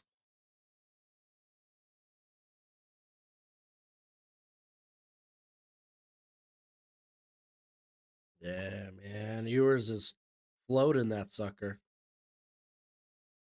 Dart, man. I love how he pushes that sucker downfield.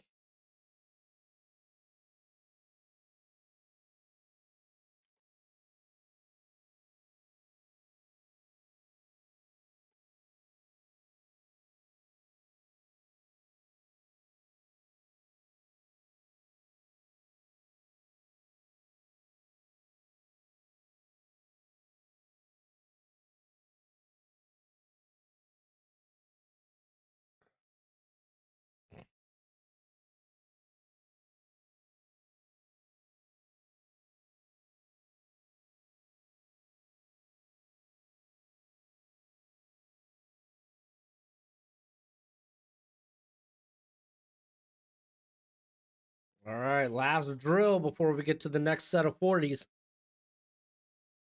We probably could take a look at the vert and broad, see who did what.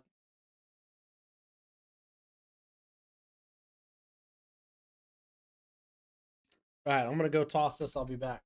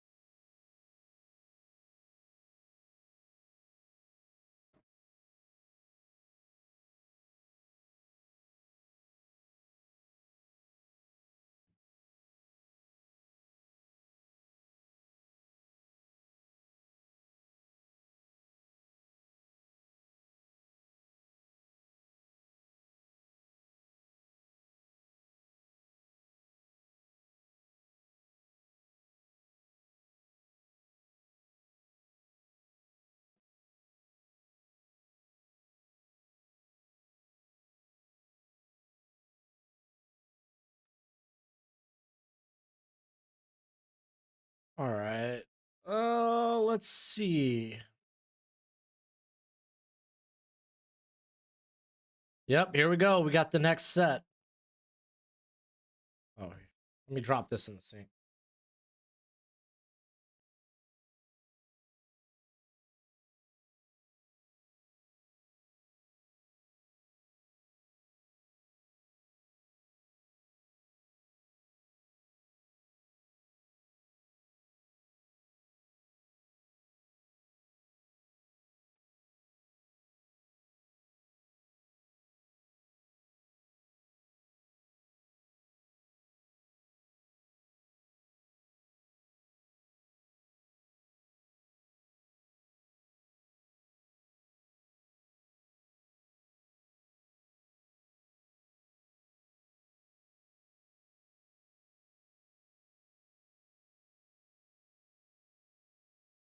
So, let me go put this in the sink, and instead I got another cup of coffee. What I say? I can't resist it.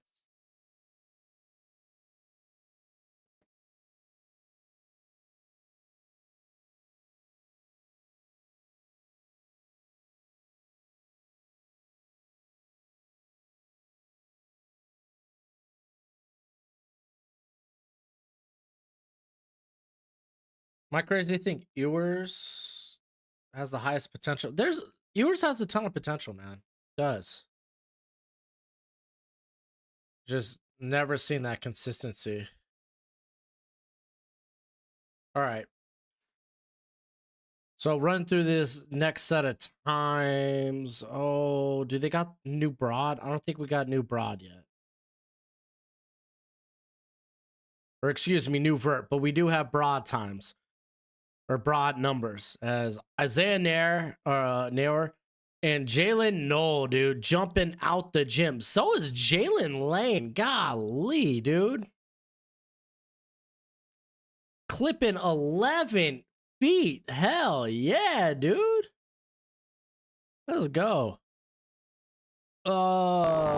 Cats is an okay arm. It's not the strongest.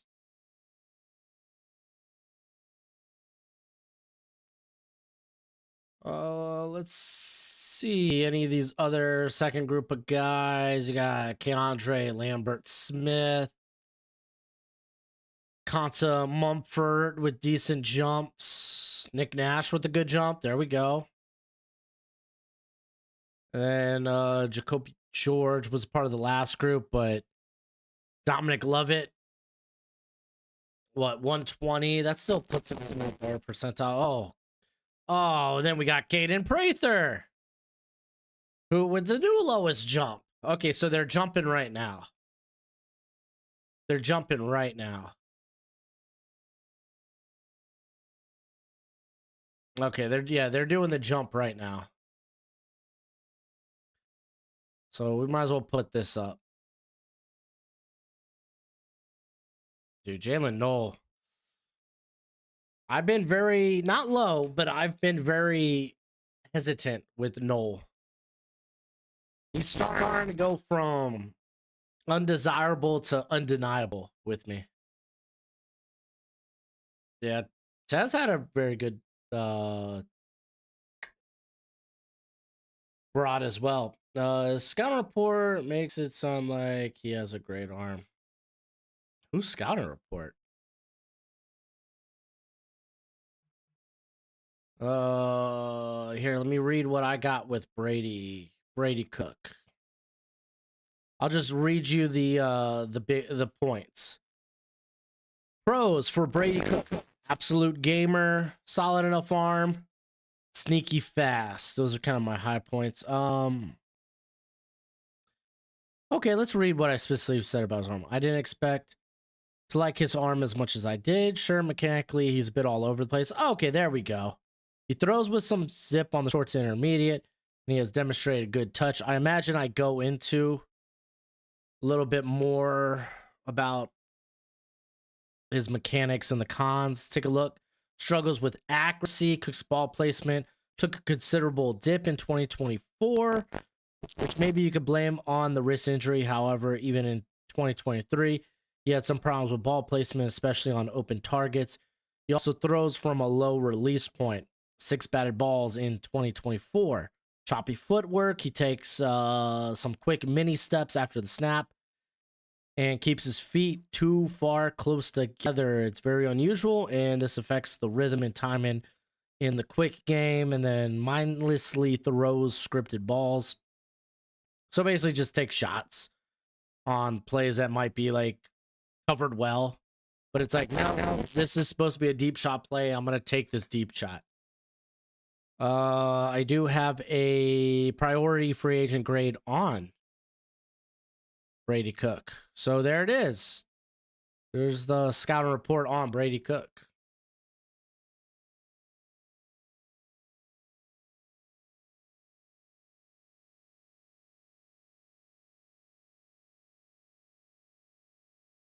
Should do hurdles at the combine instead of high jumps. That's wild.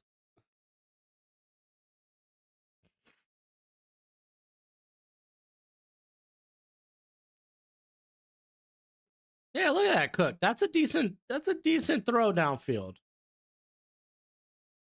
Didn't get too high.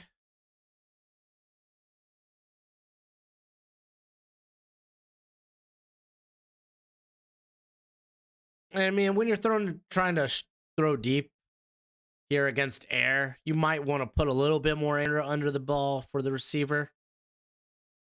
Golly, dude. Dart looking crisp on the deep throws. Who would have thought?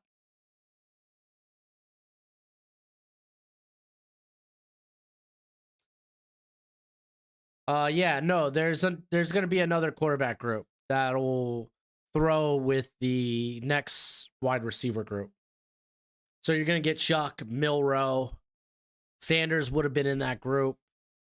Oh, who dropped that?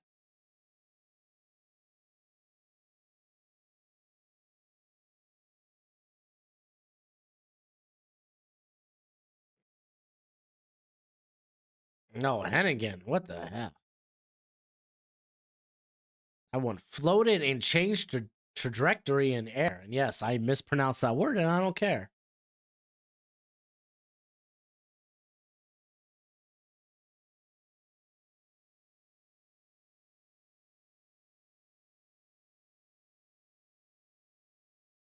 Dart is all smoke and mirrors. I disagree with that.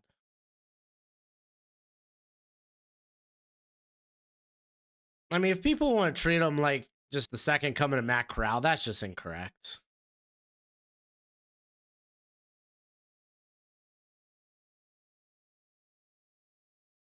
I'm not saying he's a first round quarterback. He's not.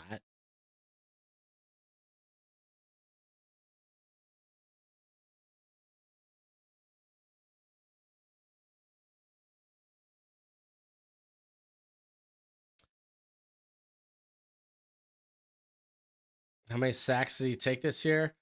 I don't know sacks, but I could tell you the percentage of pressure he created himself. All right, so I have this analytic in my spreadsheet. It's called pressure. And this is basically self-induced pressure. Pressures that were self-imposed, that the offensive line did not create, but you as the quarterback created yourself. To be fair, you're going to find guys like Lamar Jackson, Patrick Mahomes, and Josh Allen. They're very high in this, but they also have that big play ability. They have big time arms, you know? Oh, Cook really threw some air into that. Typically, if you've created 20% or more pressure yourself, that's a really high number. To which Shador Sanders created 26.8 pressure himself. That is a lot. A lot. Quinn Ewers is up there with 23.6, but I would say he's got the stronger arm than Shador Sanders. Though, again, you worry about the the decision making when it comes to Quinn Ewers. Brady Cook, also another guy who's above that 20% in self-induced pressure with 21.5%. The guys with the low pressure rates, Like if you want to talk about low, anything under 10%, Will Howard 9.7. Curtis Rourke 9.1, very much a rhythm quarterback. So a guy that takes advantage of the quick game, gets the ball out quickly to his playmakers. So there's a little hindsight. How do you evaluate pressure? Pressure is legitimately an analytic. I think ESPN has been started like track it for the NFL, but PFF they normally do the track in there, and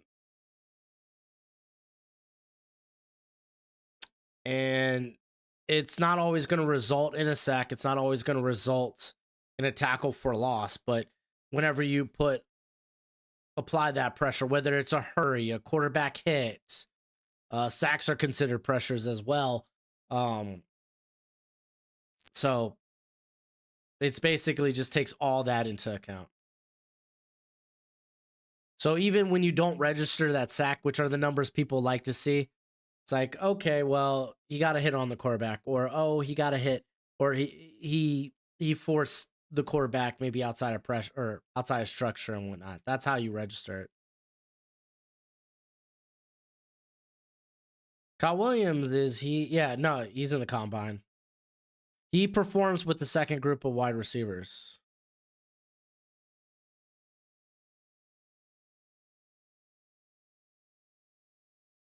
Pressure is judgmental? No, you could literally watch film and be like, oh, wow, this play got blown up because said player won quickly, got in there, forced the quarterback off his spot. Like it is a legitimate stat.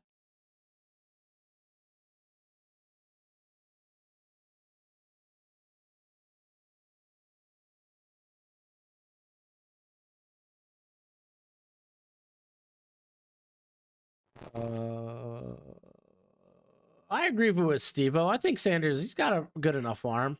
I think it's like a Joe Burrow in terms of accuracy. I think Burrow maybe throw with a little bit more zip and precision, but I mean, again, we're talking what the ceiling would be for Shador. I don't think that's where he ends up, but I do think you're dealing with a very high floor player.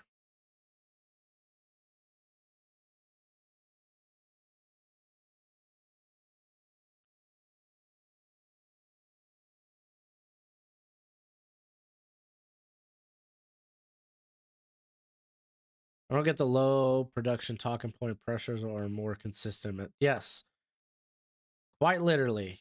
It's just sacks get people paid.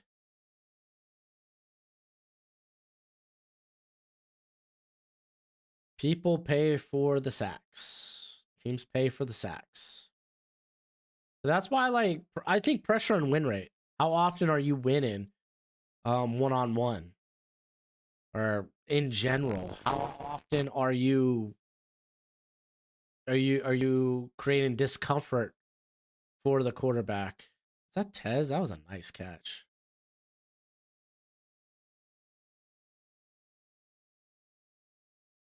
Josh Rosen like career. I don't know about that.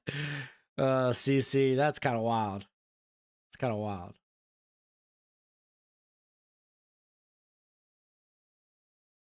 All right, let's see if we got any new scores. We got Tesla up in here with a 10-foot 9-inch broad. Arian Smith with a 10-foot 7. Was it Deontay Thornton, the Tennessee wide receiver? Huge, by the way. 10 feet 6. Let's see if anyone had a crippling. No, it looks like Prather was the only guy. Jordan Watkins, I mean, he's short. He's shorter on the shorter side.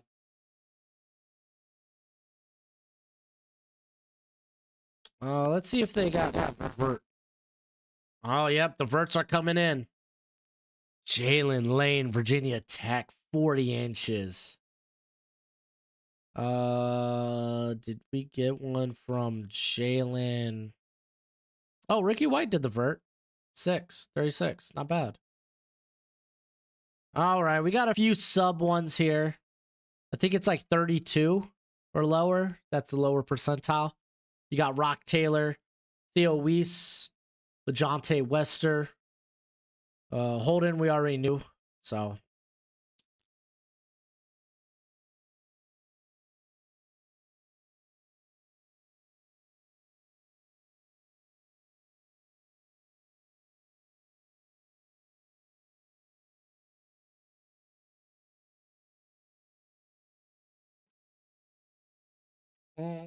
Let's go back to chat. Teddy says, doesn't Dylan Gabriel remind you of Russell Wilson when he was coming out?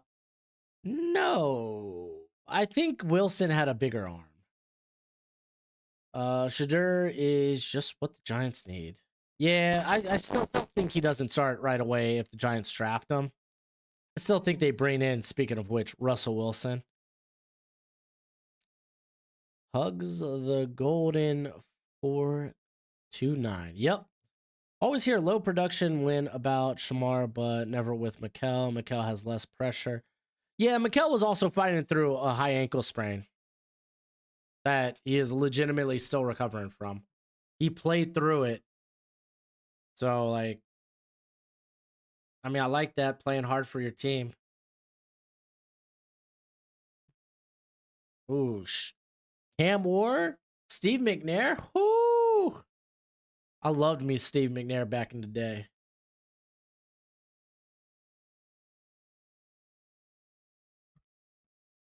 McNair was my guy. What do you think of the trade comp for Harold Landry?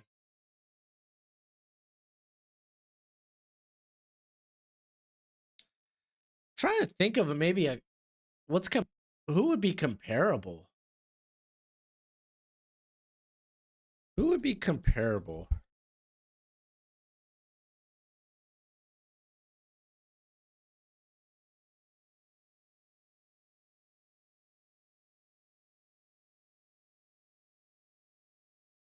Let's see.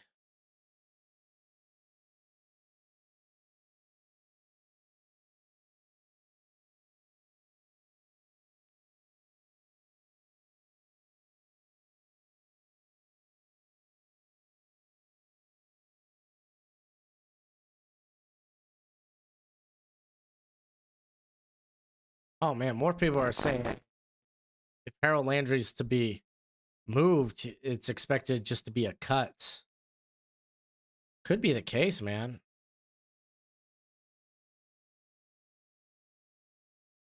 But what? Maybe pitching like a day 3 pick, like a 4th or a 5th.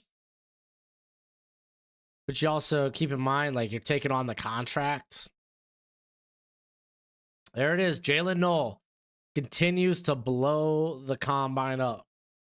41.5. I see Patriots trading for Landry. That was a very bold draft pick. Yeah, maybe.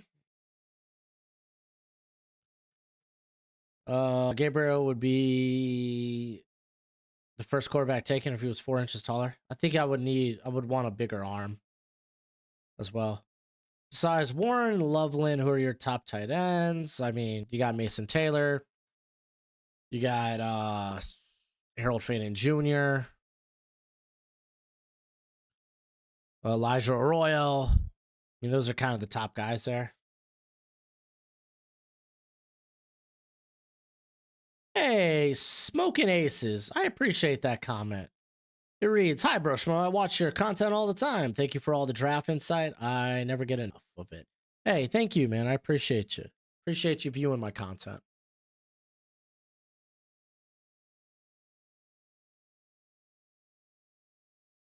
Ugh. I think my eyes are good. Dude, can we talk more about how great of a, I guess, announcer Chris Rose is? Freaking love Chris Rose. Mr. Anything. Mr. Anyman. Who's your top 3 blocking tight ends? Think Seahawks look for one in their wide scheme. Well, don't they already like AJ Barner's kind of that guy, ain't he? Jackson Haas was a really good blocking tight end at Georgia. I think CJ Dupree is also a very good blocking tight end. Trying to think.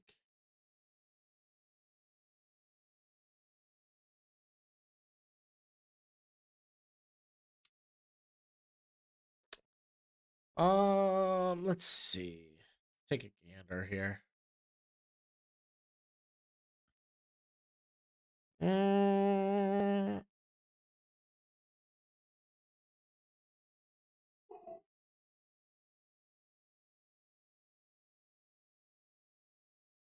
think Mitchell Evans actually is typically pretty solid. But would he make my top 3?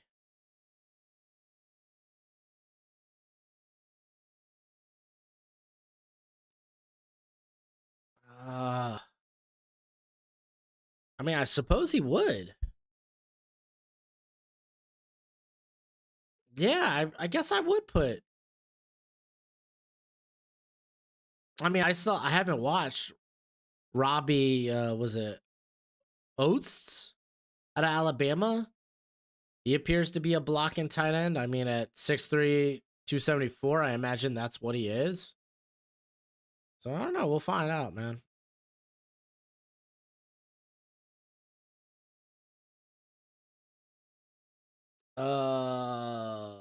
What did you see? What Worthy tweeted? I did not see what Worthy tweeted. I haven't been on the Twitskay because Elimination Chamber is about to start, I think, and I'm not watching that till later tonight. I gotta avoid them spoilers. Ceiling comparison for Alec Manor. I haven't done pro comps yet. I like to get all the metrics and the workout time so I could get in the ballpark of that, and then I'll go into like consider like play style and whatnot. I don't think I have one right off the bat for Io Manor. I'm sure I could think of one.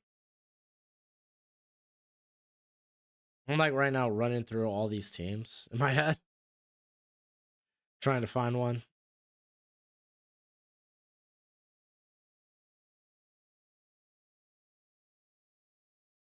I mean, I guess an easy one's like MVS, better ball skills. But that's dirty, dude. There's probably a better one out there.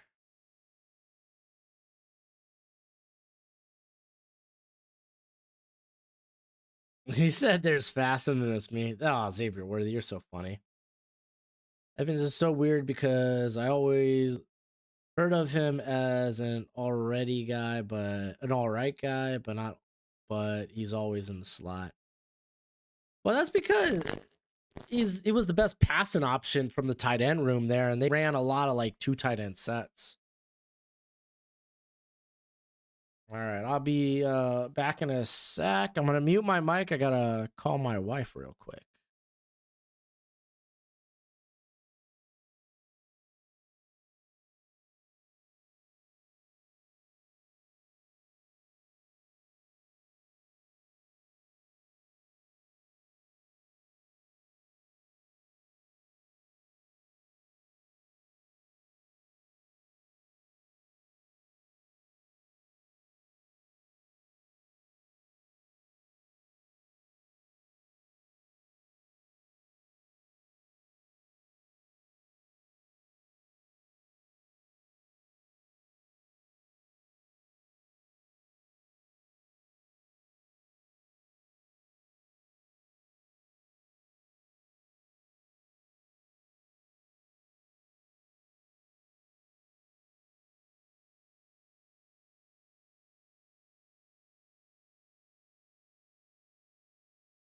I'll be back. I'll be back.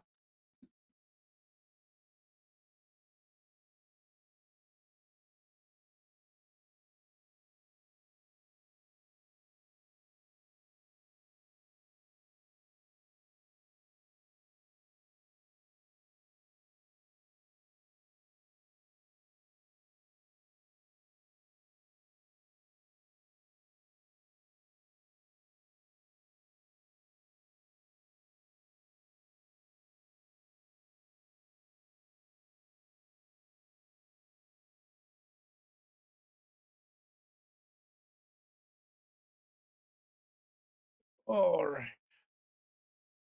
Riley Leonard. Yeah, he should be in the second group. Let's see. Any other of these vertical times jump out?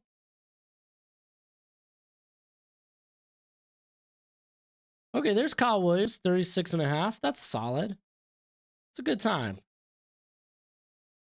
It's a good time.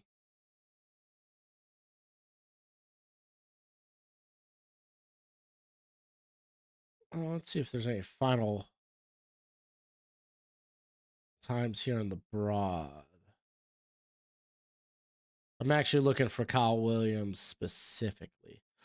Oh, 9'11". Oh, I wish 9 feet 11 inches. Wish it was bigger. But I mean, that's close enough to 10. I guess I'm not mad about it. He should run well, so I'm not mad. I'm not mad. Where do you see Mason Taylor getting drafted? Which round? Probably the second. That seems like the consensus. I think the consensus has him as tight end 3 for the most part. So more athletic, Michael Pittman. I mean, I think he's faster, Michael Pittman.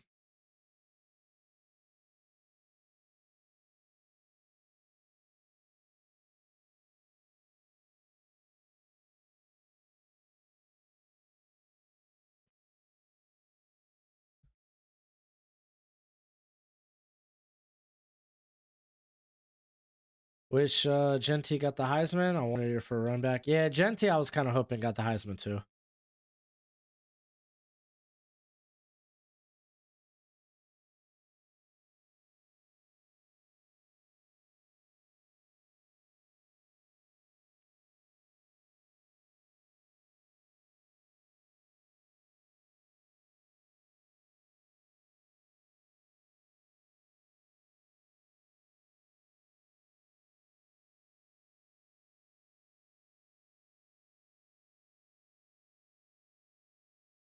Hey, Will Howard.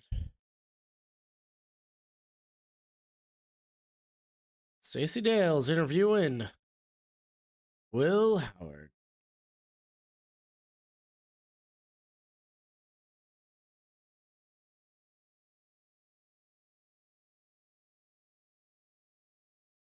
Should teams be alarmed for trade compensation in the first round? This draft set in precedent moving forward? No, because dude, they like right now, the scouting team's job is basically done, right? That information's passed off to the front office, the coaching staff, the GM. Now they're making those final decisions on who's going to be on their board, who they want to target, and they're already they're on to 20 they're on to 2026 and 2027. Like that's how far when you have a scouting team of 10 to 30 people, like you can look that far ahead. You can get an idea who's going to be in that class, and you could try to project where they might end up. So like there's always going to be like, oh, we want some draft capital for the next one. Like it's not going to set a precedent or anything. If anything, like I think draft picks will be a lot will be more cheaper to move up. Like if the Titans want to move out of 1, I don't think it's going to cost them like what the Carolina paid, you know? So there 'tis my thoughts.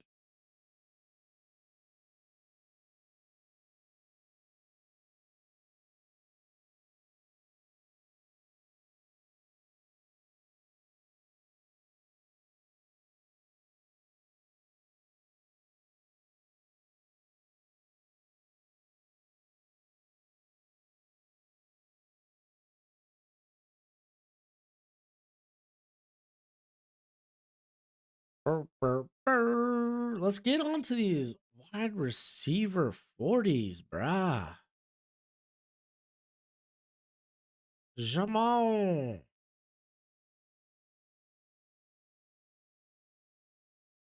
No, they got to get the quarterbacks running. You know, man, I think we're going to see Shuck and Milrow run the 40.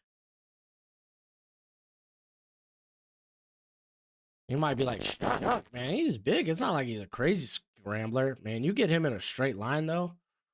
The man's like a train. Chugga, chugga, chew, chew. Once he starts, once he gets to that full speed, he ain't slowing down. This is a man that broke his leg, like, what, all of a year ago?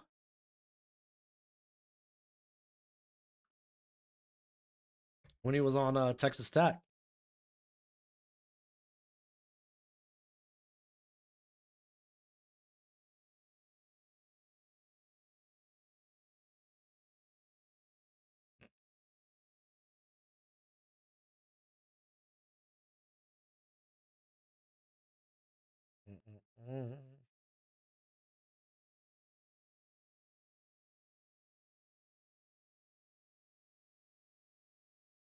About to get Alex back in here for second set of 40s.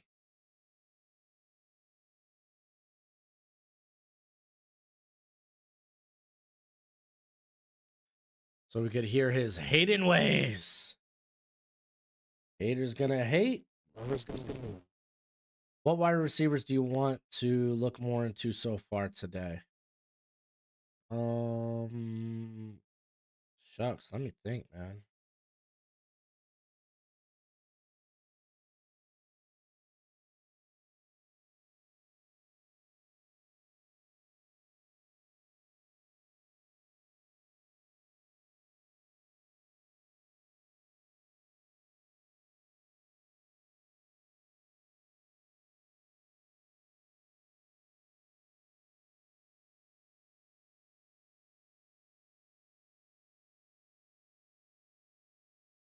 What wide receivers? Jalen Noel thus far, like with these, like I want to see him run. But these are impressive times. These are impressive times, and it's certainly like with the strong 40, probably could pole vault him in front of a guy like Tez. But who do I want to go back to the tape on? I feel like I watched a good grip of these guys.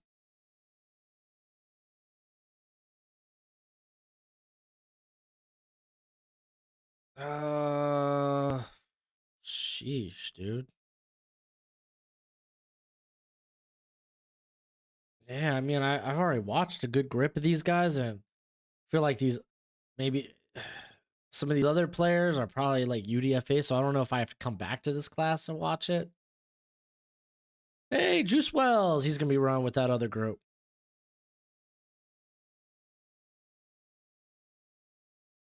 So like, I don't know if there's a receiver I want to go back and watch. No, I'm looking for like first time watches. Guys that I do want to go back, like Jalen Noel is probably one I want to go back and take a look at. Because I felt like him and Jalen Lane were very similar guys. Short, more stout, slot options that can create after the catch and bring some return experience. But Noel had a strong Senior Bowl, and I feel like he could be a bit more than that. Tesla, I have a hard time believing in. Just gonna throw that out there.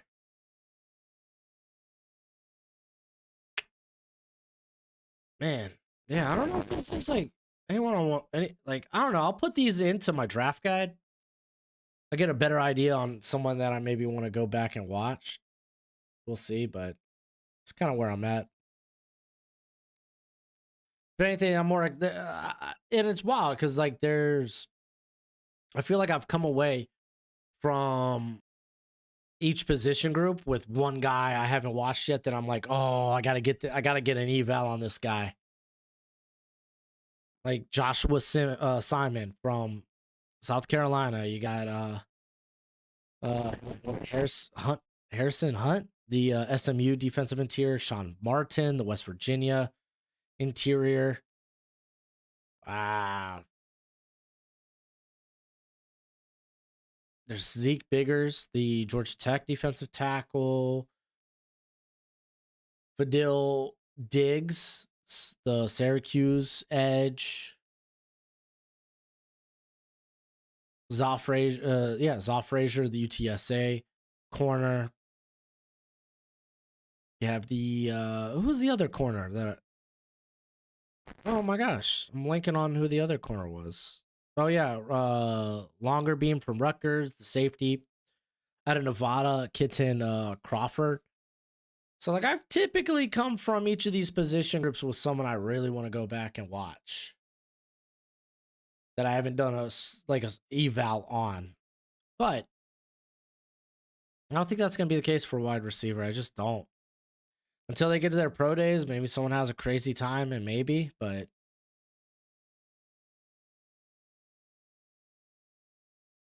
Ty Felton, I want to believe even so much, like so much.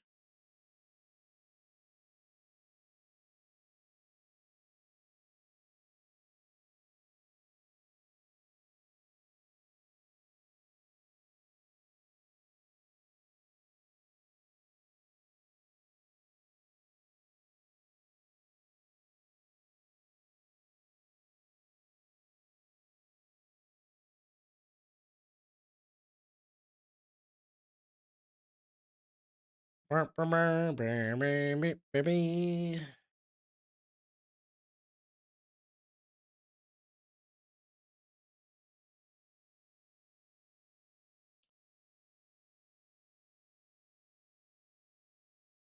And I think after these next set of 40s, I might call it a day. Get ready for the risers and fallers from day 3.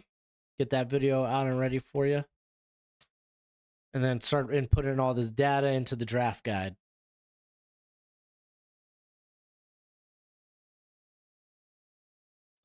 Did Emmanuel find in his way to Miami? No.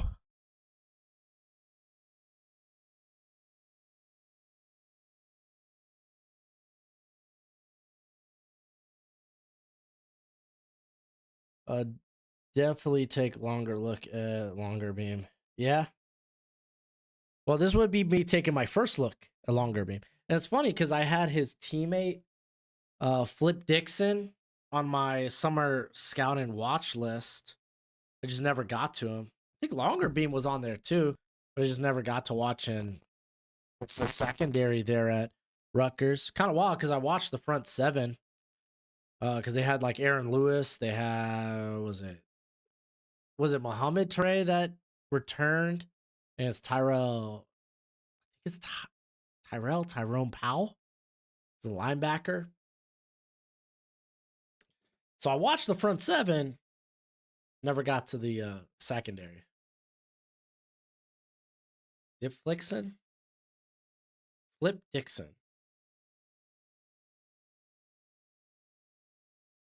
Did I say Dip Flixon?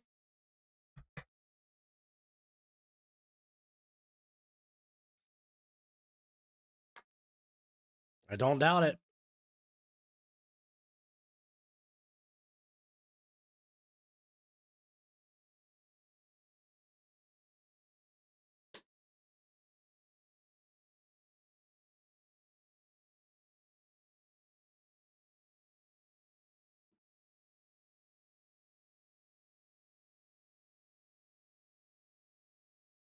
Did Cam Ward just call himself a playmaking pocket passer?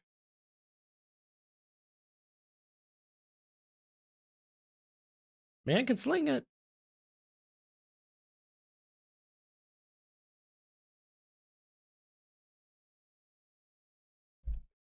Dude, I mean, straight up, Cam Ward, he is, even in this interview, is like the most calm, cool, and collected. That's the thing, dude. Even when the man throwing a pick 6, no panic.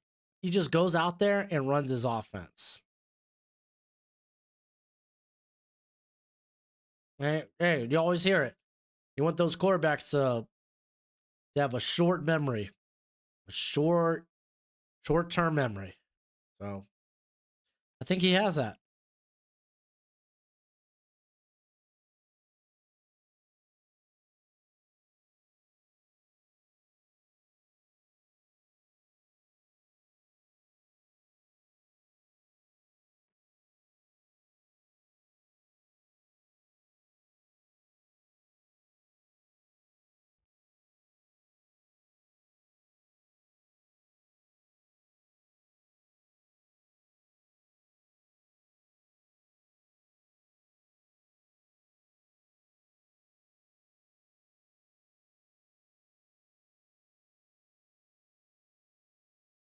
Hey, Coach. Don't worry, Coach. Xavier Worthy's combine record 40 still intact.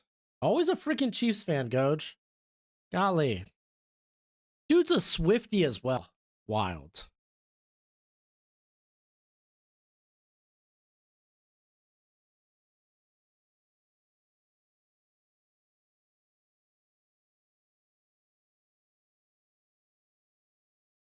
Well, that's a lot of fumbles and interceptions. What are those, Brett Favre's numbers?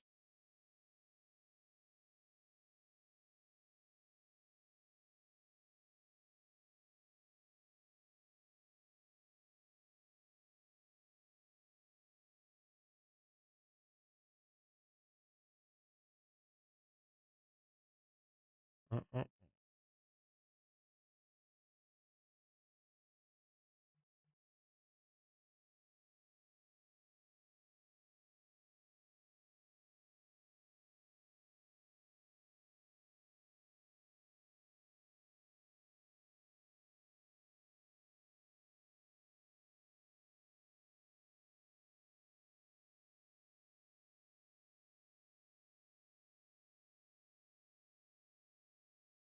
Oh no, Cam Moore didn't throw that many interceptions. Must be again. You must have him confused with like Brett Favre or somebody.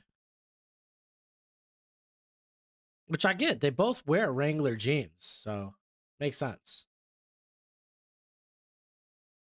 Cam Moore don't even got the most interceptions in this quarterback class. Whoops.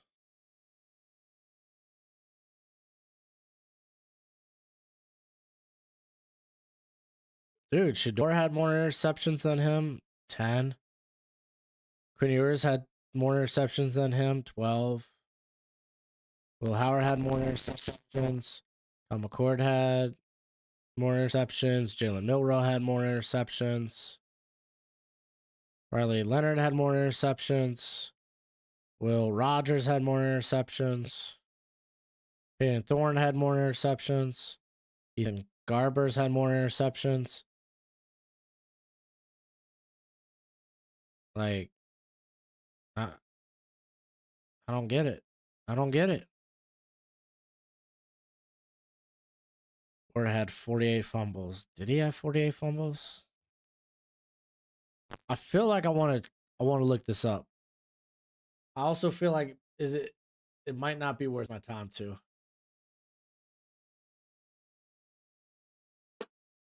Yeah, leave this.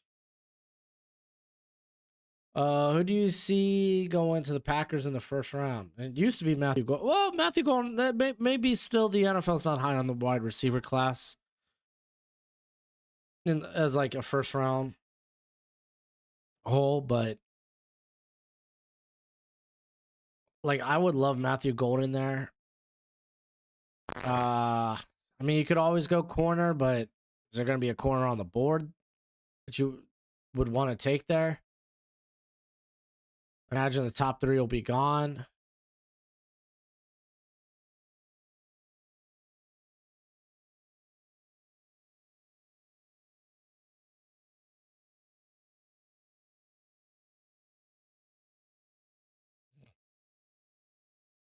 No, Cece, I just named you the other first caliber quarterback in this class, and I named you multiple day 2 picks. Are we talking about interceptions or fumbles here? Because I'm checking the fumbles right now. Because now I'm curious. Fumbles get a little tricky, especially if you carry the ball a lot, like as a rusher.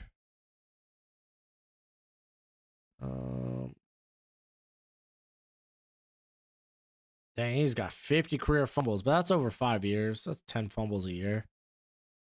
He's also been a starter for 5 years, so let's call it 10 per year. Let's see what Shador has. 31 over 4 years. That's a better rate. Jackson Dart. I can tell you right now, Milrow is going to have more. Oh.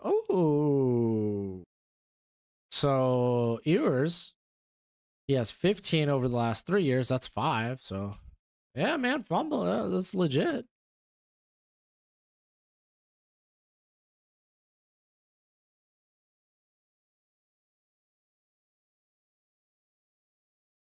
Dang, dude. Ewers had 10 fumbles this past year. 20 over the last 3 years, though. That's quite a bit.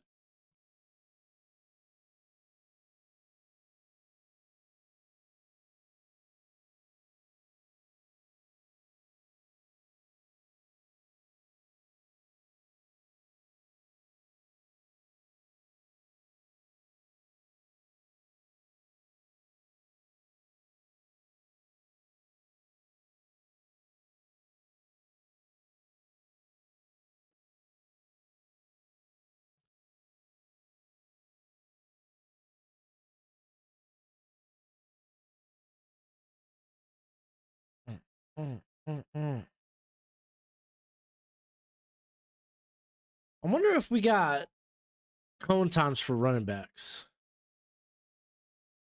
Yes. Maybe they're doing it. But Brooks, that's a good 3 cone. Got more people doing the shuttle. Maybe they're in the process. Okay, it makes sense for Tuden. More of a straight line guy than back and forth. That's all right. But dude, Dodge Brooks having a strong performance. Who's the best fullback in college football? Oh, I don't know, dude.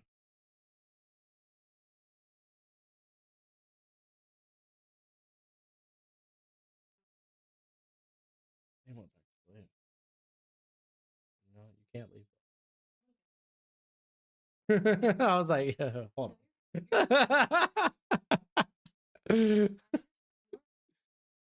No, you're good. I was just like, well, hold on. Okay. When did you put him down?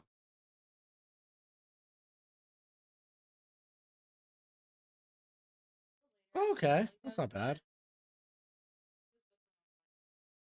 Yeah.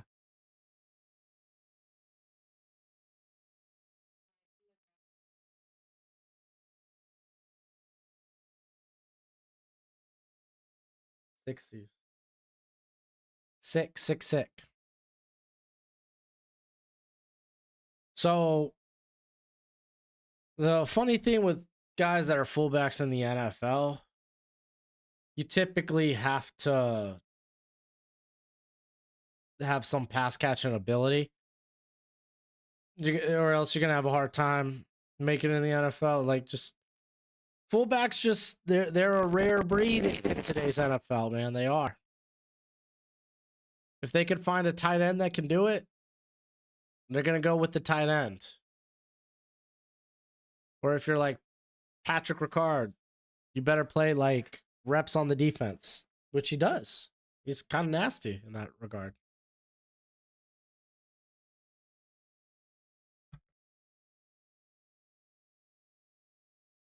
Oh yeah, the Alabama guy. Yeah, I mean he's a blocking tight end, so maybe you could do the fullback thing. All right, I'm gonna give Alex a call.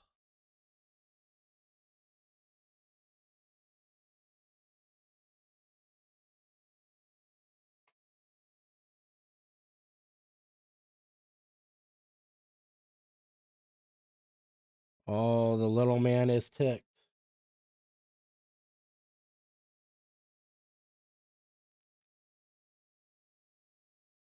Alex, pick up the phone, bro.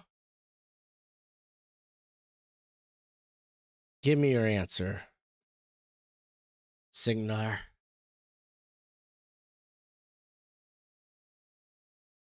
Max Bredson. Bredson. I don't know who that is.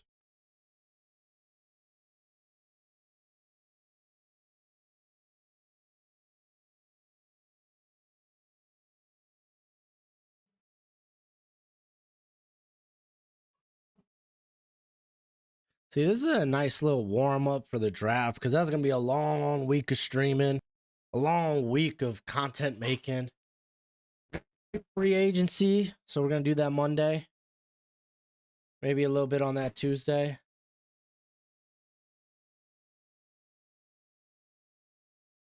All right, one more question. Do you think Packers will make a splash in free agency? If so, who do you think are the big names? I did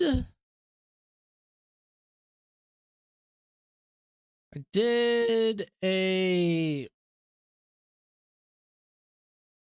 free agent landing spots.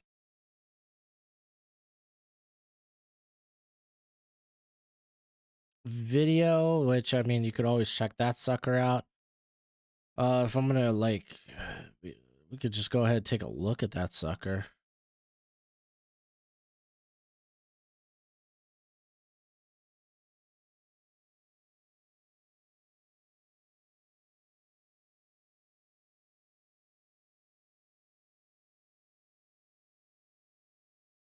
All right, so I put Amari Cooper as a potential target, wide receiver. Get yourselves an alpha.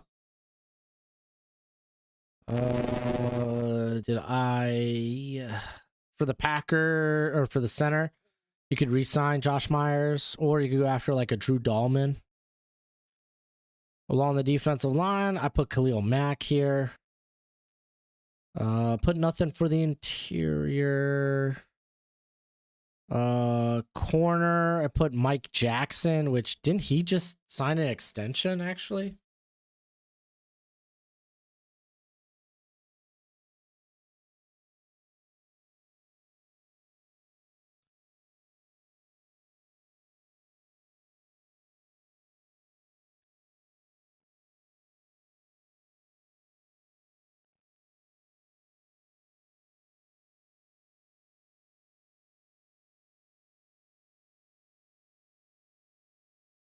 Oh no, they cut him. They cut Mike Jackson. What?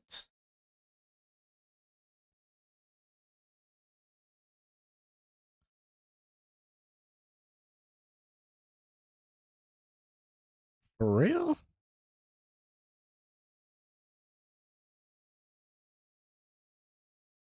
All right, well, oh no, they cut Dane Jackson. Okay. That makes more sense. Sounds like Jair Alexander could be on the move. Gonna have to wait and see. So those were a few of the names.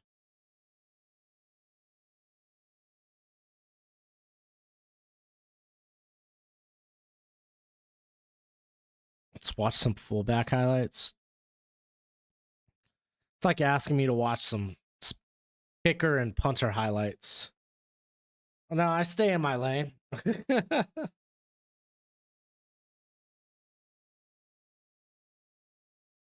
I stay in my lane.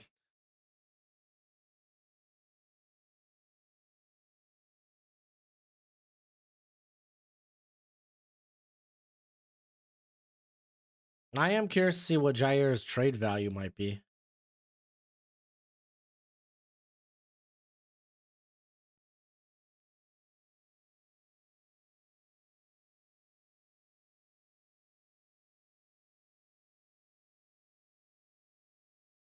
Oh, only one quarterback's running. Who's running? What quarterback is running?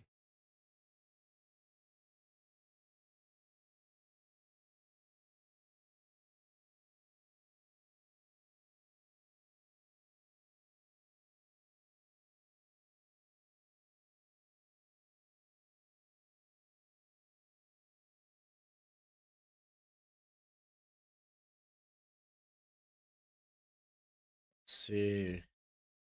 Let's jump on Alex's stream. Tell him to pick up the Discord call.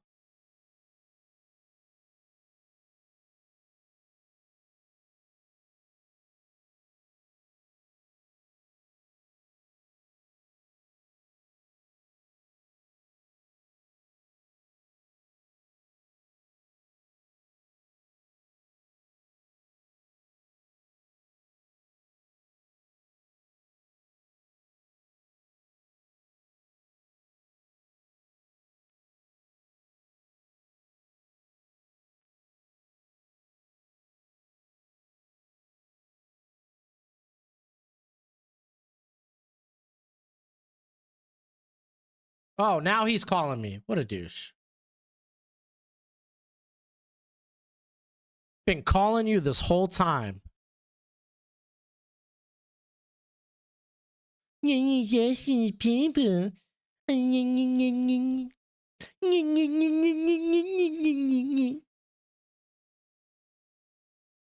Yup. I'm petty as hell. I'm petty as hell. I'm sorry. So tell me why Tyler Shuck's the only quarterback running?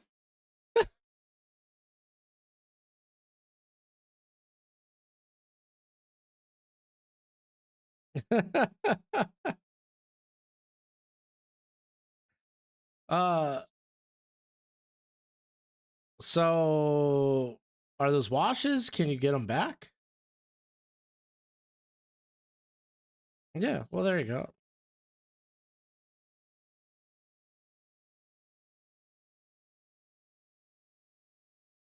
Dude, doesn't Chuck look a little bit like Sycama with more beard?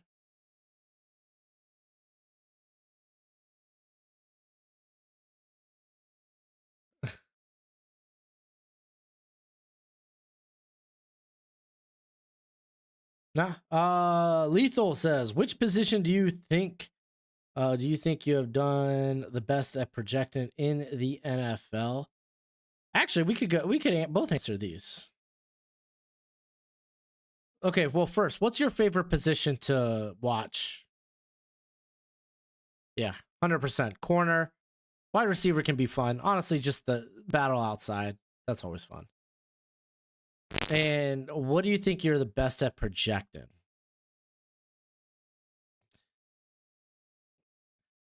Yeah, I think low key, Evan Neal aside, I feel like I'm not half bad at offensive line. Again, Evan Neal aside. He was a learning experience.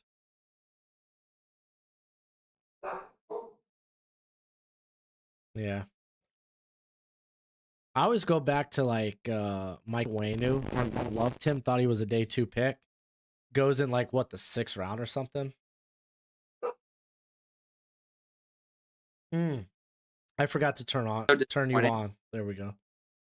Oh, you haven't turned me on? I have officially turned you on. Let's go. So Alex, he said corner, and then he said his most confident position, or at least the best he's projected at, is done at projecting, is corner. Which I feel like, I kind of agree with that. Like for you, I feel you evaluate quarterback pretty well. Oh yeah, Tanner McKee steps in and looks like a god for Philadelphia. Yeah, I feel like you do a good job there. Let's see. Like, I'm trying to think of. I don't study your board enough for me to like say, oh yeah, like the guys that you had super duper high, you've been consistently. Yeah, like, I feel like because like the conversations we have about some of these guys, I feel like I learn more because it's not like I'm looking at your board enough. Right. I have your board literally sitting here, but it's just like, but it's like it's more. Well, I mean, of course, I'm focused on like fixing my board up, so it's like, I'll like reference yours from time to time. Yeah, you. Like, where do you think? I remember you loving Sauce. Yes. And like, big fan of Sauce. Yeah, I mean, I was like, yeah, top 10 as well, but like, you were like, no, he's the best prospect. You won. Yeah, but you know me, I'm that kind of guy. That was my Trent McDuffie year, dude. I didn't want to quit Trent McDuffie. Dude, that was the man. That was a nice year. Dude, I'm just so pissed off because that's before you and I used our other source, Vass, and it's just like, oh yeah, we were Caddies. Dude, Caddies did not have anything on McDuffie. So he was one of the evals I never got all 22 on. Yeah. And it pisses me off to this day. And I'm grateful that we now do not have to solely rely on that. Oh, Shuck. 464. Nice. We're at the same time finally. Hey, let's go. Most Why isn't notable- Milrow running? This would be his only way to impress anyone. Yeah, I'm a little shocked by that too. Yeah. Yo, McKee they're in mentioned. here calling me a Tua fan. Guys. A Hawk Tua fan. I don't maybe. mind Tua. Man, just because I said we had to resign him, it's because he had a gun to our head. What we were gonna do? Just not go at it with quarterback next year? This past season? Like, we had no choice. That's what the front office did to us. All right, here we go. We got the 40s coming up. Yes, sir. Yeah, Quick Jalen- question. Where can newbies watch all 22 film? I think you and I both agree the best way to start is Caddies on Patreon. The cheapest, yes. Yeah, the cheapest. Caddies on Patreon, you also end up being able to get, player specific games where they circle the player. It's a lot easier, and it's I think it's $3 a month for the lowest package up to like 25. Yeah. Keandre Lambert Smith. Wow. Oh, hello. Shucks, I didn't look. What was it? Do you want to know? I mean, yeah, because like it's already passed. Okay. 4.38. Okay, I knew he was fast at Auburn. I know. I didn't think it was gonna be 4 threes. Yeah. Already setting the tempo. I'm kind of faster than Isaiah I'm Bond. kind of excited for Jalen Lane and Jalen Knoll because they've kind of had. Mm-hmm. They're making me like blush right now. Like, man, why am I not higher on these like slot only guys? Well, I know. I wish that you were there with LaJonte as well as Jimmy as well. Yeah. Jalen Lane, I'm excited. I mean, our more expensive source that doesn't like to be named. Oh my gosh. That we are not given permission to name. They don't have VT tape, man. I think they finally started releasing a couple of them, but Caddies released some Bishul Tootin stuff. So it's like finally for the all 22 check. Ooh. Oh, I really like Lane. Yeah. Clean 4.35. Yeah. Dude, now I'm scared to see what Knoll will be. It's like I gotta get on these slot guys. I gotta start puffing them up a little bit more. Yeah, I gotta boost Knoll's burst, his explosiveness. I thought I didn't give him enough credit. Didn't give him enough credit for how well he just tested. Yeah. Royals is running, dude. Huh? Royals, Jalen, apparently. Yeah, he's running. I'm excited. That's hype. Yeah. Dude, yeah, this one. Who's the white guy who's running? Oh, is it Shuck? Yeah. Yeah, QB14. Okay, I was like, huh? Yeah, Dominic loved it. I'm curious, Nick Nash. Like, I'm not gonna he lie was to just you. so unimpressive in person, dude. If he's 4.5, if he's like a 4.55, I'm like, okay, Nice. There we go. Yeah. It was good. 4.41. Nothing crazy, but good. Oh, good to see that. Sholo, man, he was a big Dan Feeney guy. That was the same as like Forrest Lamp, right? Dan Feeney, Forrest Lamp. Wasn't that kind of a lackluster offensive, at least interior class? Man, I don't. Was that what year was that? That had to be like what? 19? Yeah, I wasn't around back then. I was just getting into college football at that time. Well, not just like year 3, year 2. Yeah. I was a late comer to college football. Pause. Kanante, friend of the show. Yep, friend of the show. He'll be there any moment now. Oh my. I think I might be ahead of you. Uh-oh. Yeah, you might be ahead of me. How though? Like there's been no commercial break. Here, I'm gonna go back 10 seconds. Nick Nash just popped up on my screen. Perfect. That's just so weird how, because like mine doesn't delay at all. Does yours like refresh and jump you? Every now and then. Okay, that explains it. Yeah. Do you think, this is a question from Ty D. Do you think the Panthers would be able to secure James Pierce Jr. if they traded back? Yeah, I think probably. Hey! Oh, well, it's not 4.55. Oh, you are ahead of me by a full 10 still. 4.58. Son of a gun. I think that's more. That's okay. It's more of 5 seconds. Okay, I'll try to react late. It's okay. You're fine. No, I'm gonna take a seat. I'll hold my excitement. Ugh.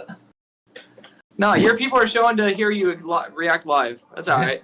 No, I'll react physically, but then the sound will come out 10 seconds later. Okay. I'll accept it. I ain't complaining. Me moving my bougie ass stand up desk. Yeah, villain. I agree. He thinks Ty Felton and Jada Higgins, looked good. Were the biggest winners from like the workout perspective. Beck looked pretty solid running routes, which he did. 4.43 for Nair, man. He's having one hell of a workout. Dude, he had a strong shrine too. Mm-hmm. I mean, just because he was bigger than everybody. I almost drank a whole thing of orange juice already. Here comes Noel. Here comes the boom. All right, what's your prediction? I feel like he's gonna. I'm gonna say 4.38. I feel like it's. I'll go 4.35. Same as Lang. Okay. Just let me know who won. Because again, I'm behind. But oh, you win or me? Oh, you win. 4.39. Okay. Yeah. I'll take. I mean, hey, 4.3s. Bottom line. Very good. Very, very good. I want to see those splits. Emmanuel Sanders is an interesting comp. Yeah, it is. Man, I miss Emmanuel Sanders. You know who I miss? He was a ball. You want to talk about low-key, like pretty solid receiver, Mohamed Sanu? Dude. There's he never showed up to Mobile, but shout out to my boy Craig LeBlanc, I think his name is. He goes by Live to Craig. But he is a quarterback and receivers coach, and he works with Mohamed Sanu all the time. Really? That's sick. Yeah, I know. I thought he was fibbing, and then he just showed me a group text, and then he was later in that day, literally with Mohamed Sanu. I'm like, you gotta be kidding me. So yeah, shout out to him. So the Bowling Green head coach is leaving to be the Eagles Billy. QB coach. QB coach. Yep. Nice. Fan in UDFA.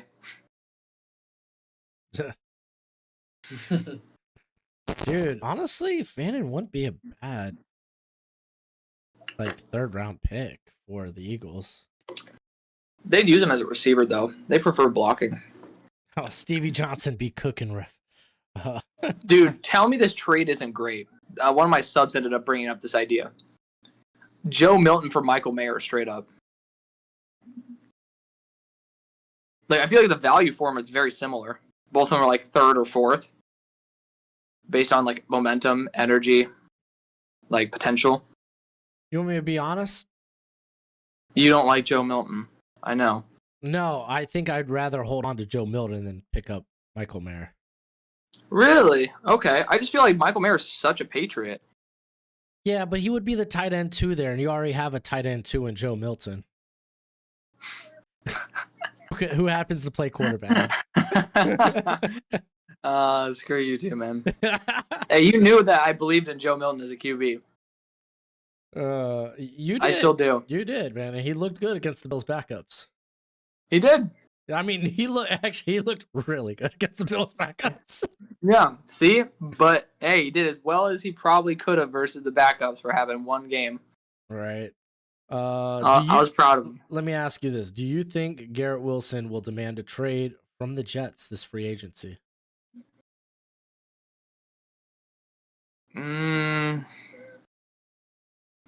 Demand or request?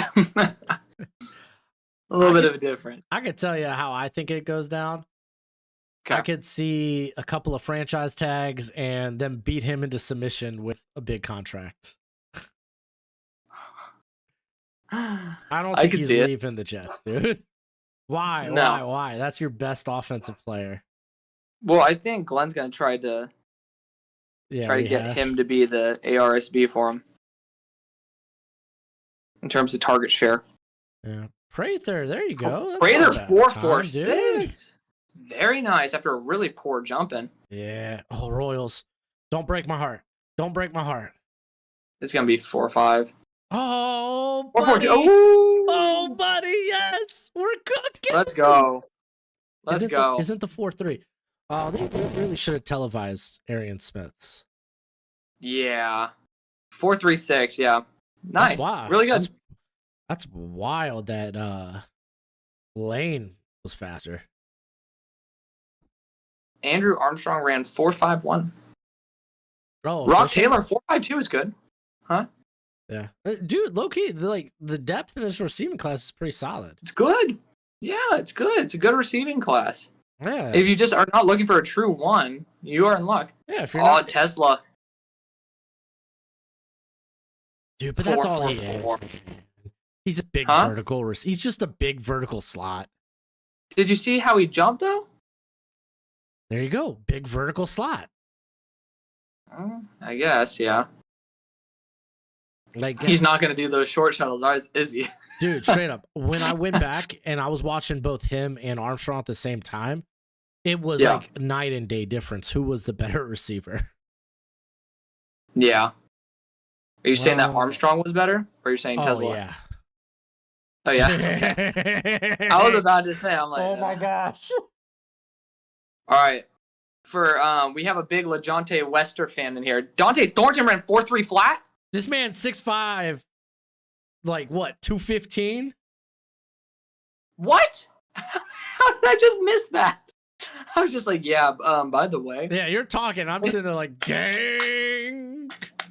I ended up putting him as a late third to the Packers, saying he's going to be like a Christian Watson replacement. I don't think he earned that, but early day 3, 4.3 Oh, flat, dude. 6'5", 215. I mean, dude, he is literally a role guy, though. Like, he is literally like, hey, you're our big vertical guy. That's kind of all he You mean is. Christian Watson? Yeah, I guess. I mean, yeah, but Yeah. they expected him to be better. 4.38 for Watkins. Thank God, man. He lost so much speed on tape this year. So glad to see it back. Yeah. What do you think of that Wester runs? Dude, I haven't watched Wester, dude. Oh, right. You haven't watched What him. am I? I'm pulling out of the ether. Well- He's a small guy. Let's call it like let's say like I'll say 4.41. 4.37. Okay. So you did 4.37. I went 4.41. No wait, hold on. What did Noel ran a 4.39?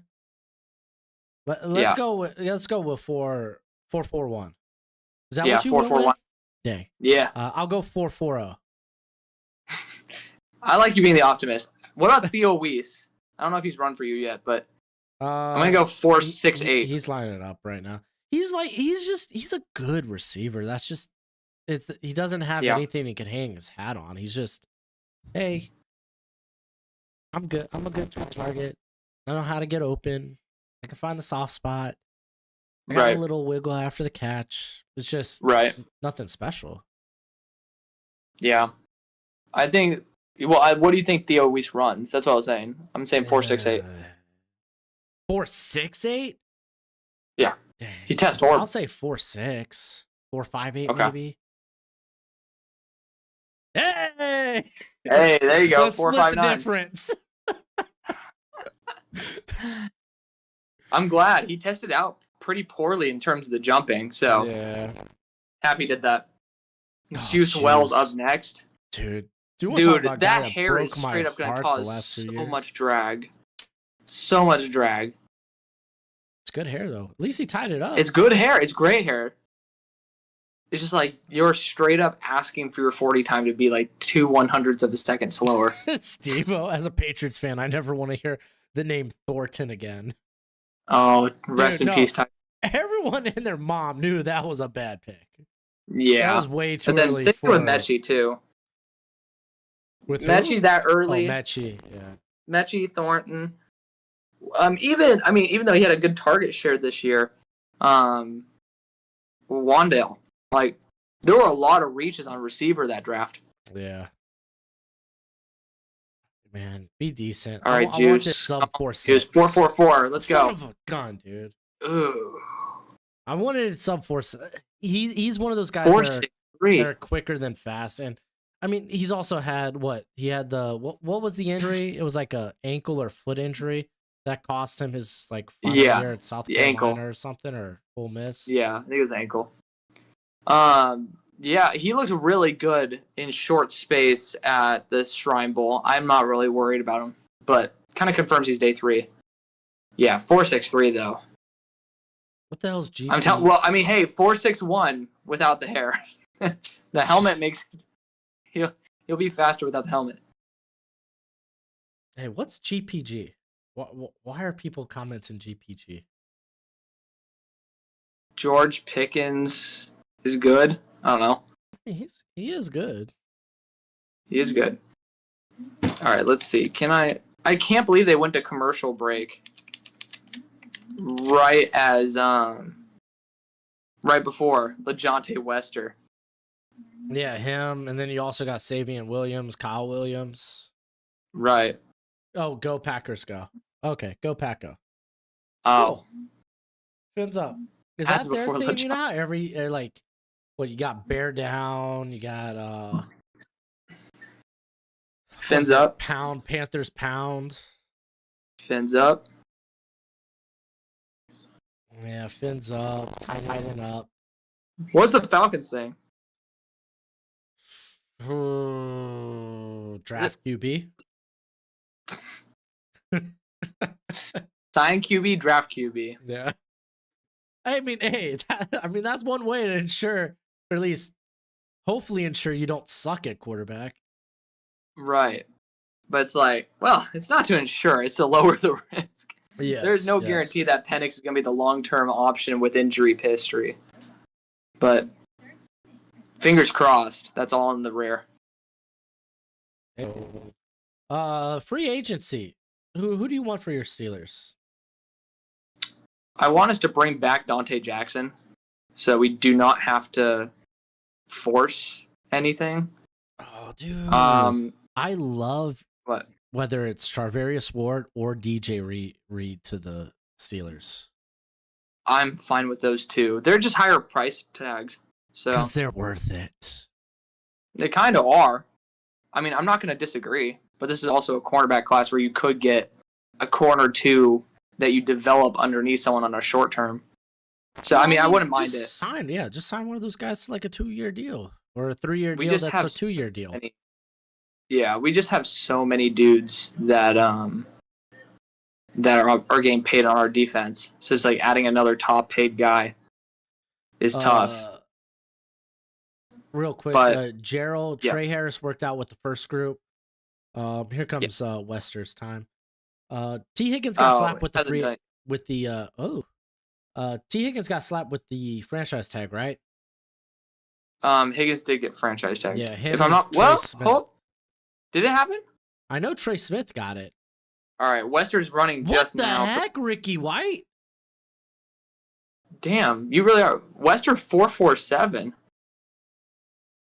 Dude, what are these Colorado guys running slow? All right, now I'm seeing Ricky. Ew, that was a horrible start. Yeah, hopefully 4.62. Yeah, back. Dude, that was horrible. 10-yard. Yeah, Kyle Williams had a good 40. I just went back 10 seconds. Okay, Kyle Williams is just running his 40 and just finished it at 4.42. Very nice. And here's Savion. How did Savion do? Not bad. Solid. Yeah. I would say slower 10-yard, solid 20, and then built up and did a good job at 4.49. Okay, so it's still up in the air, I guess, if he's being franchise tagged. Like that they're trying to,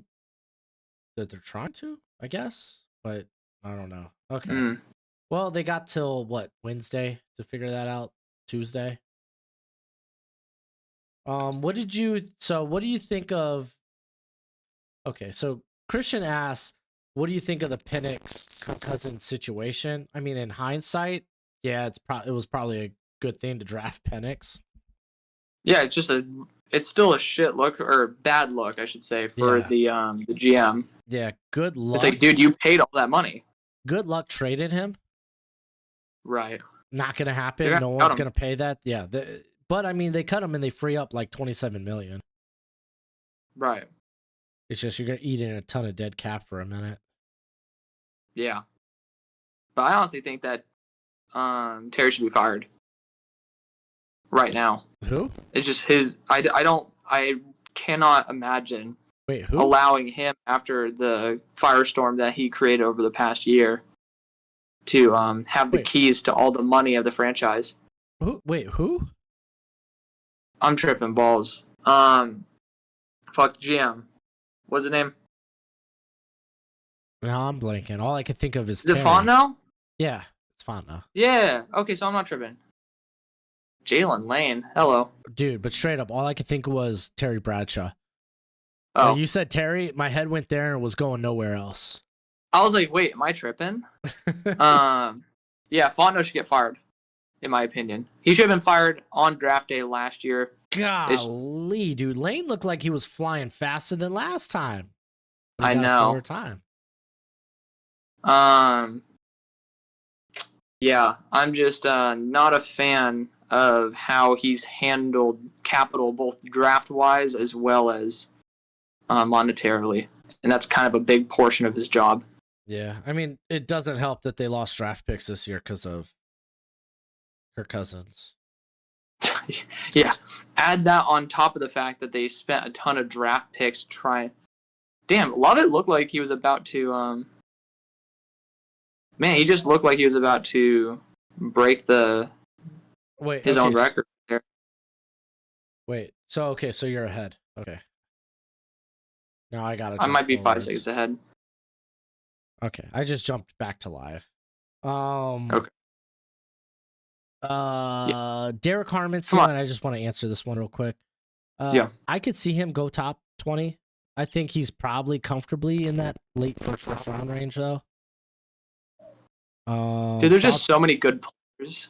Yeah, Deep Blue, I don't know what Isaiah Bond's statement was.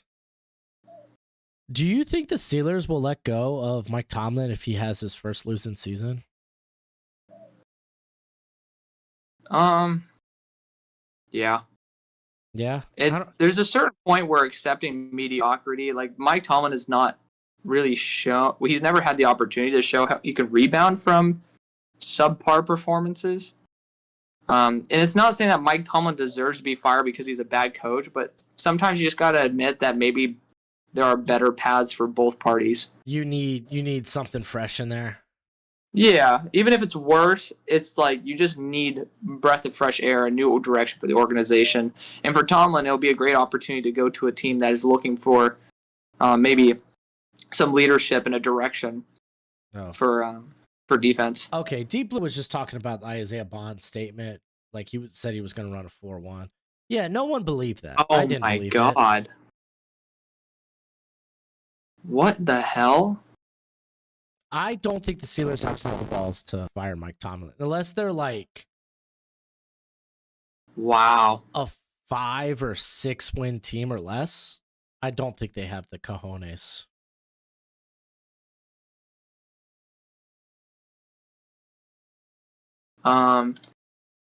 Yeah, so someone's asking about the Patreon. Caddies, I think, is $3 a month at the moment.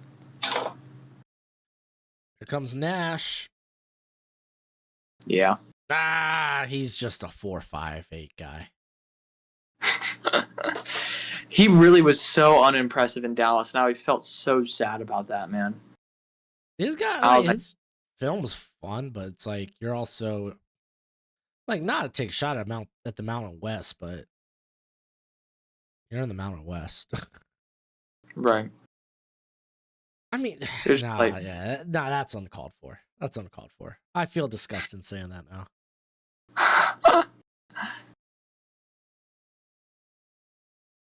Damn, Isaiah Nair recorded his 11-1 broad jump, making him only the second wide receiver to be at least 6'4", weigh at least 215 pounds, and then jump over 11 feet since 2003. And he just ran a 4.41. Yep. Wow. Man. Dude. Chase Claypool. Straight up, man. I think, right. I think he would have done good things at Texas if he didn't get hurt and then lost in the shuffle. Yeah. Because like he was coming off like a banger year out of Wyoming. Because I remember adding him to my draft, like my watch list that summer. Yeah. And then gets hurt, gets lost in the shuffle, then finally goes to Nebraska and has an okay year. Brew McCoy's not running, huh? For a very good reason. Yeah. He'd be running the 4.7s to 4.8s. Who would have thought? Who would have thunk it? Can you lose draft stock for Lion? Not about your 40. 8.4 drop rate. That's not that bad on his career. Nair? Jalen Knoll. All right. Well, Noel's just a 4.39 guy. Yeah, dude. Nair did not do very much this year. Well, that's because, dude, was it Dylan Relo or what's his name? Dylan Raiola? Raiola? Yeah. You mean Patrick Mahomes? Yeah. Patrick Mahomes light. Light. Patrick Mahomes white. Yeah, white. White So and light is white. Damn, at Wyoming, he really did have a good year. 878 and 12. Yeah, Shoot. and then I think it was like he tore his ACL or something. His like in spring practices for Texas. Yeah. I don't know. Wow, I can literally go look up this background right now. When he was targeted this year, he ended up catching 5 contested catches and ended up giving up 5 interceptions, essentially. Well, that's not necessarily like his fault. I know. It's just it's just sad. Yeah, when targeted, he is responsible for 9 interceptions on his career. Yeah, it was an ACL injury in 2022. He was gonna go play at Louisville next year, but decided to withdraw his name, enter the draft, and come out. Smart thing to do. He's already 23.7. He was born. He's just barely older than, or barely younger than me. Yeah. So, like, I'm about to turn 24. He's getting close to turning 24 already. He would be turning 25 by spring camp. Darius Alexander. I mean, there's a lot, dude. Man, I'm just looking at these Slack guys, and it's like, how many of them do I move ahead of Tez? Yeah, all of them. Tez is UDFA now. Okay. There's no way you could draft someone who's that build. To me, I don't understand how you could. Like, there's just no way that you could spend a semi-respectable pick on someone that physics disagrees with long term, and is not even going to be able to separate with speed. I mean, like, what would be the difference between taking Isaiah Nair and that? Like, both will have injury flags because, I mean, Nair has it from the past, but we look what happened to Tank Dell. I mean, physics is just not the small guys. Dude, this last physics injury, ain't friendly to small guys. Last injury was more freak injury than anything else. Sure, but how many small guys actually make it in the NFL? I mean, dude, like, what, Jakeem Grant stuck around for a minute? Jakeem Grant. Dolphins legend. Dolphins legend, yeah.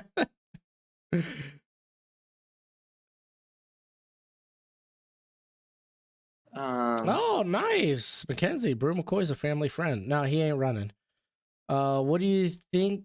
Who do you think has a higher ceiling between Shamar Stewart and Mikael Williams? Ooh. That's a really good question. That's a really tough question. The higher ceiling? That's so tough, dude. That's so tough. Damn. I'd rock Mikael. I think he has a better base skill set. And I know we're talking about ceiling, but you can't develop every tool. Yeah, I think that there's more tools to be developed with Mikael.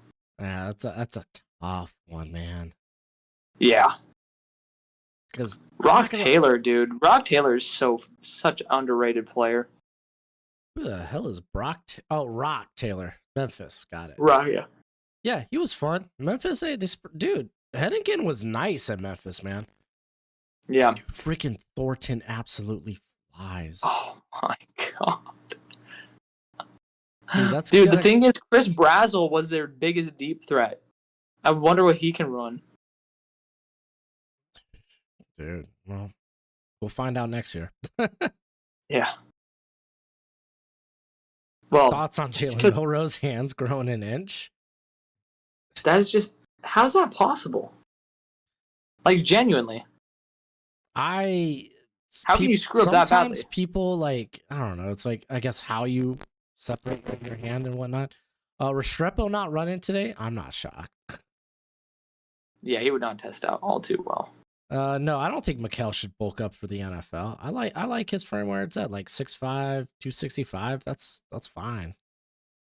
He technically weighed in at 260, but that's still very adequate.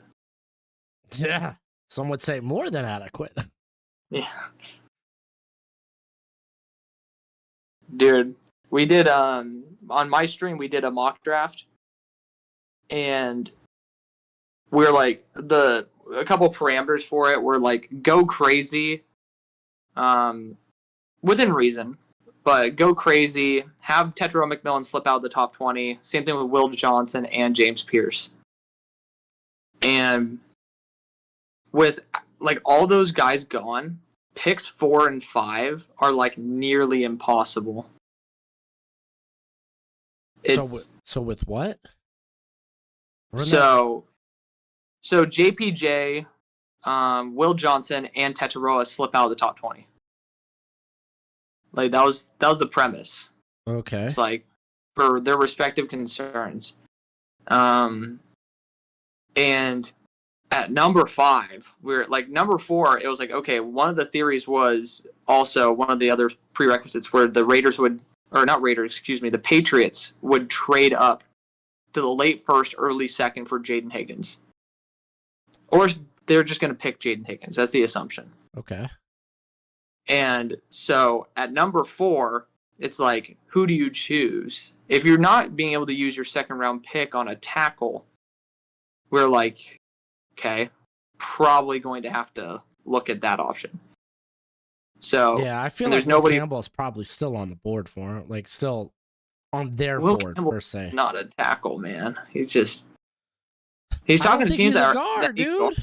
I don't think he's a guard. He's just not an NFL player.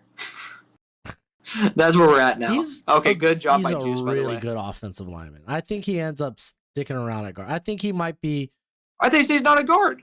Oh, did I say guard? My bad. Tackle. He's not a guard, though. You know me. You really don't think he can be a guard? 6'6", I get queasy. So what? So just because he's 6'6", he can't be a guard? What if he has 32-inch arms? 32 flat? Hey, Alaric Jackson made it work. Barely. Barely, but he did. He just got extended. Blood got like a guard contract at tackle. No, that was his projected contract. Well, yeah, I know, but the contract's not like a max. It's not like a legit starting left tackle. Max. You're not paying max for Alaric Jackson. I'm not saying Alaric Jackson's like hold the phone. Maxwell Harrison absolutely has first round potential. Yeah, medical's got to check out on that, but yeah.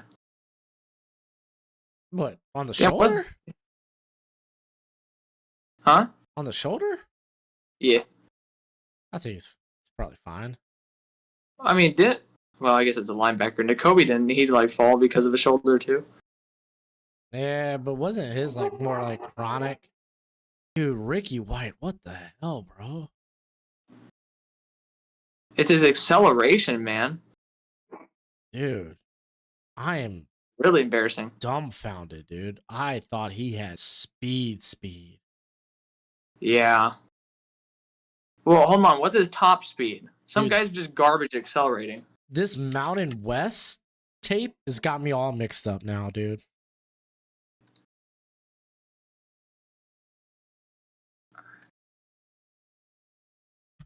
Let me see.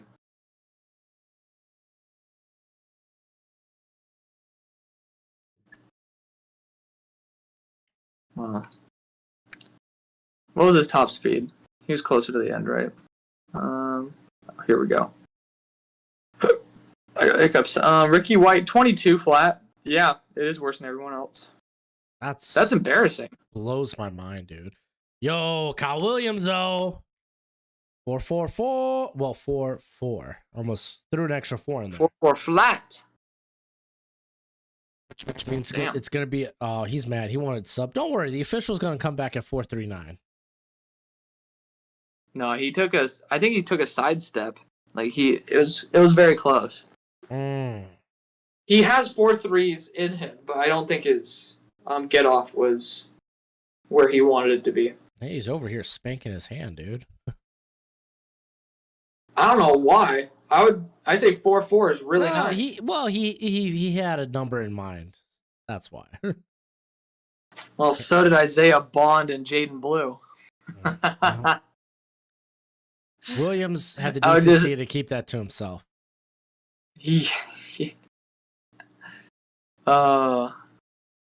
Savian's a 4-5 guy.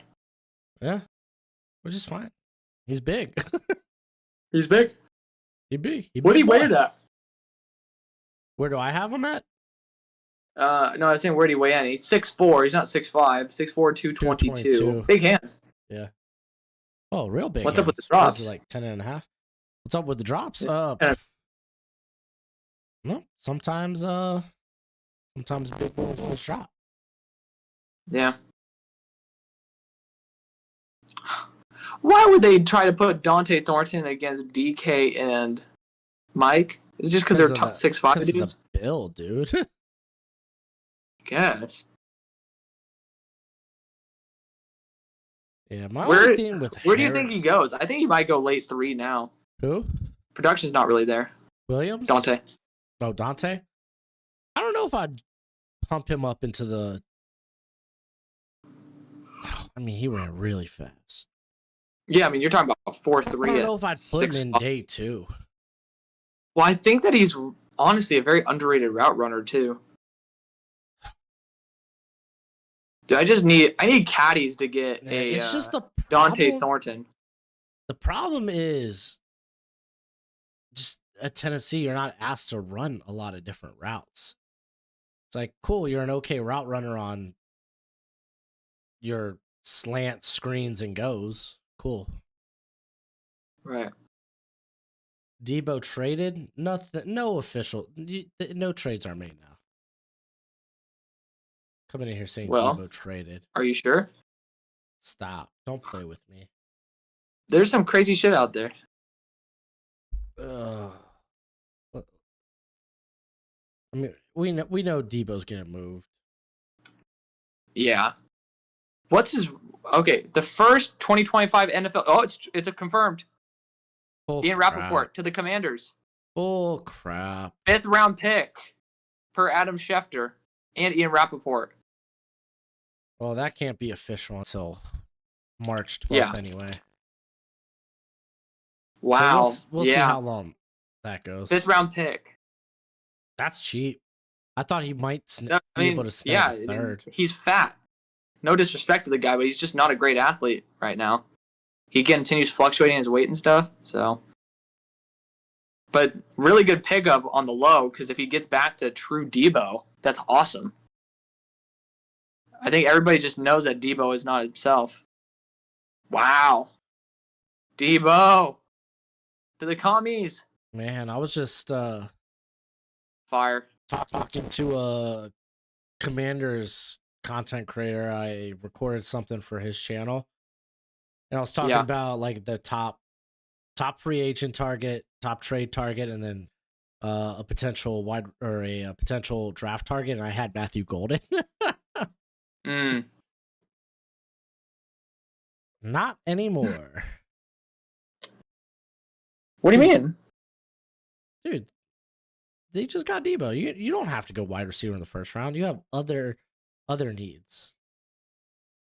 What other player do they have in the receiving core outside Scary Terry and I'm not saying it's a great a receiving pretty core. washed Debo? Huh? I'm not saying it's a great receiving core, but you could you definitely. I think I'd rather go try to invest in the trenches at this point.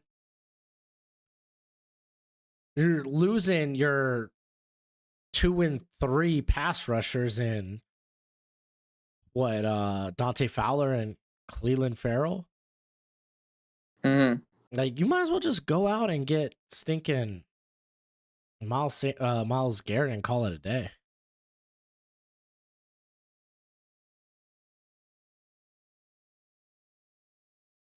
You'll be in my heart.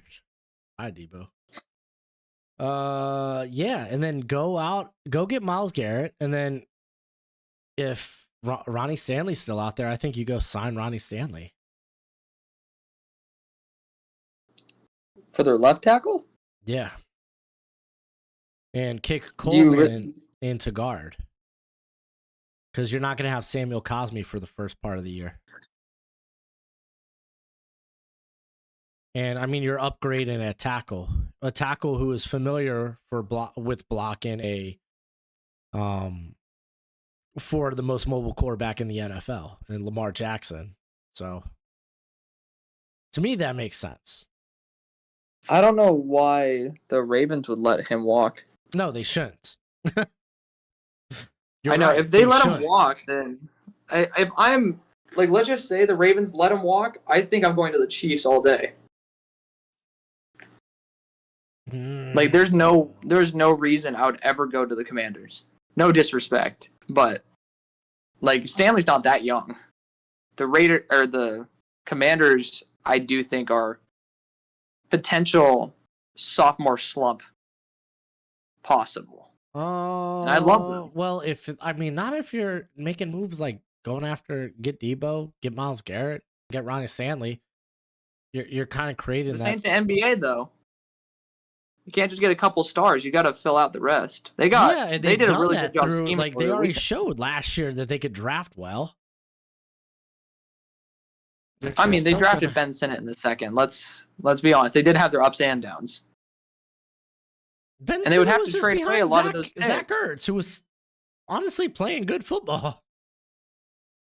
You think that? Well, I mean, he didn't even do anything on special teams. I want Ben Sinnott to do more. I have him on my freaking fantasy squad for Dynasty. Yeah, I hear you. He's on my taxi squad. Yeah, I'm like, ugh. But I don't know. I would like you just sniffed the NFC Championship game. You're gonna close that window by getting stars. Well, I feel like the Niners are right now loading up on picks to try to acquire Miles. The Niners? Yeah. Dude, I don't. Why would the Niners not? I don't see them being in the. I don't see them being able. Like, for one, I don't think. I just don't see them. Sure, they should be in the market. Wait, what? Okay, these people are trolling. No way. What? That's some BS. Okay, yeah, they're trolling. What? People are talking about DK trade. I was like, hold up. I think they already came out and like, well, at least the front office has been very DK stand put. Yeah, that's what I was saying. These people. These people were trying to. These people. My people were trying to fool me. Do you think JPJ has legitimate character concerns? I don't know if it's legitimate. I mean, the whole officer thing, maybe, but again, I guess let me see the body cam. But like, there are reports that he butted heads with some of the coaching staff at Tennessee, so like there might be. Again, if we were privy to the interviews or privy, then you could probably come to a conclusion on that. But since we're not, it's kind of tough to make that call. Yeah. At this point, we're just assumption bumpkins, so. Man, like think about this. You instantly you turn that offensive line around with Myles Garrett. Oh, they got Matt Corral throwing a ball again. But you instantly turn. I love that guy so much. I really do. Yeah. Like, genuine human being. But my lord. Yeah. I don't see what the, like, I think if you're the commander, I think if you're Stanley, like, dude, you're looking down the barrel of another young quarterback, a team that had a promising year. He's not a GM. He wants to win a ring. Yeah, but dude, he's not going to get paid by the You don't think so? Chiefs. Dude, What? When have they ever, like, spent on offensive line? Last time was, like, Tooney. Trey Smith. They're doing it right now. Humphrey. Well, okay. Well, they have. They paid Jawan Taylor. Did they extend Humphrey? Yeah, did they not? I thought he's the highest paid guy. Maybe. You might be right about that. I might be wrong. Hold on. But Trey Smith, they haven't discussed anything yet. We don't know if that's a tag and trade or what. Yeah. Rookie extension. He signed a 4-year 72. Okay, there we go. Yeah, I mean, he could get tagged and traded, but that would free up more money for Stanley, in my opinion. Well, would it? Because I thought that you actually still take the hit, even if you trade, tag and trade. You take a portion of the hit. I think you take like half of the. Gotcha. But okay, you know what? I really think that because they did this a few years ago with Donovan Smith, I think they go with like a Tyrone Smith. They could. That's not a bad idea at all, actually. Yeah. It does kind of rely on how much they can free up. Because now they're not going to be able, like, they're in a situation where they're struggling to keep some of their good players. Like we saw L'Jarius Sneed go. Nick Bolton's gone this year. They're not bringing him back. Did you read the story on Abdul Carter's misdemeanor? Oh, you know what? Like the full story? I wrote it up in my draft guide. It's nuts. I don't know if I have all the details, but here. Dude, I mean, he was like blanks here. He was pulled out. Yeah, okay. I was gonna say I'll read it. You fill out the blanks. He was charged with simple assault and harassment with a tow truck driver. That's all I put. Yeah, he ended up parking at an apartment complex, probably to get some during the night, and he ended up his car alarm started going off when it started being towed because it's illegal to park there, and he ended up stopping the driver from getting back into his car, and then ended up like the driver ended up getting out like a crowbar and said, "Get away from me," because he was being like threatened by Abdul. And then Abdul, when the driver got in the car, ended up GTA 5 grabbing him and throwing him out of the car. But rather than throwing him on the ground, he lifted him and threw him down on a grass patch nearby, and then held him down. And then the tow truck driver ended up getting up and grabbed a phone to try to record Abdul. And all while this is going on, a girl ended up calling 911. That's why the cops were there. And Abdul ended up pinning the guy back to the ground, I think, and then ended up blocking him from going into his car. Nuts. How considerate, though. Oh, there's the grass patch. Yeah, that was the thing. I was like, okay, at least he didn't throw him down like GTA style on the actual concrete. But that was like from a pin. It was from a what was it called? It was from like a local newspaper. Oh, okay. Okay, Lynch said that they're trying to get a little younger on the Niners, so they're going to try to have some more dart throws at the board. Yeah, I feel like that's probably the case because they're a team that kind of needs to get cheaper too. I mean, they got room, but you also got guys that you're probably, Brock Purdy for one, you're going to have to pay. Right. Dude, Arian Smith's hands. I do have some talk about it. I never want to, I don't know what to think about it. I have some concerns though. Like even on the gauntlet, he had a double catch.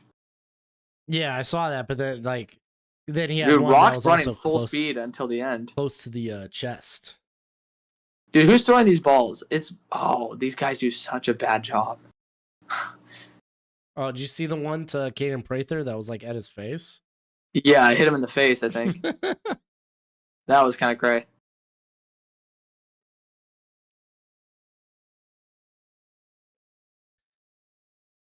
Oh, shucks. Come on, Wells. What the heck? Oh, Western moving well. Wester hasn't run yet for me, but that's good to hear. Yeah. He did have a drop in there, but... Dude, Yeah, I'm at Ricky... Juice Wells right now, so I'm probably really far behind. Yeah, Ricky White, man. What a bum. No, Stop. Just stop. I just love saying things like that. It's funny. Obviously, I don't believe that.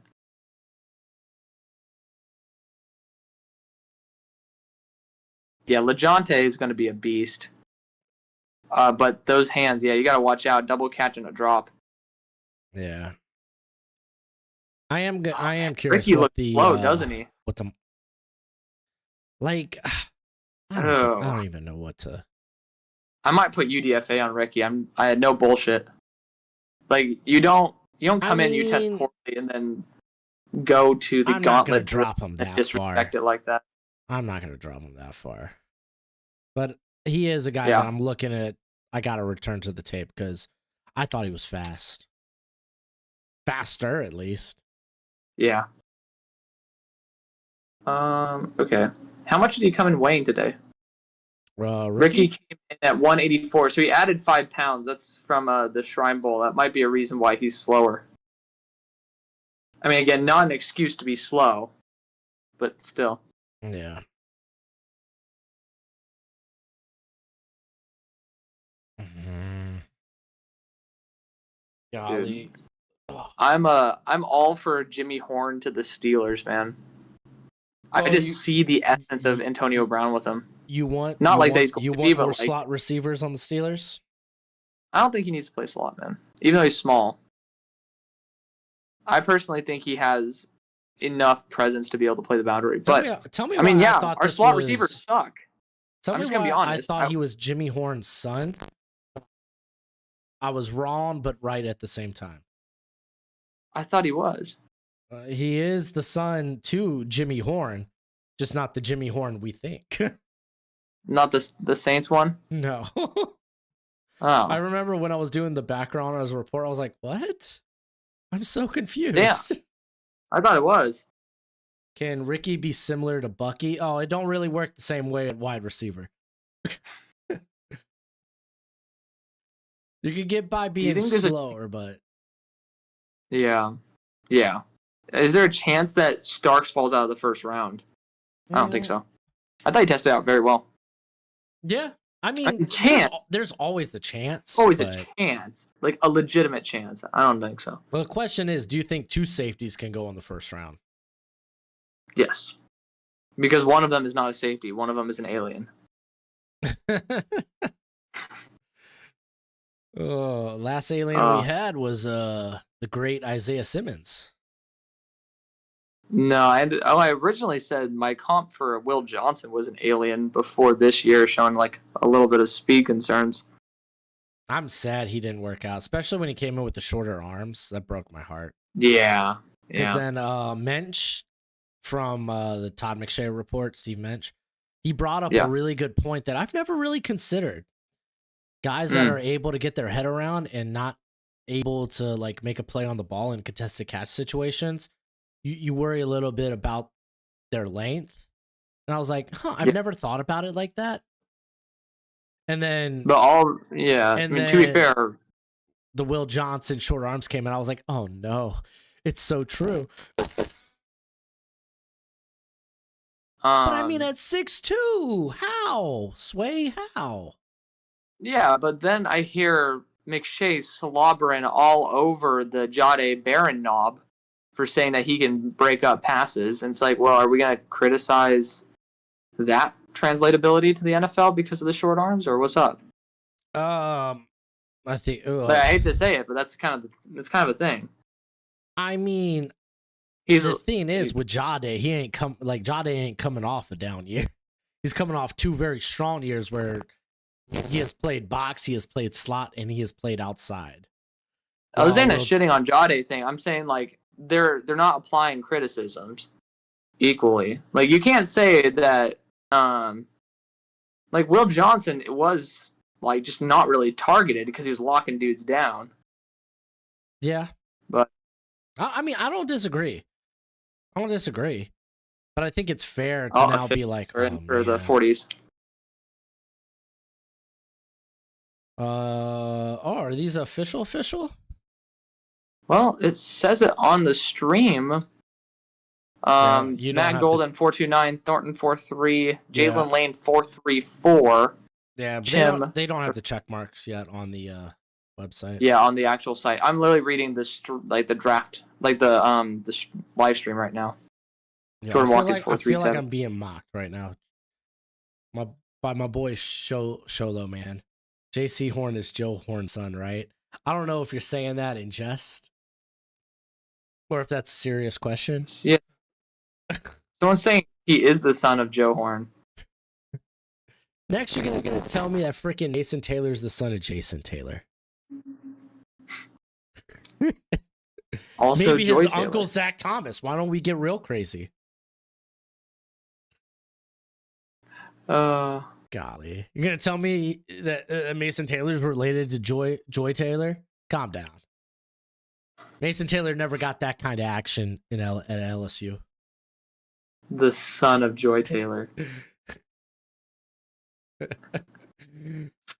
I mean, dude, honestly though, when you see a last name that you're like, oh, like a last name that's followed by Junior, you instantly like you're trying to draw that NFL comparison. Right. Spread joy. Spread joy.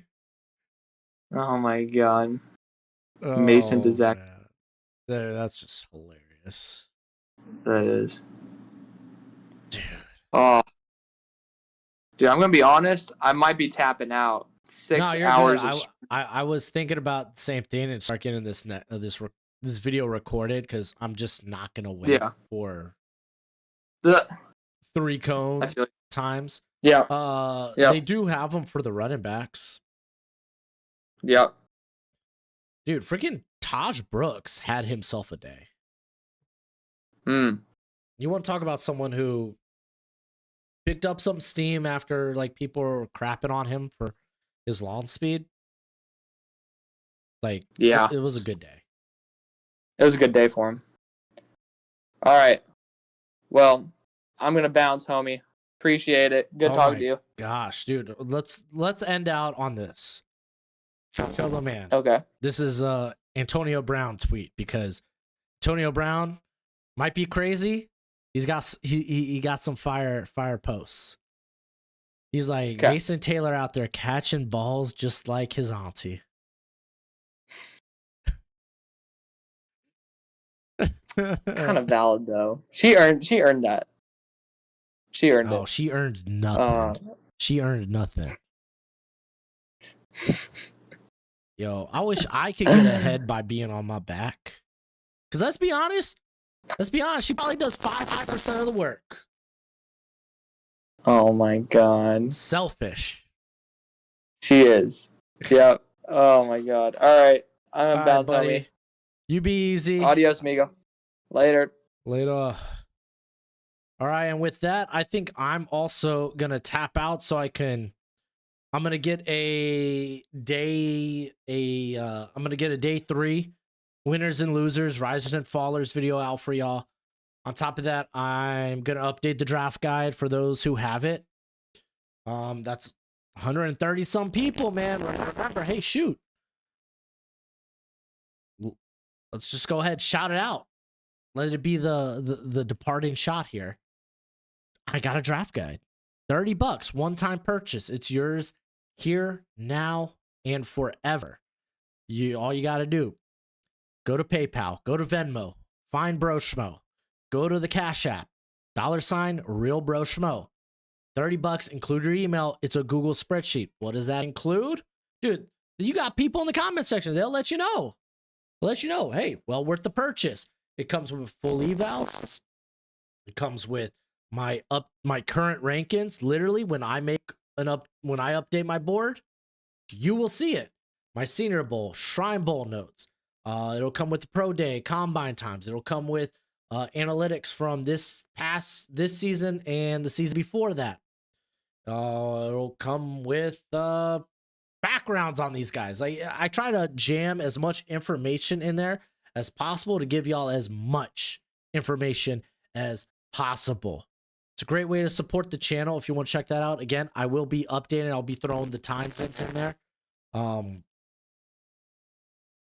Probably in the next like hour and a half, I'll start throwing in the times. I also got thrown in a couple of the measurements for the wide receivers. Ran out of time before the stream. But thanks for hanging out with me, man. We went 6 hours on this. I had freaking OBS goof on me. I couldn't find my stream, so I had to go grab the stream key and do it manually. I did it live. Dang it. But thanks for hanging out with me. Go ahead, if you haven't already, hit a thumbs up on your way out.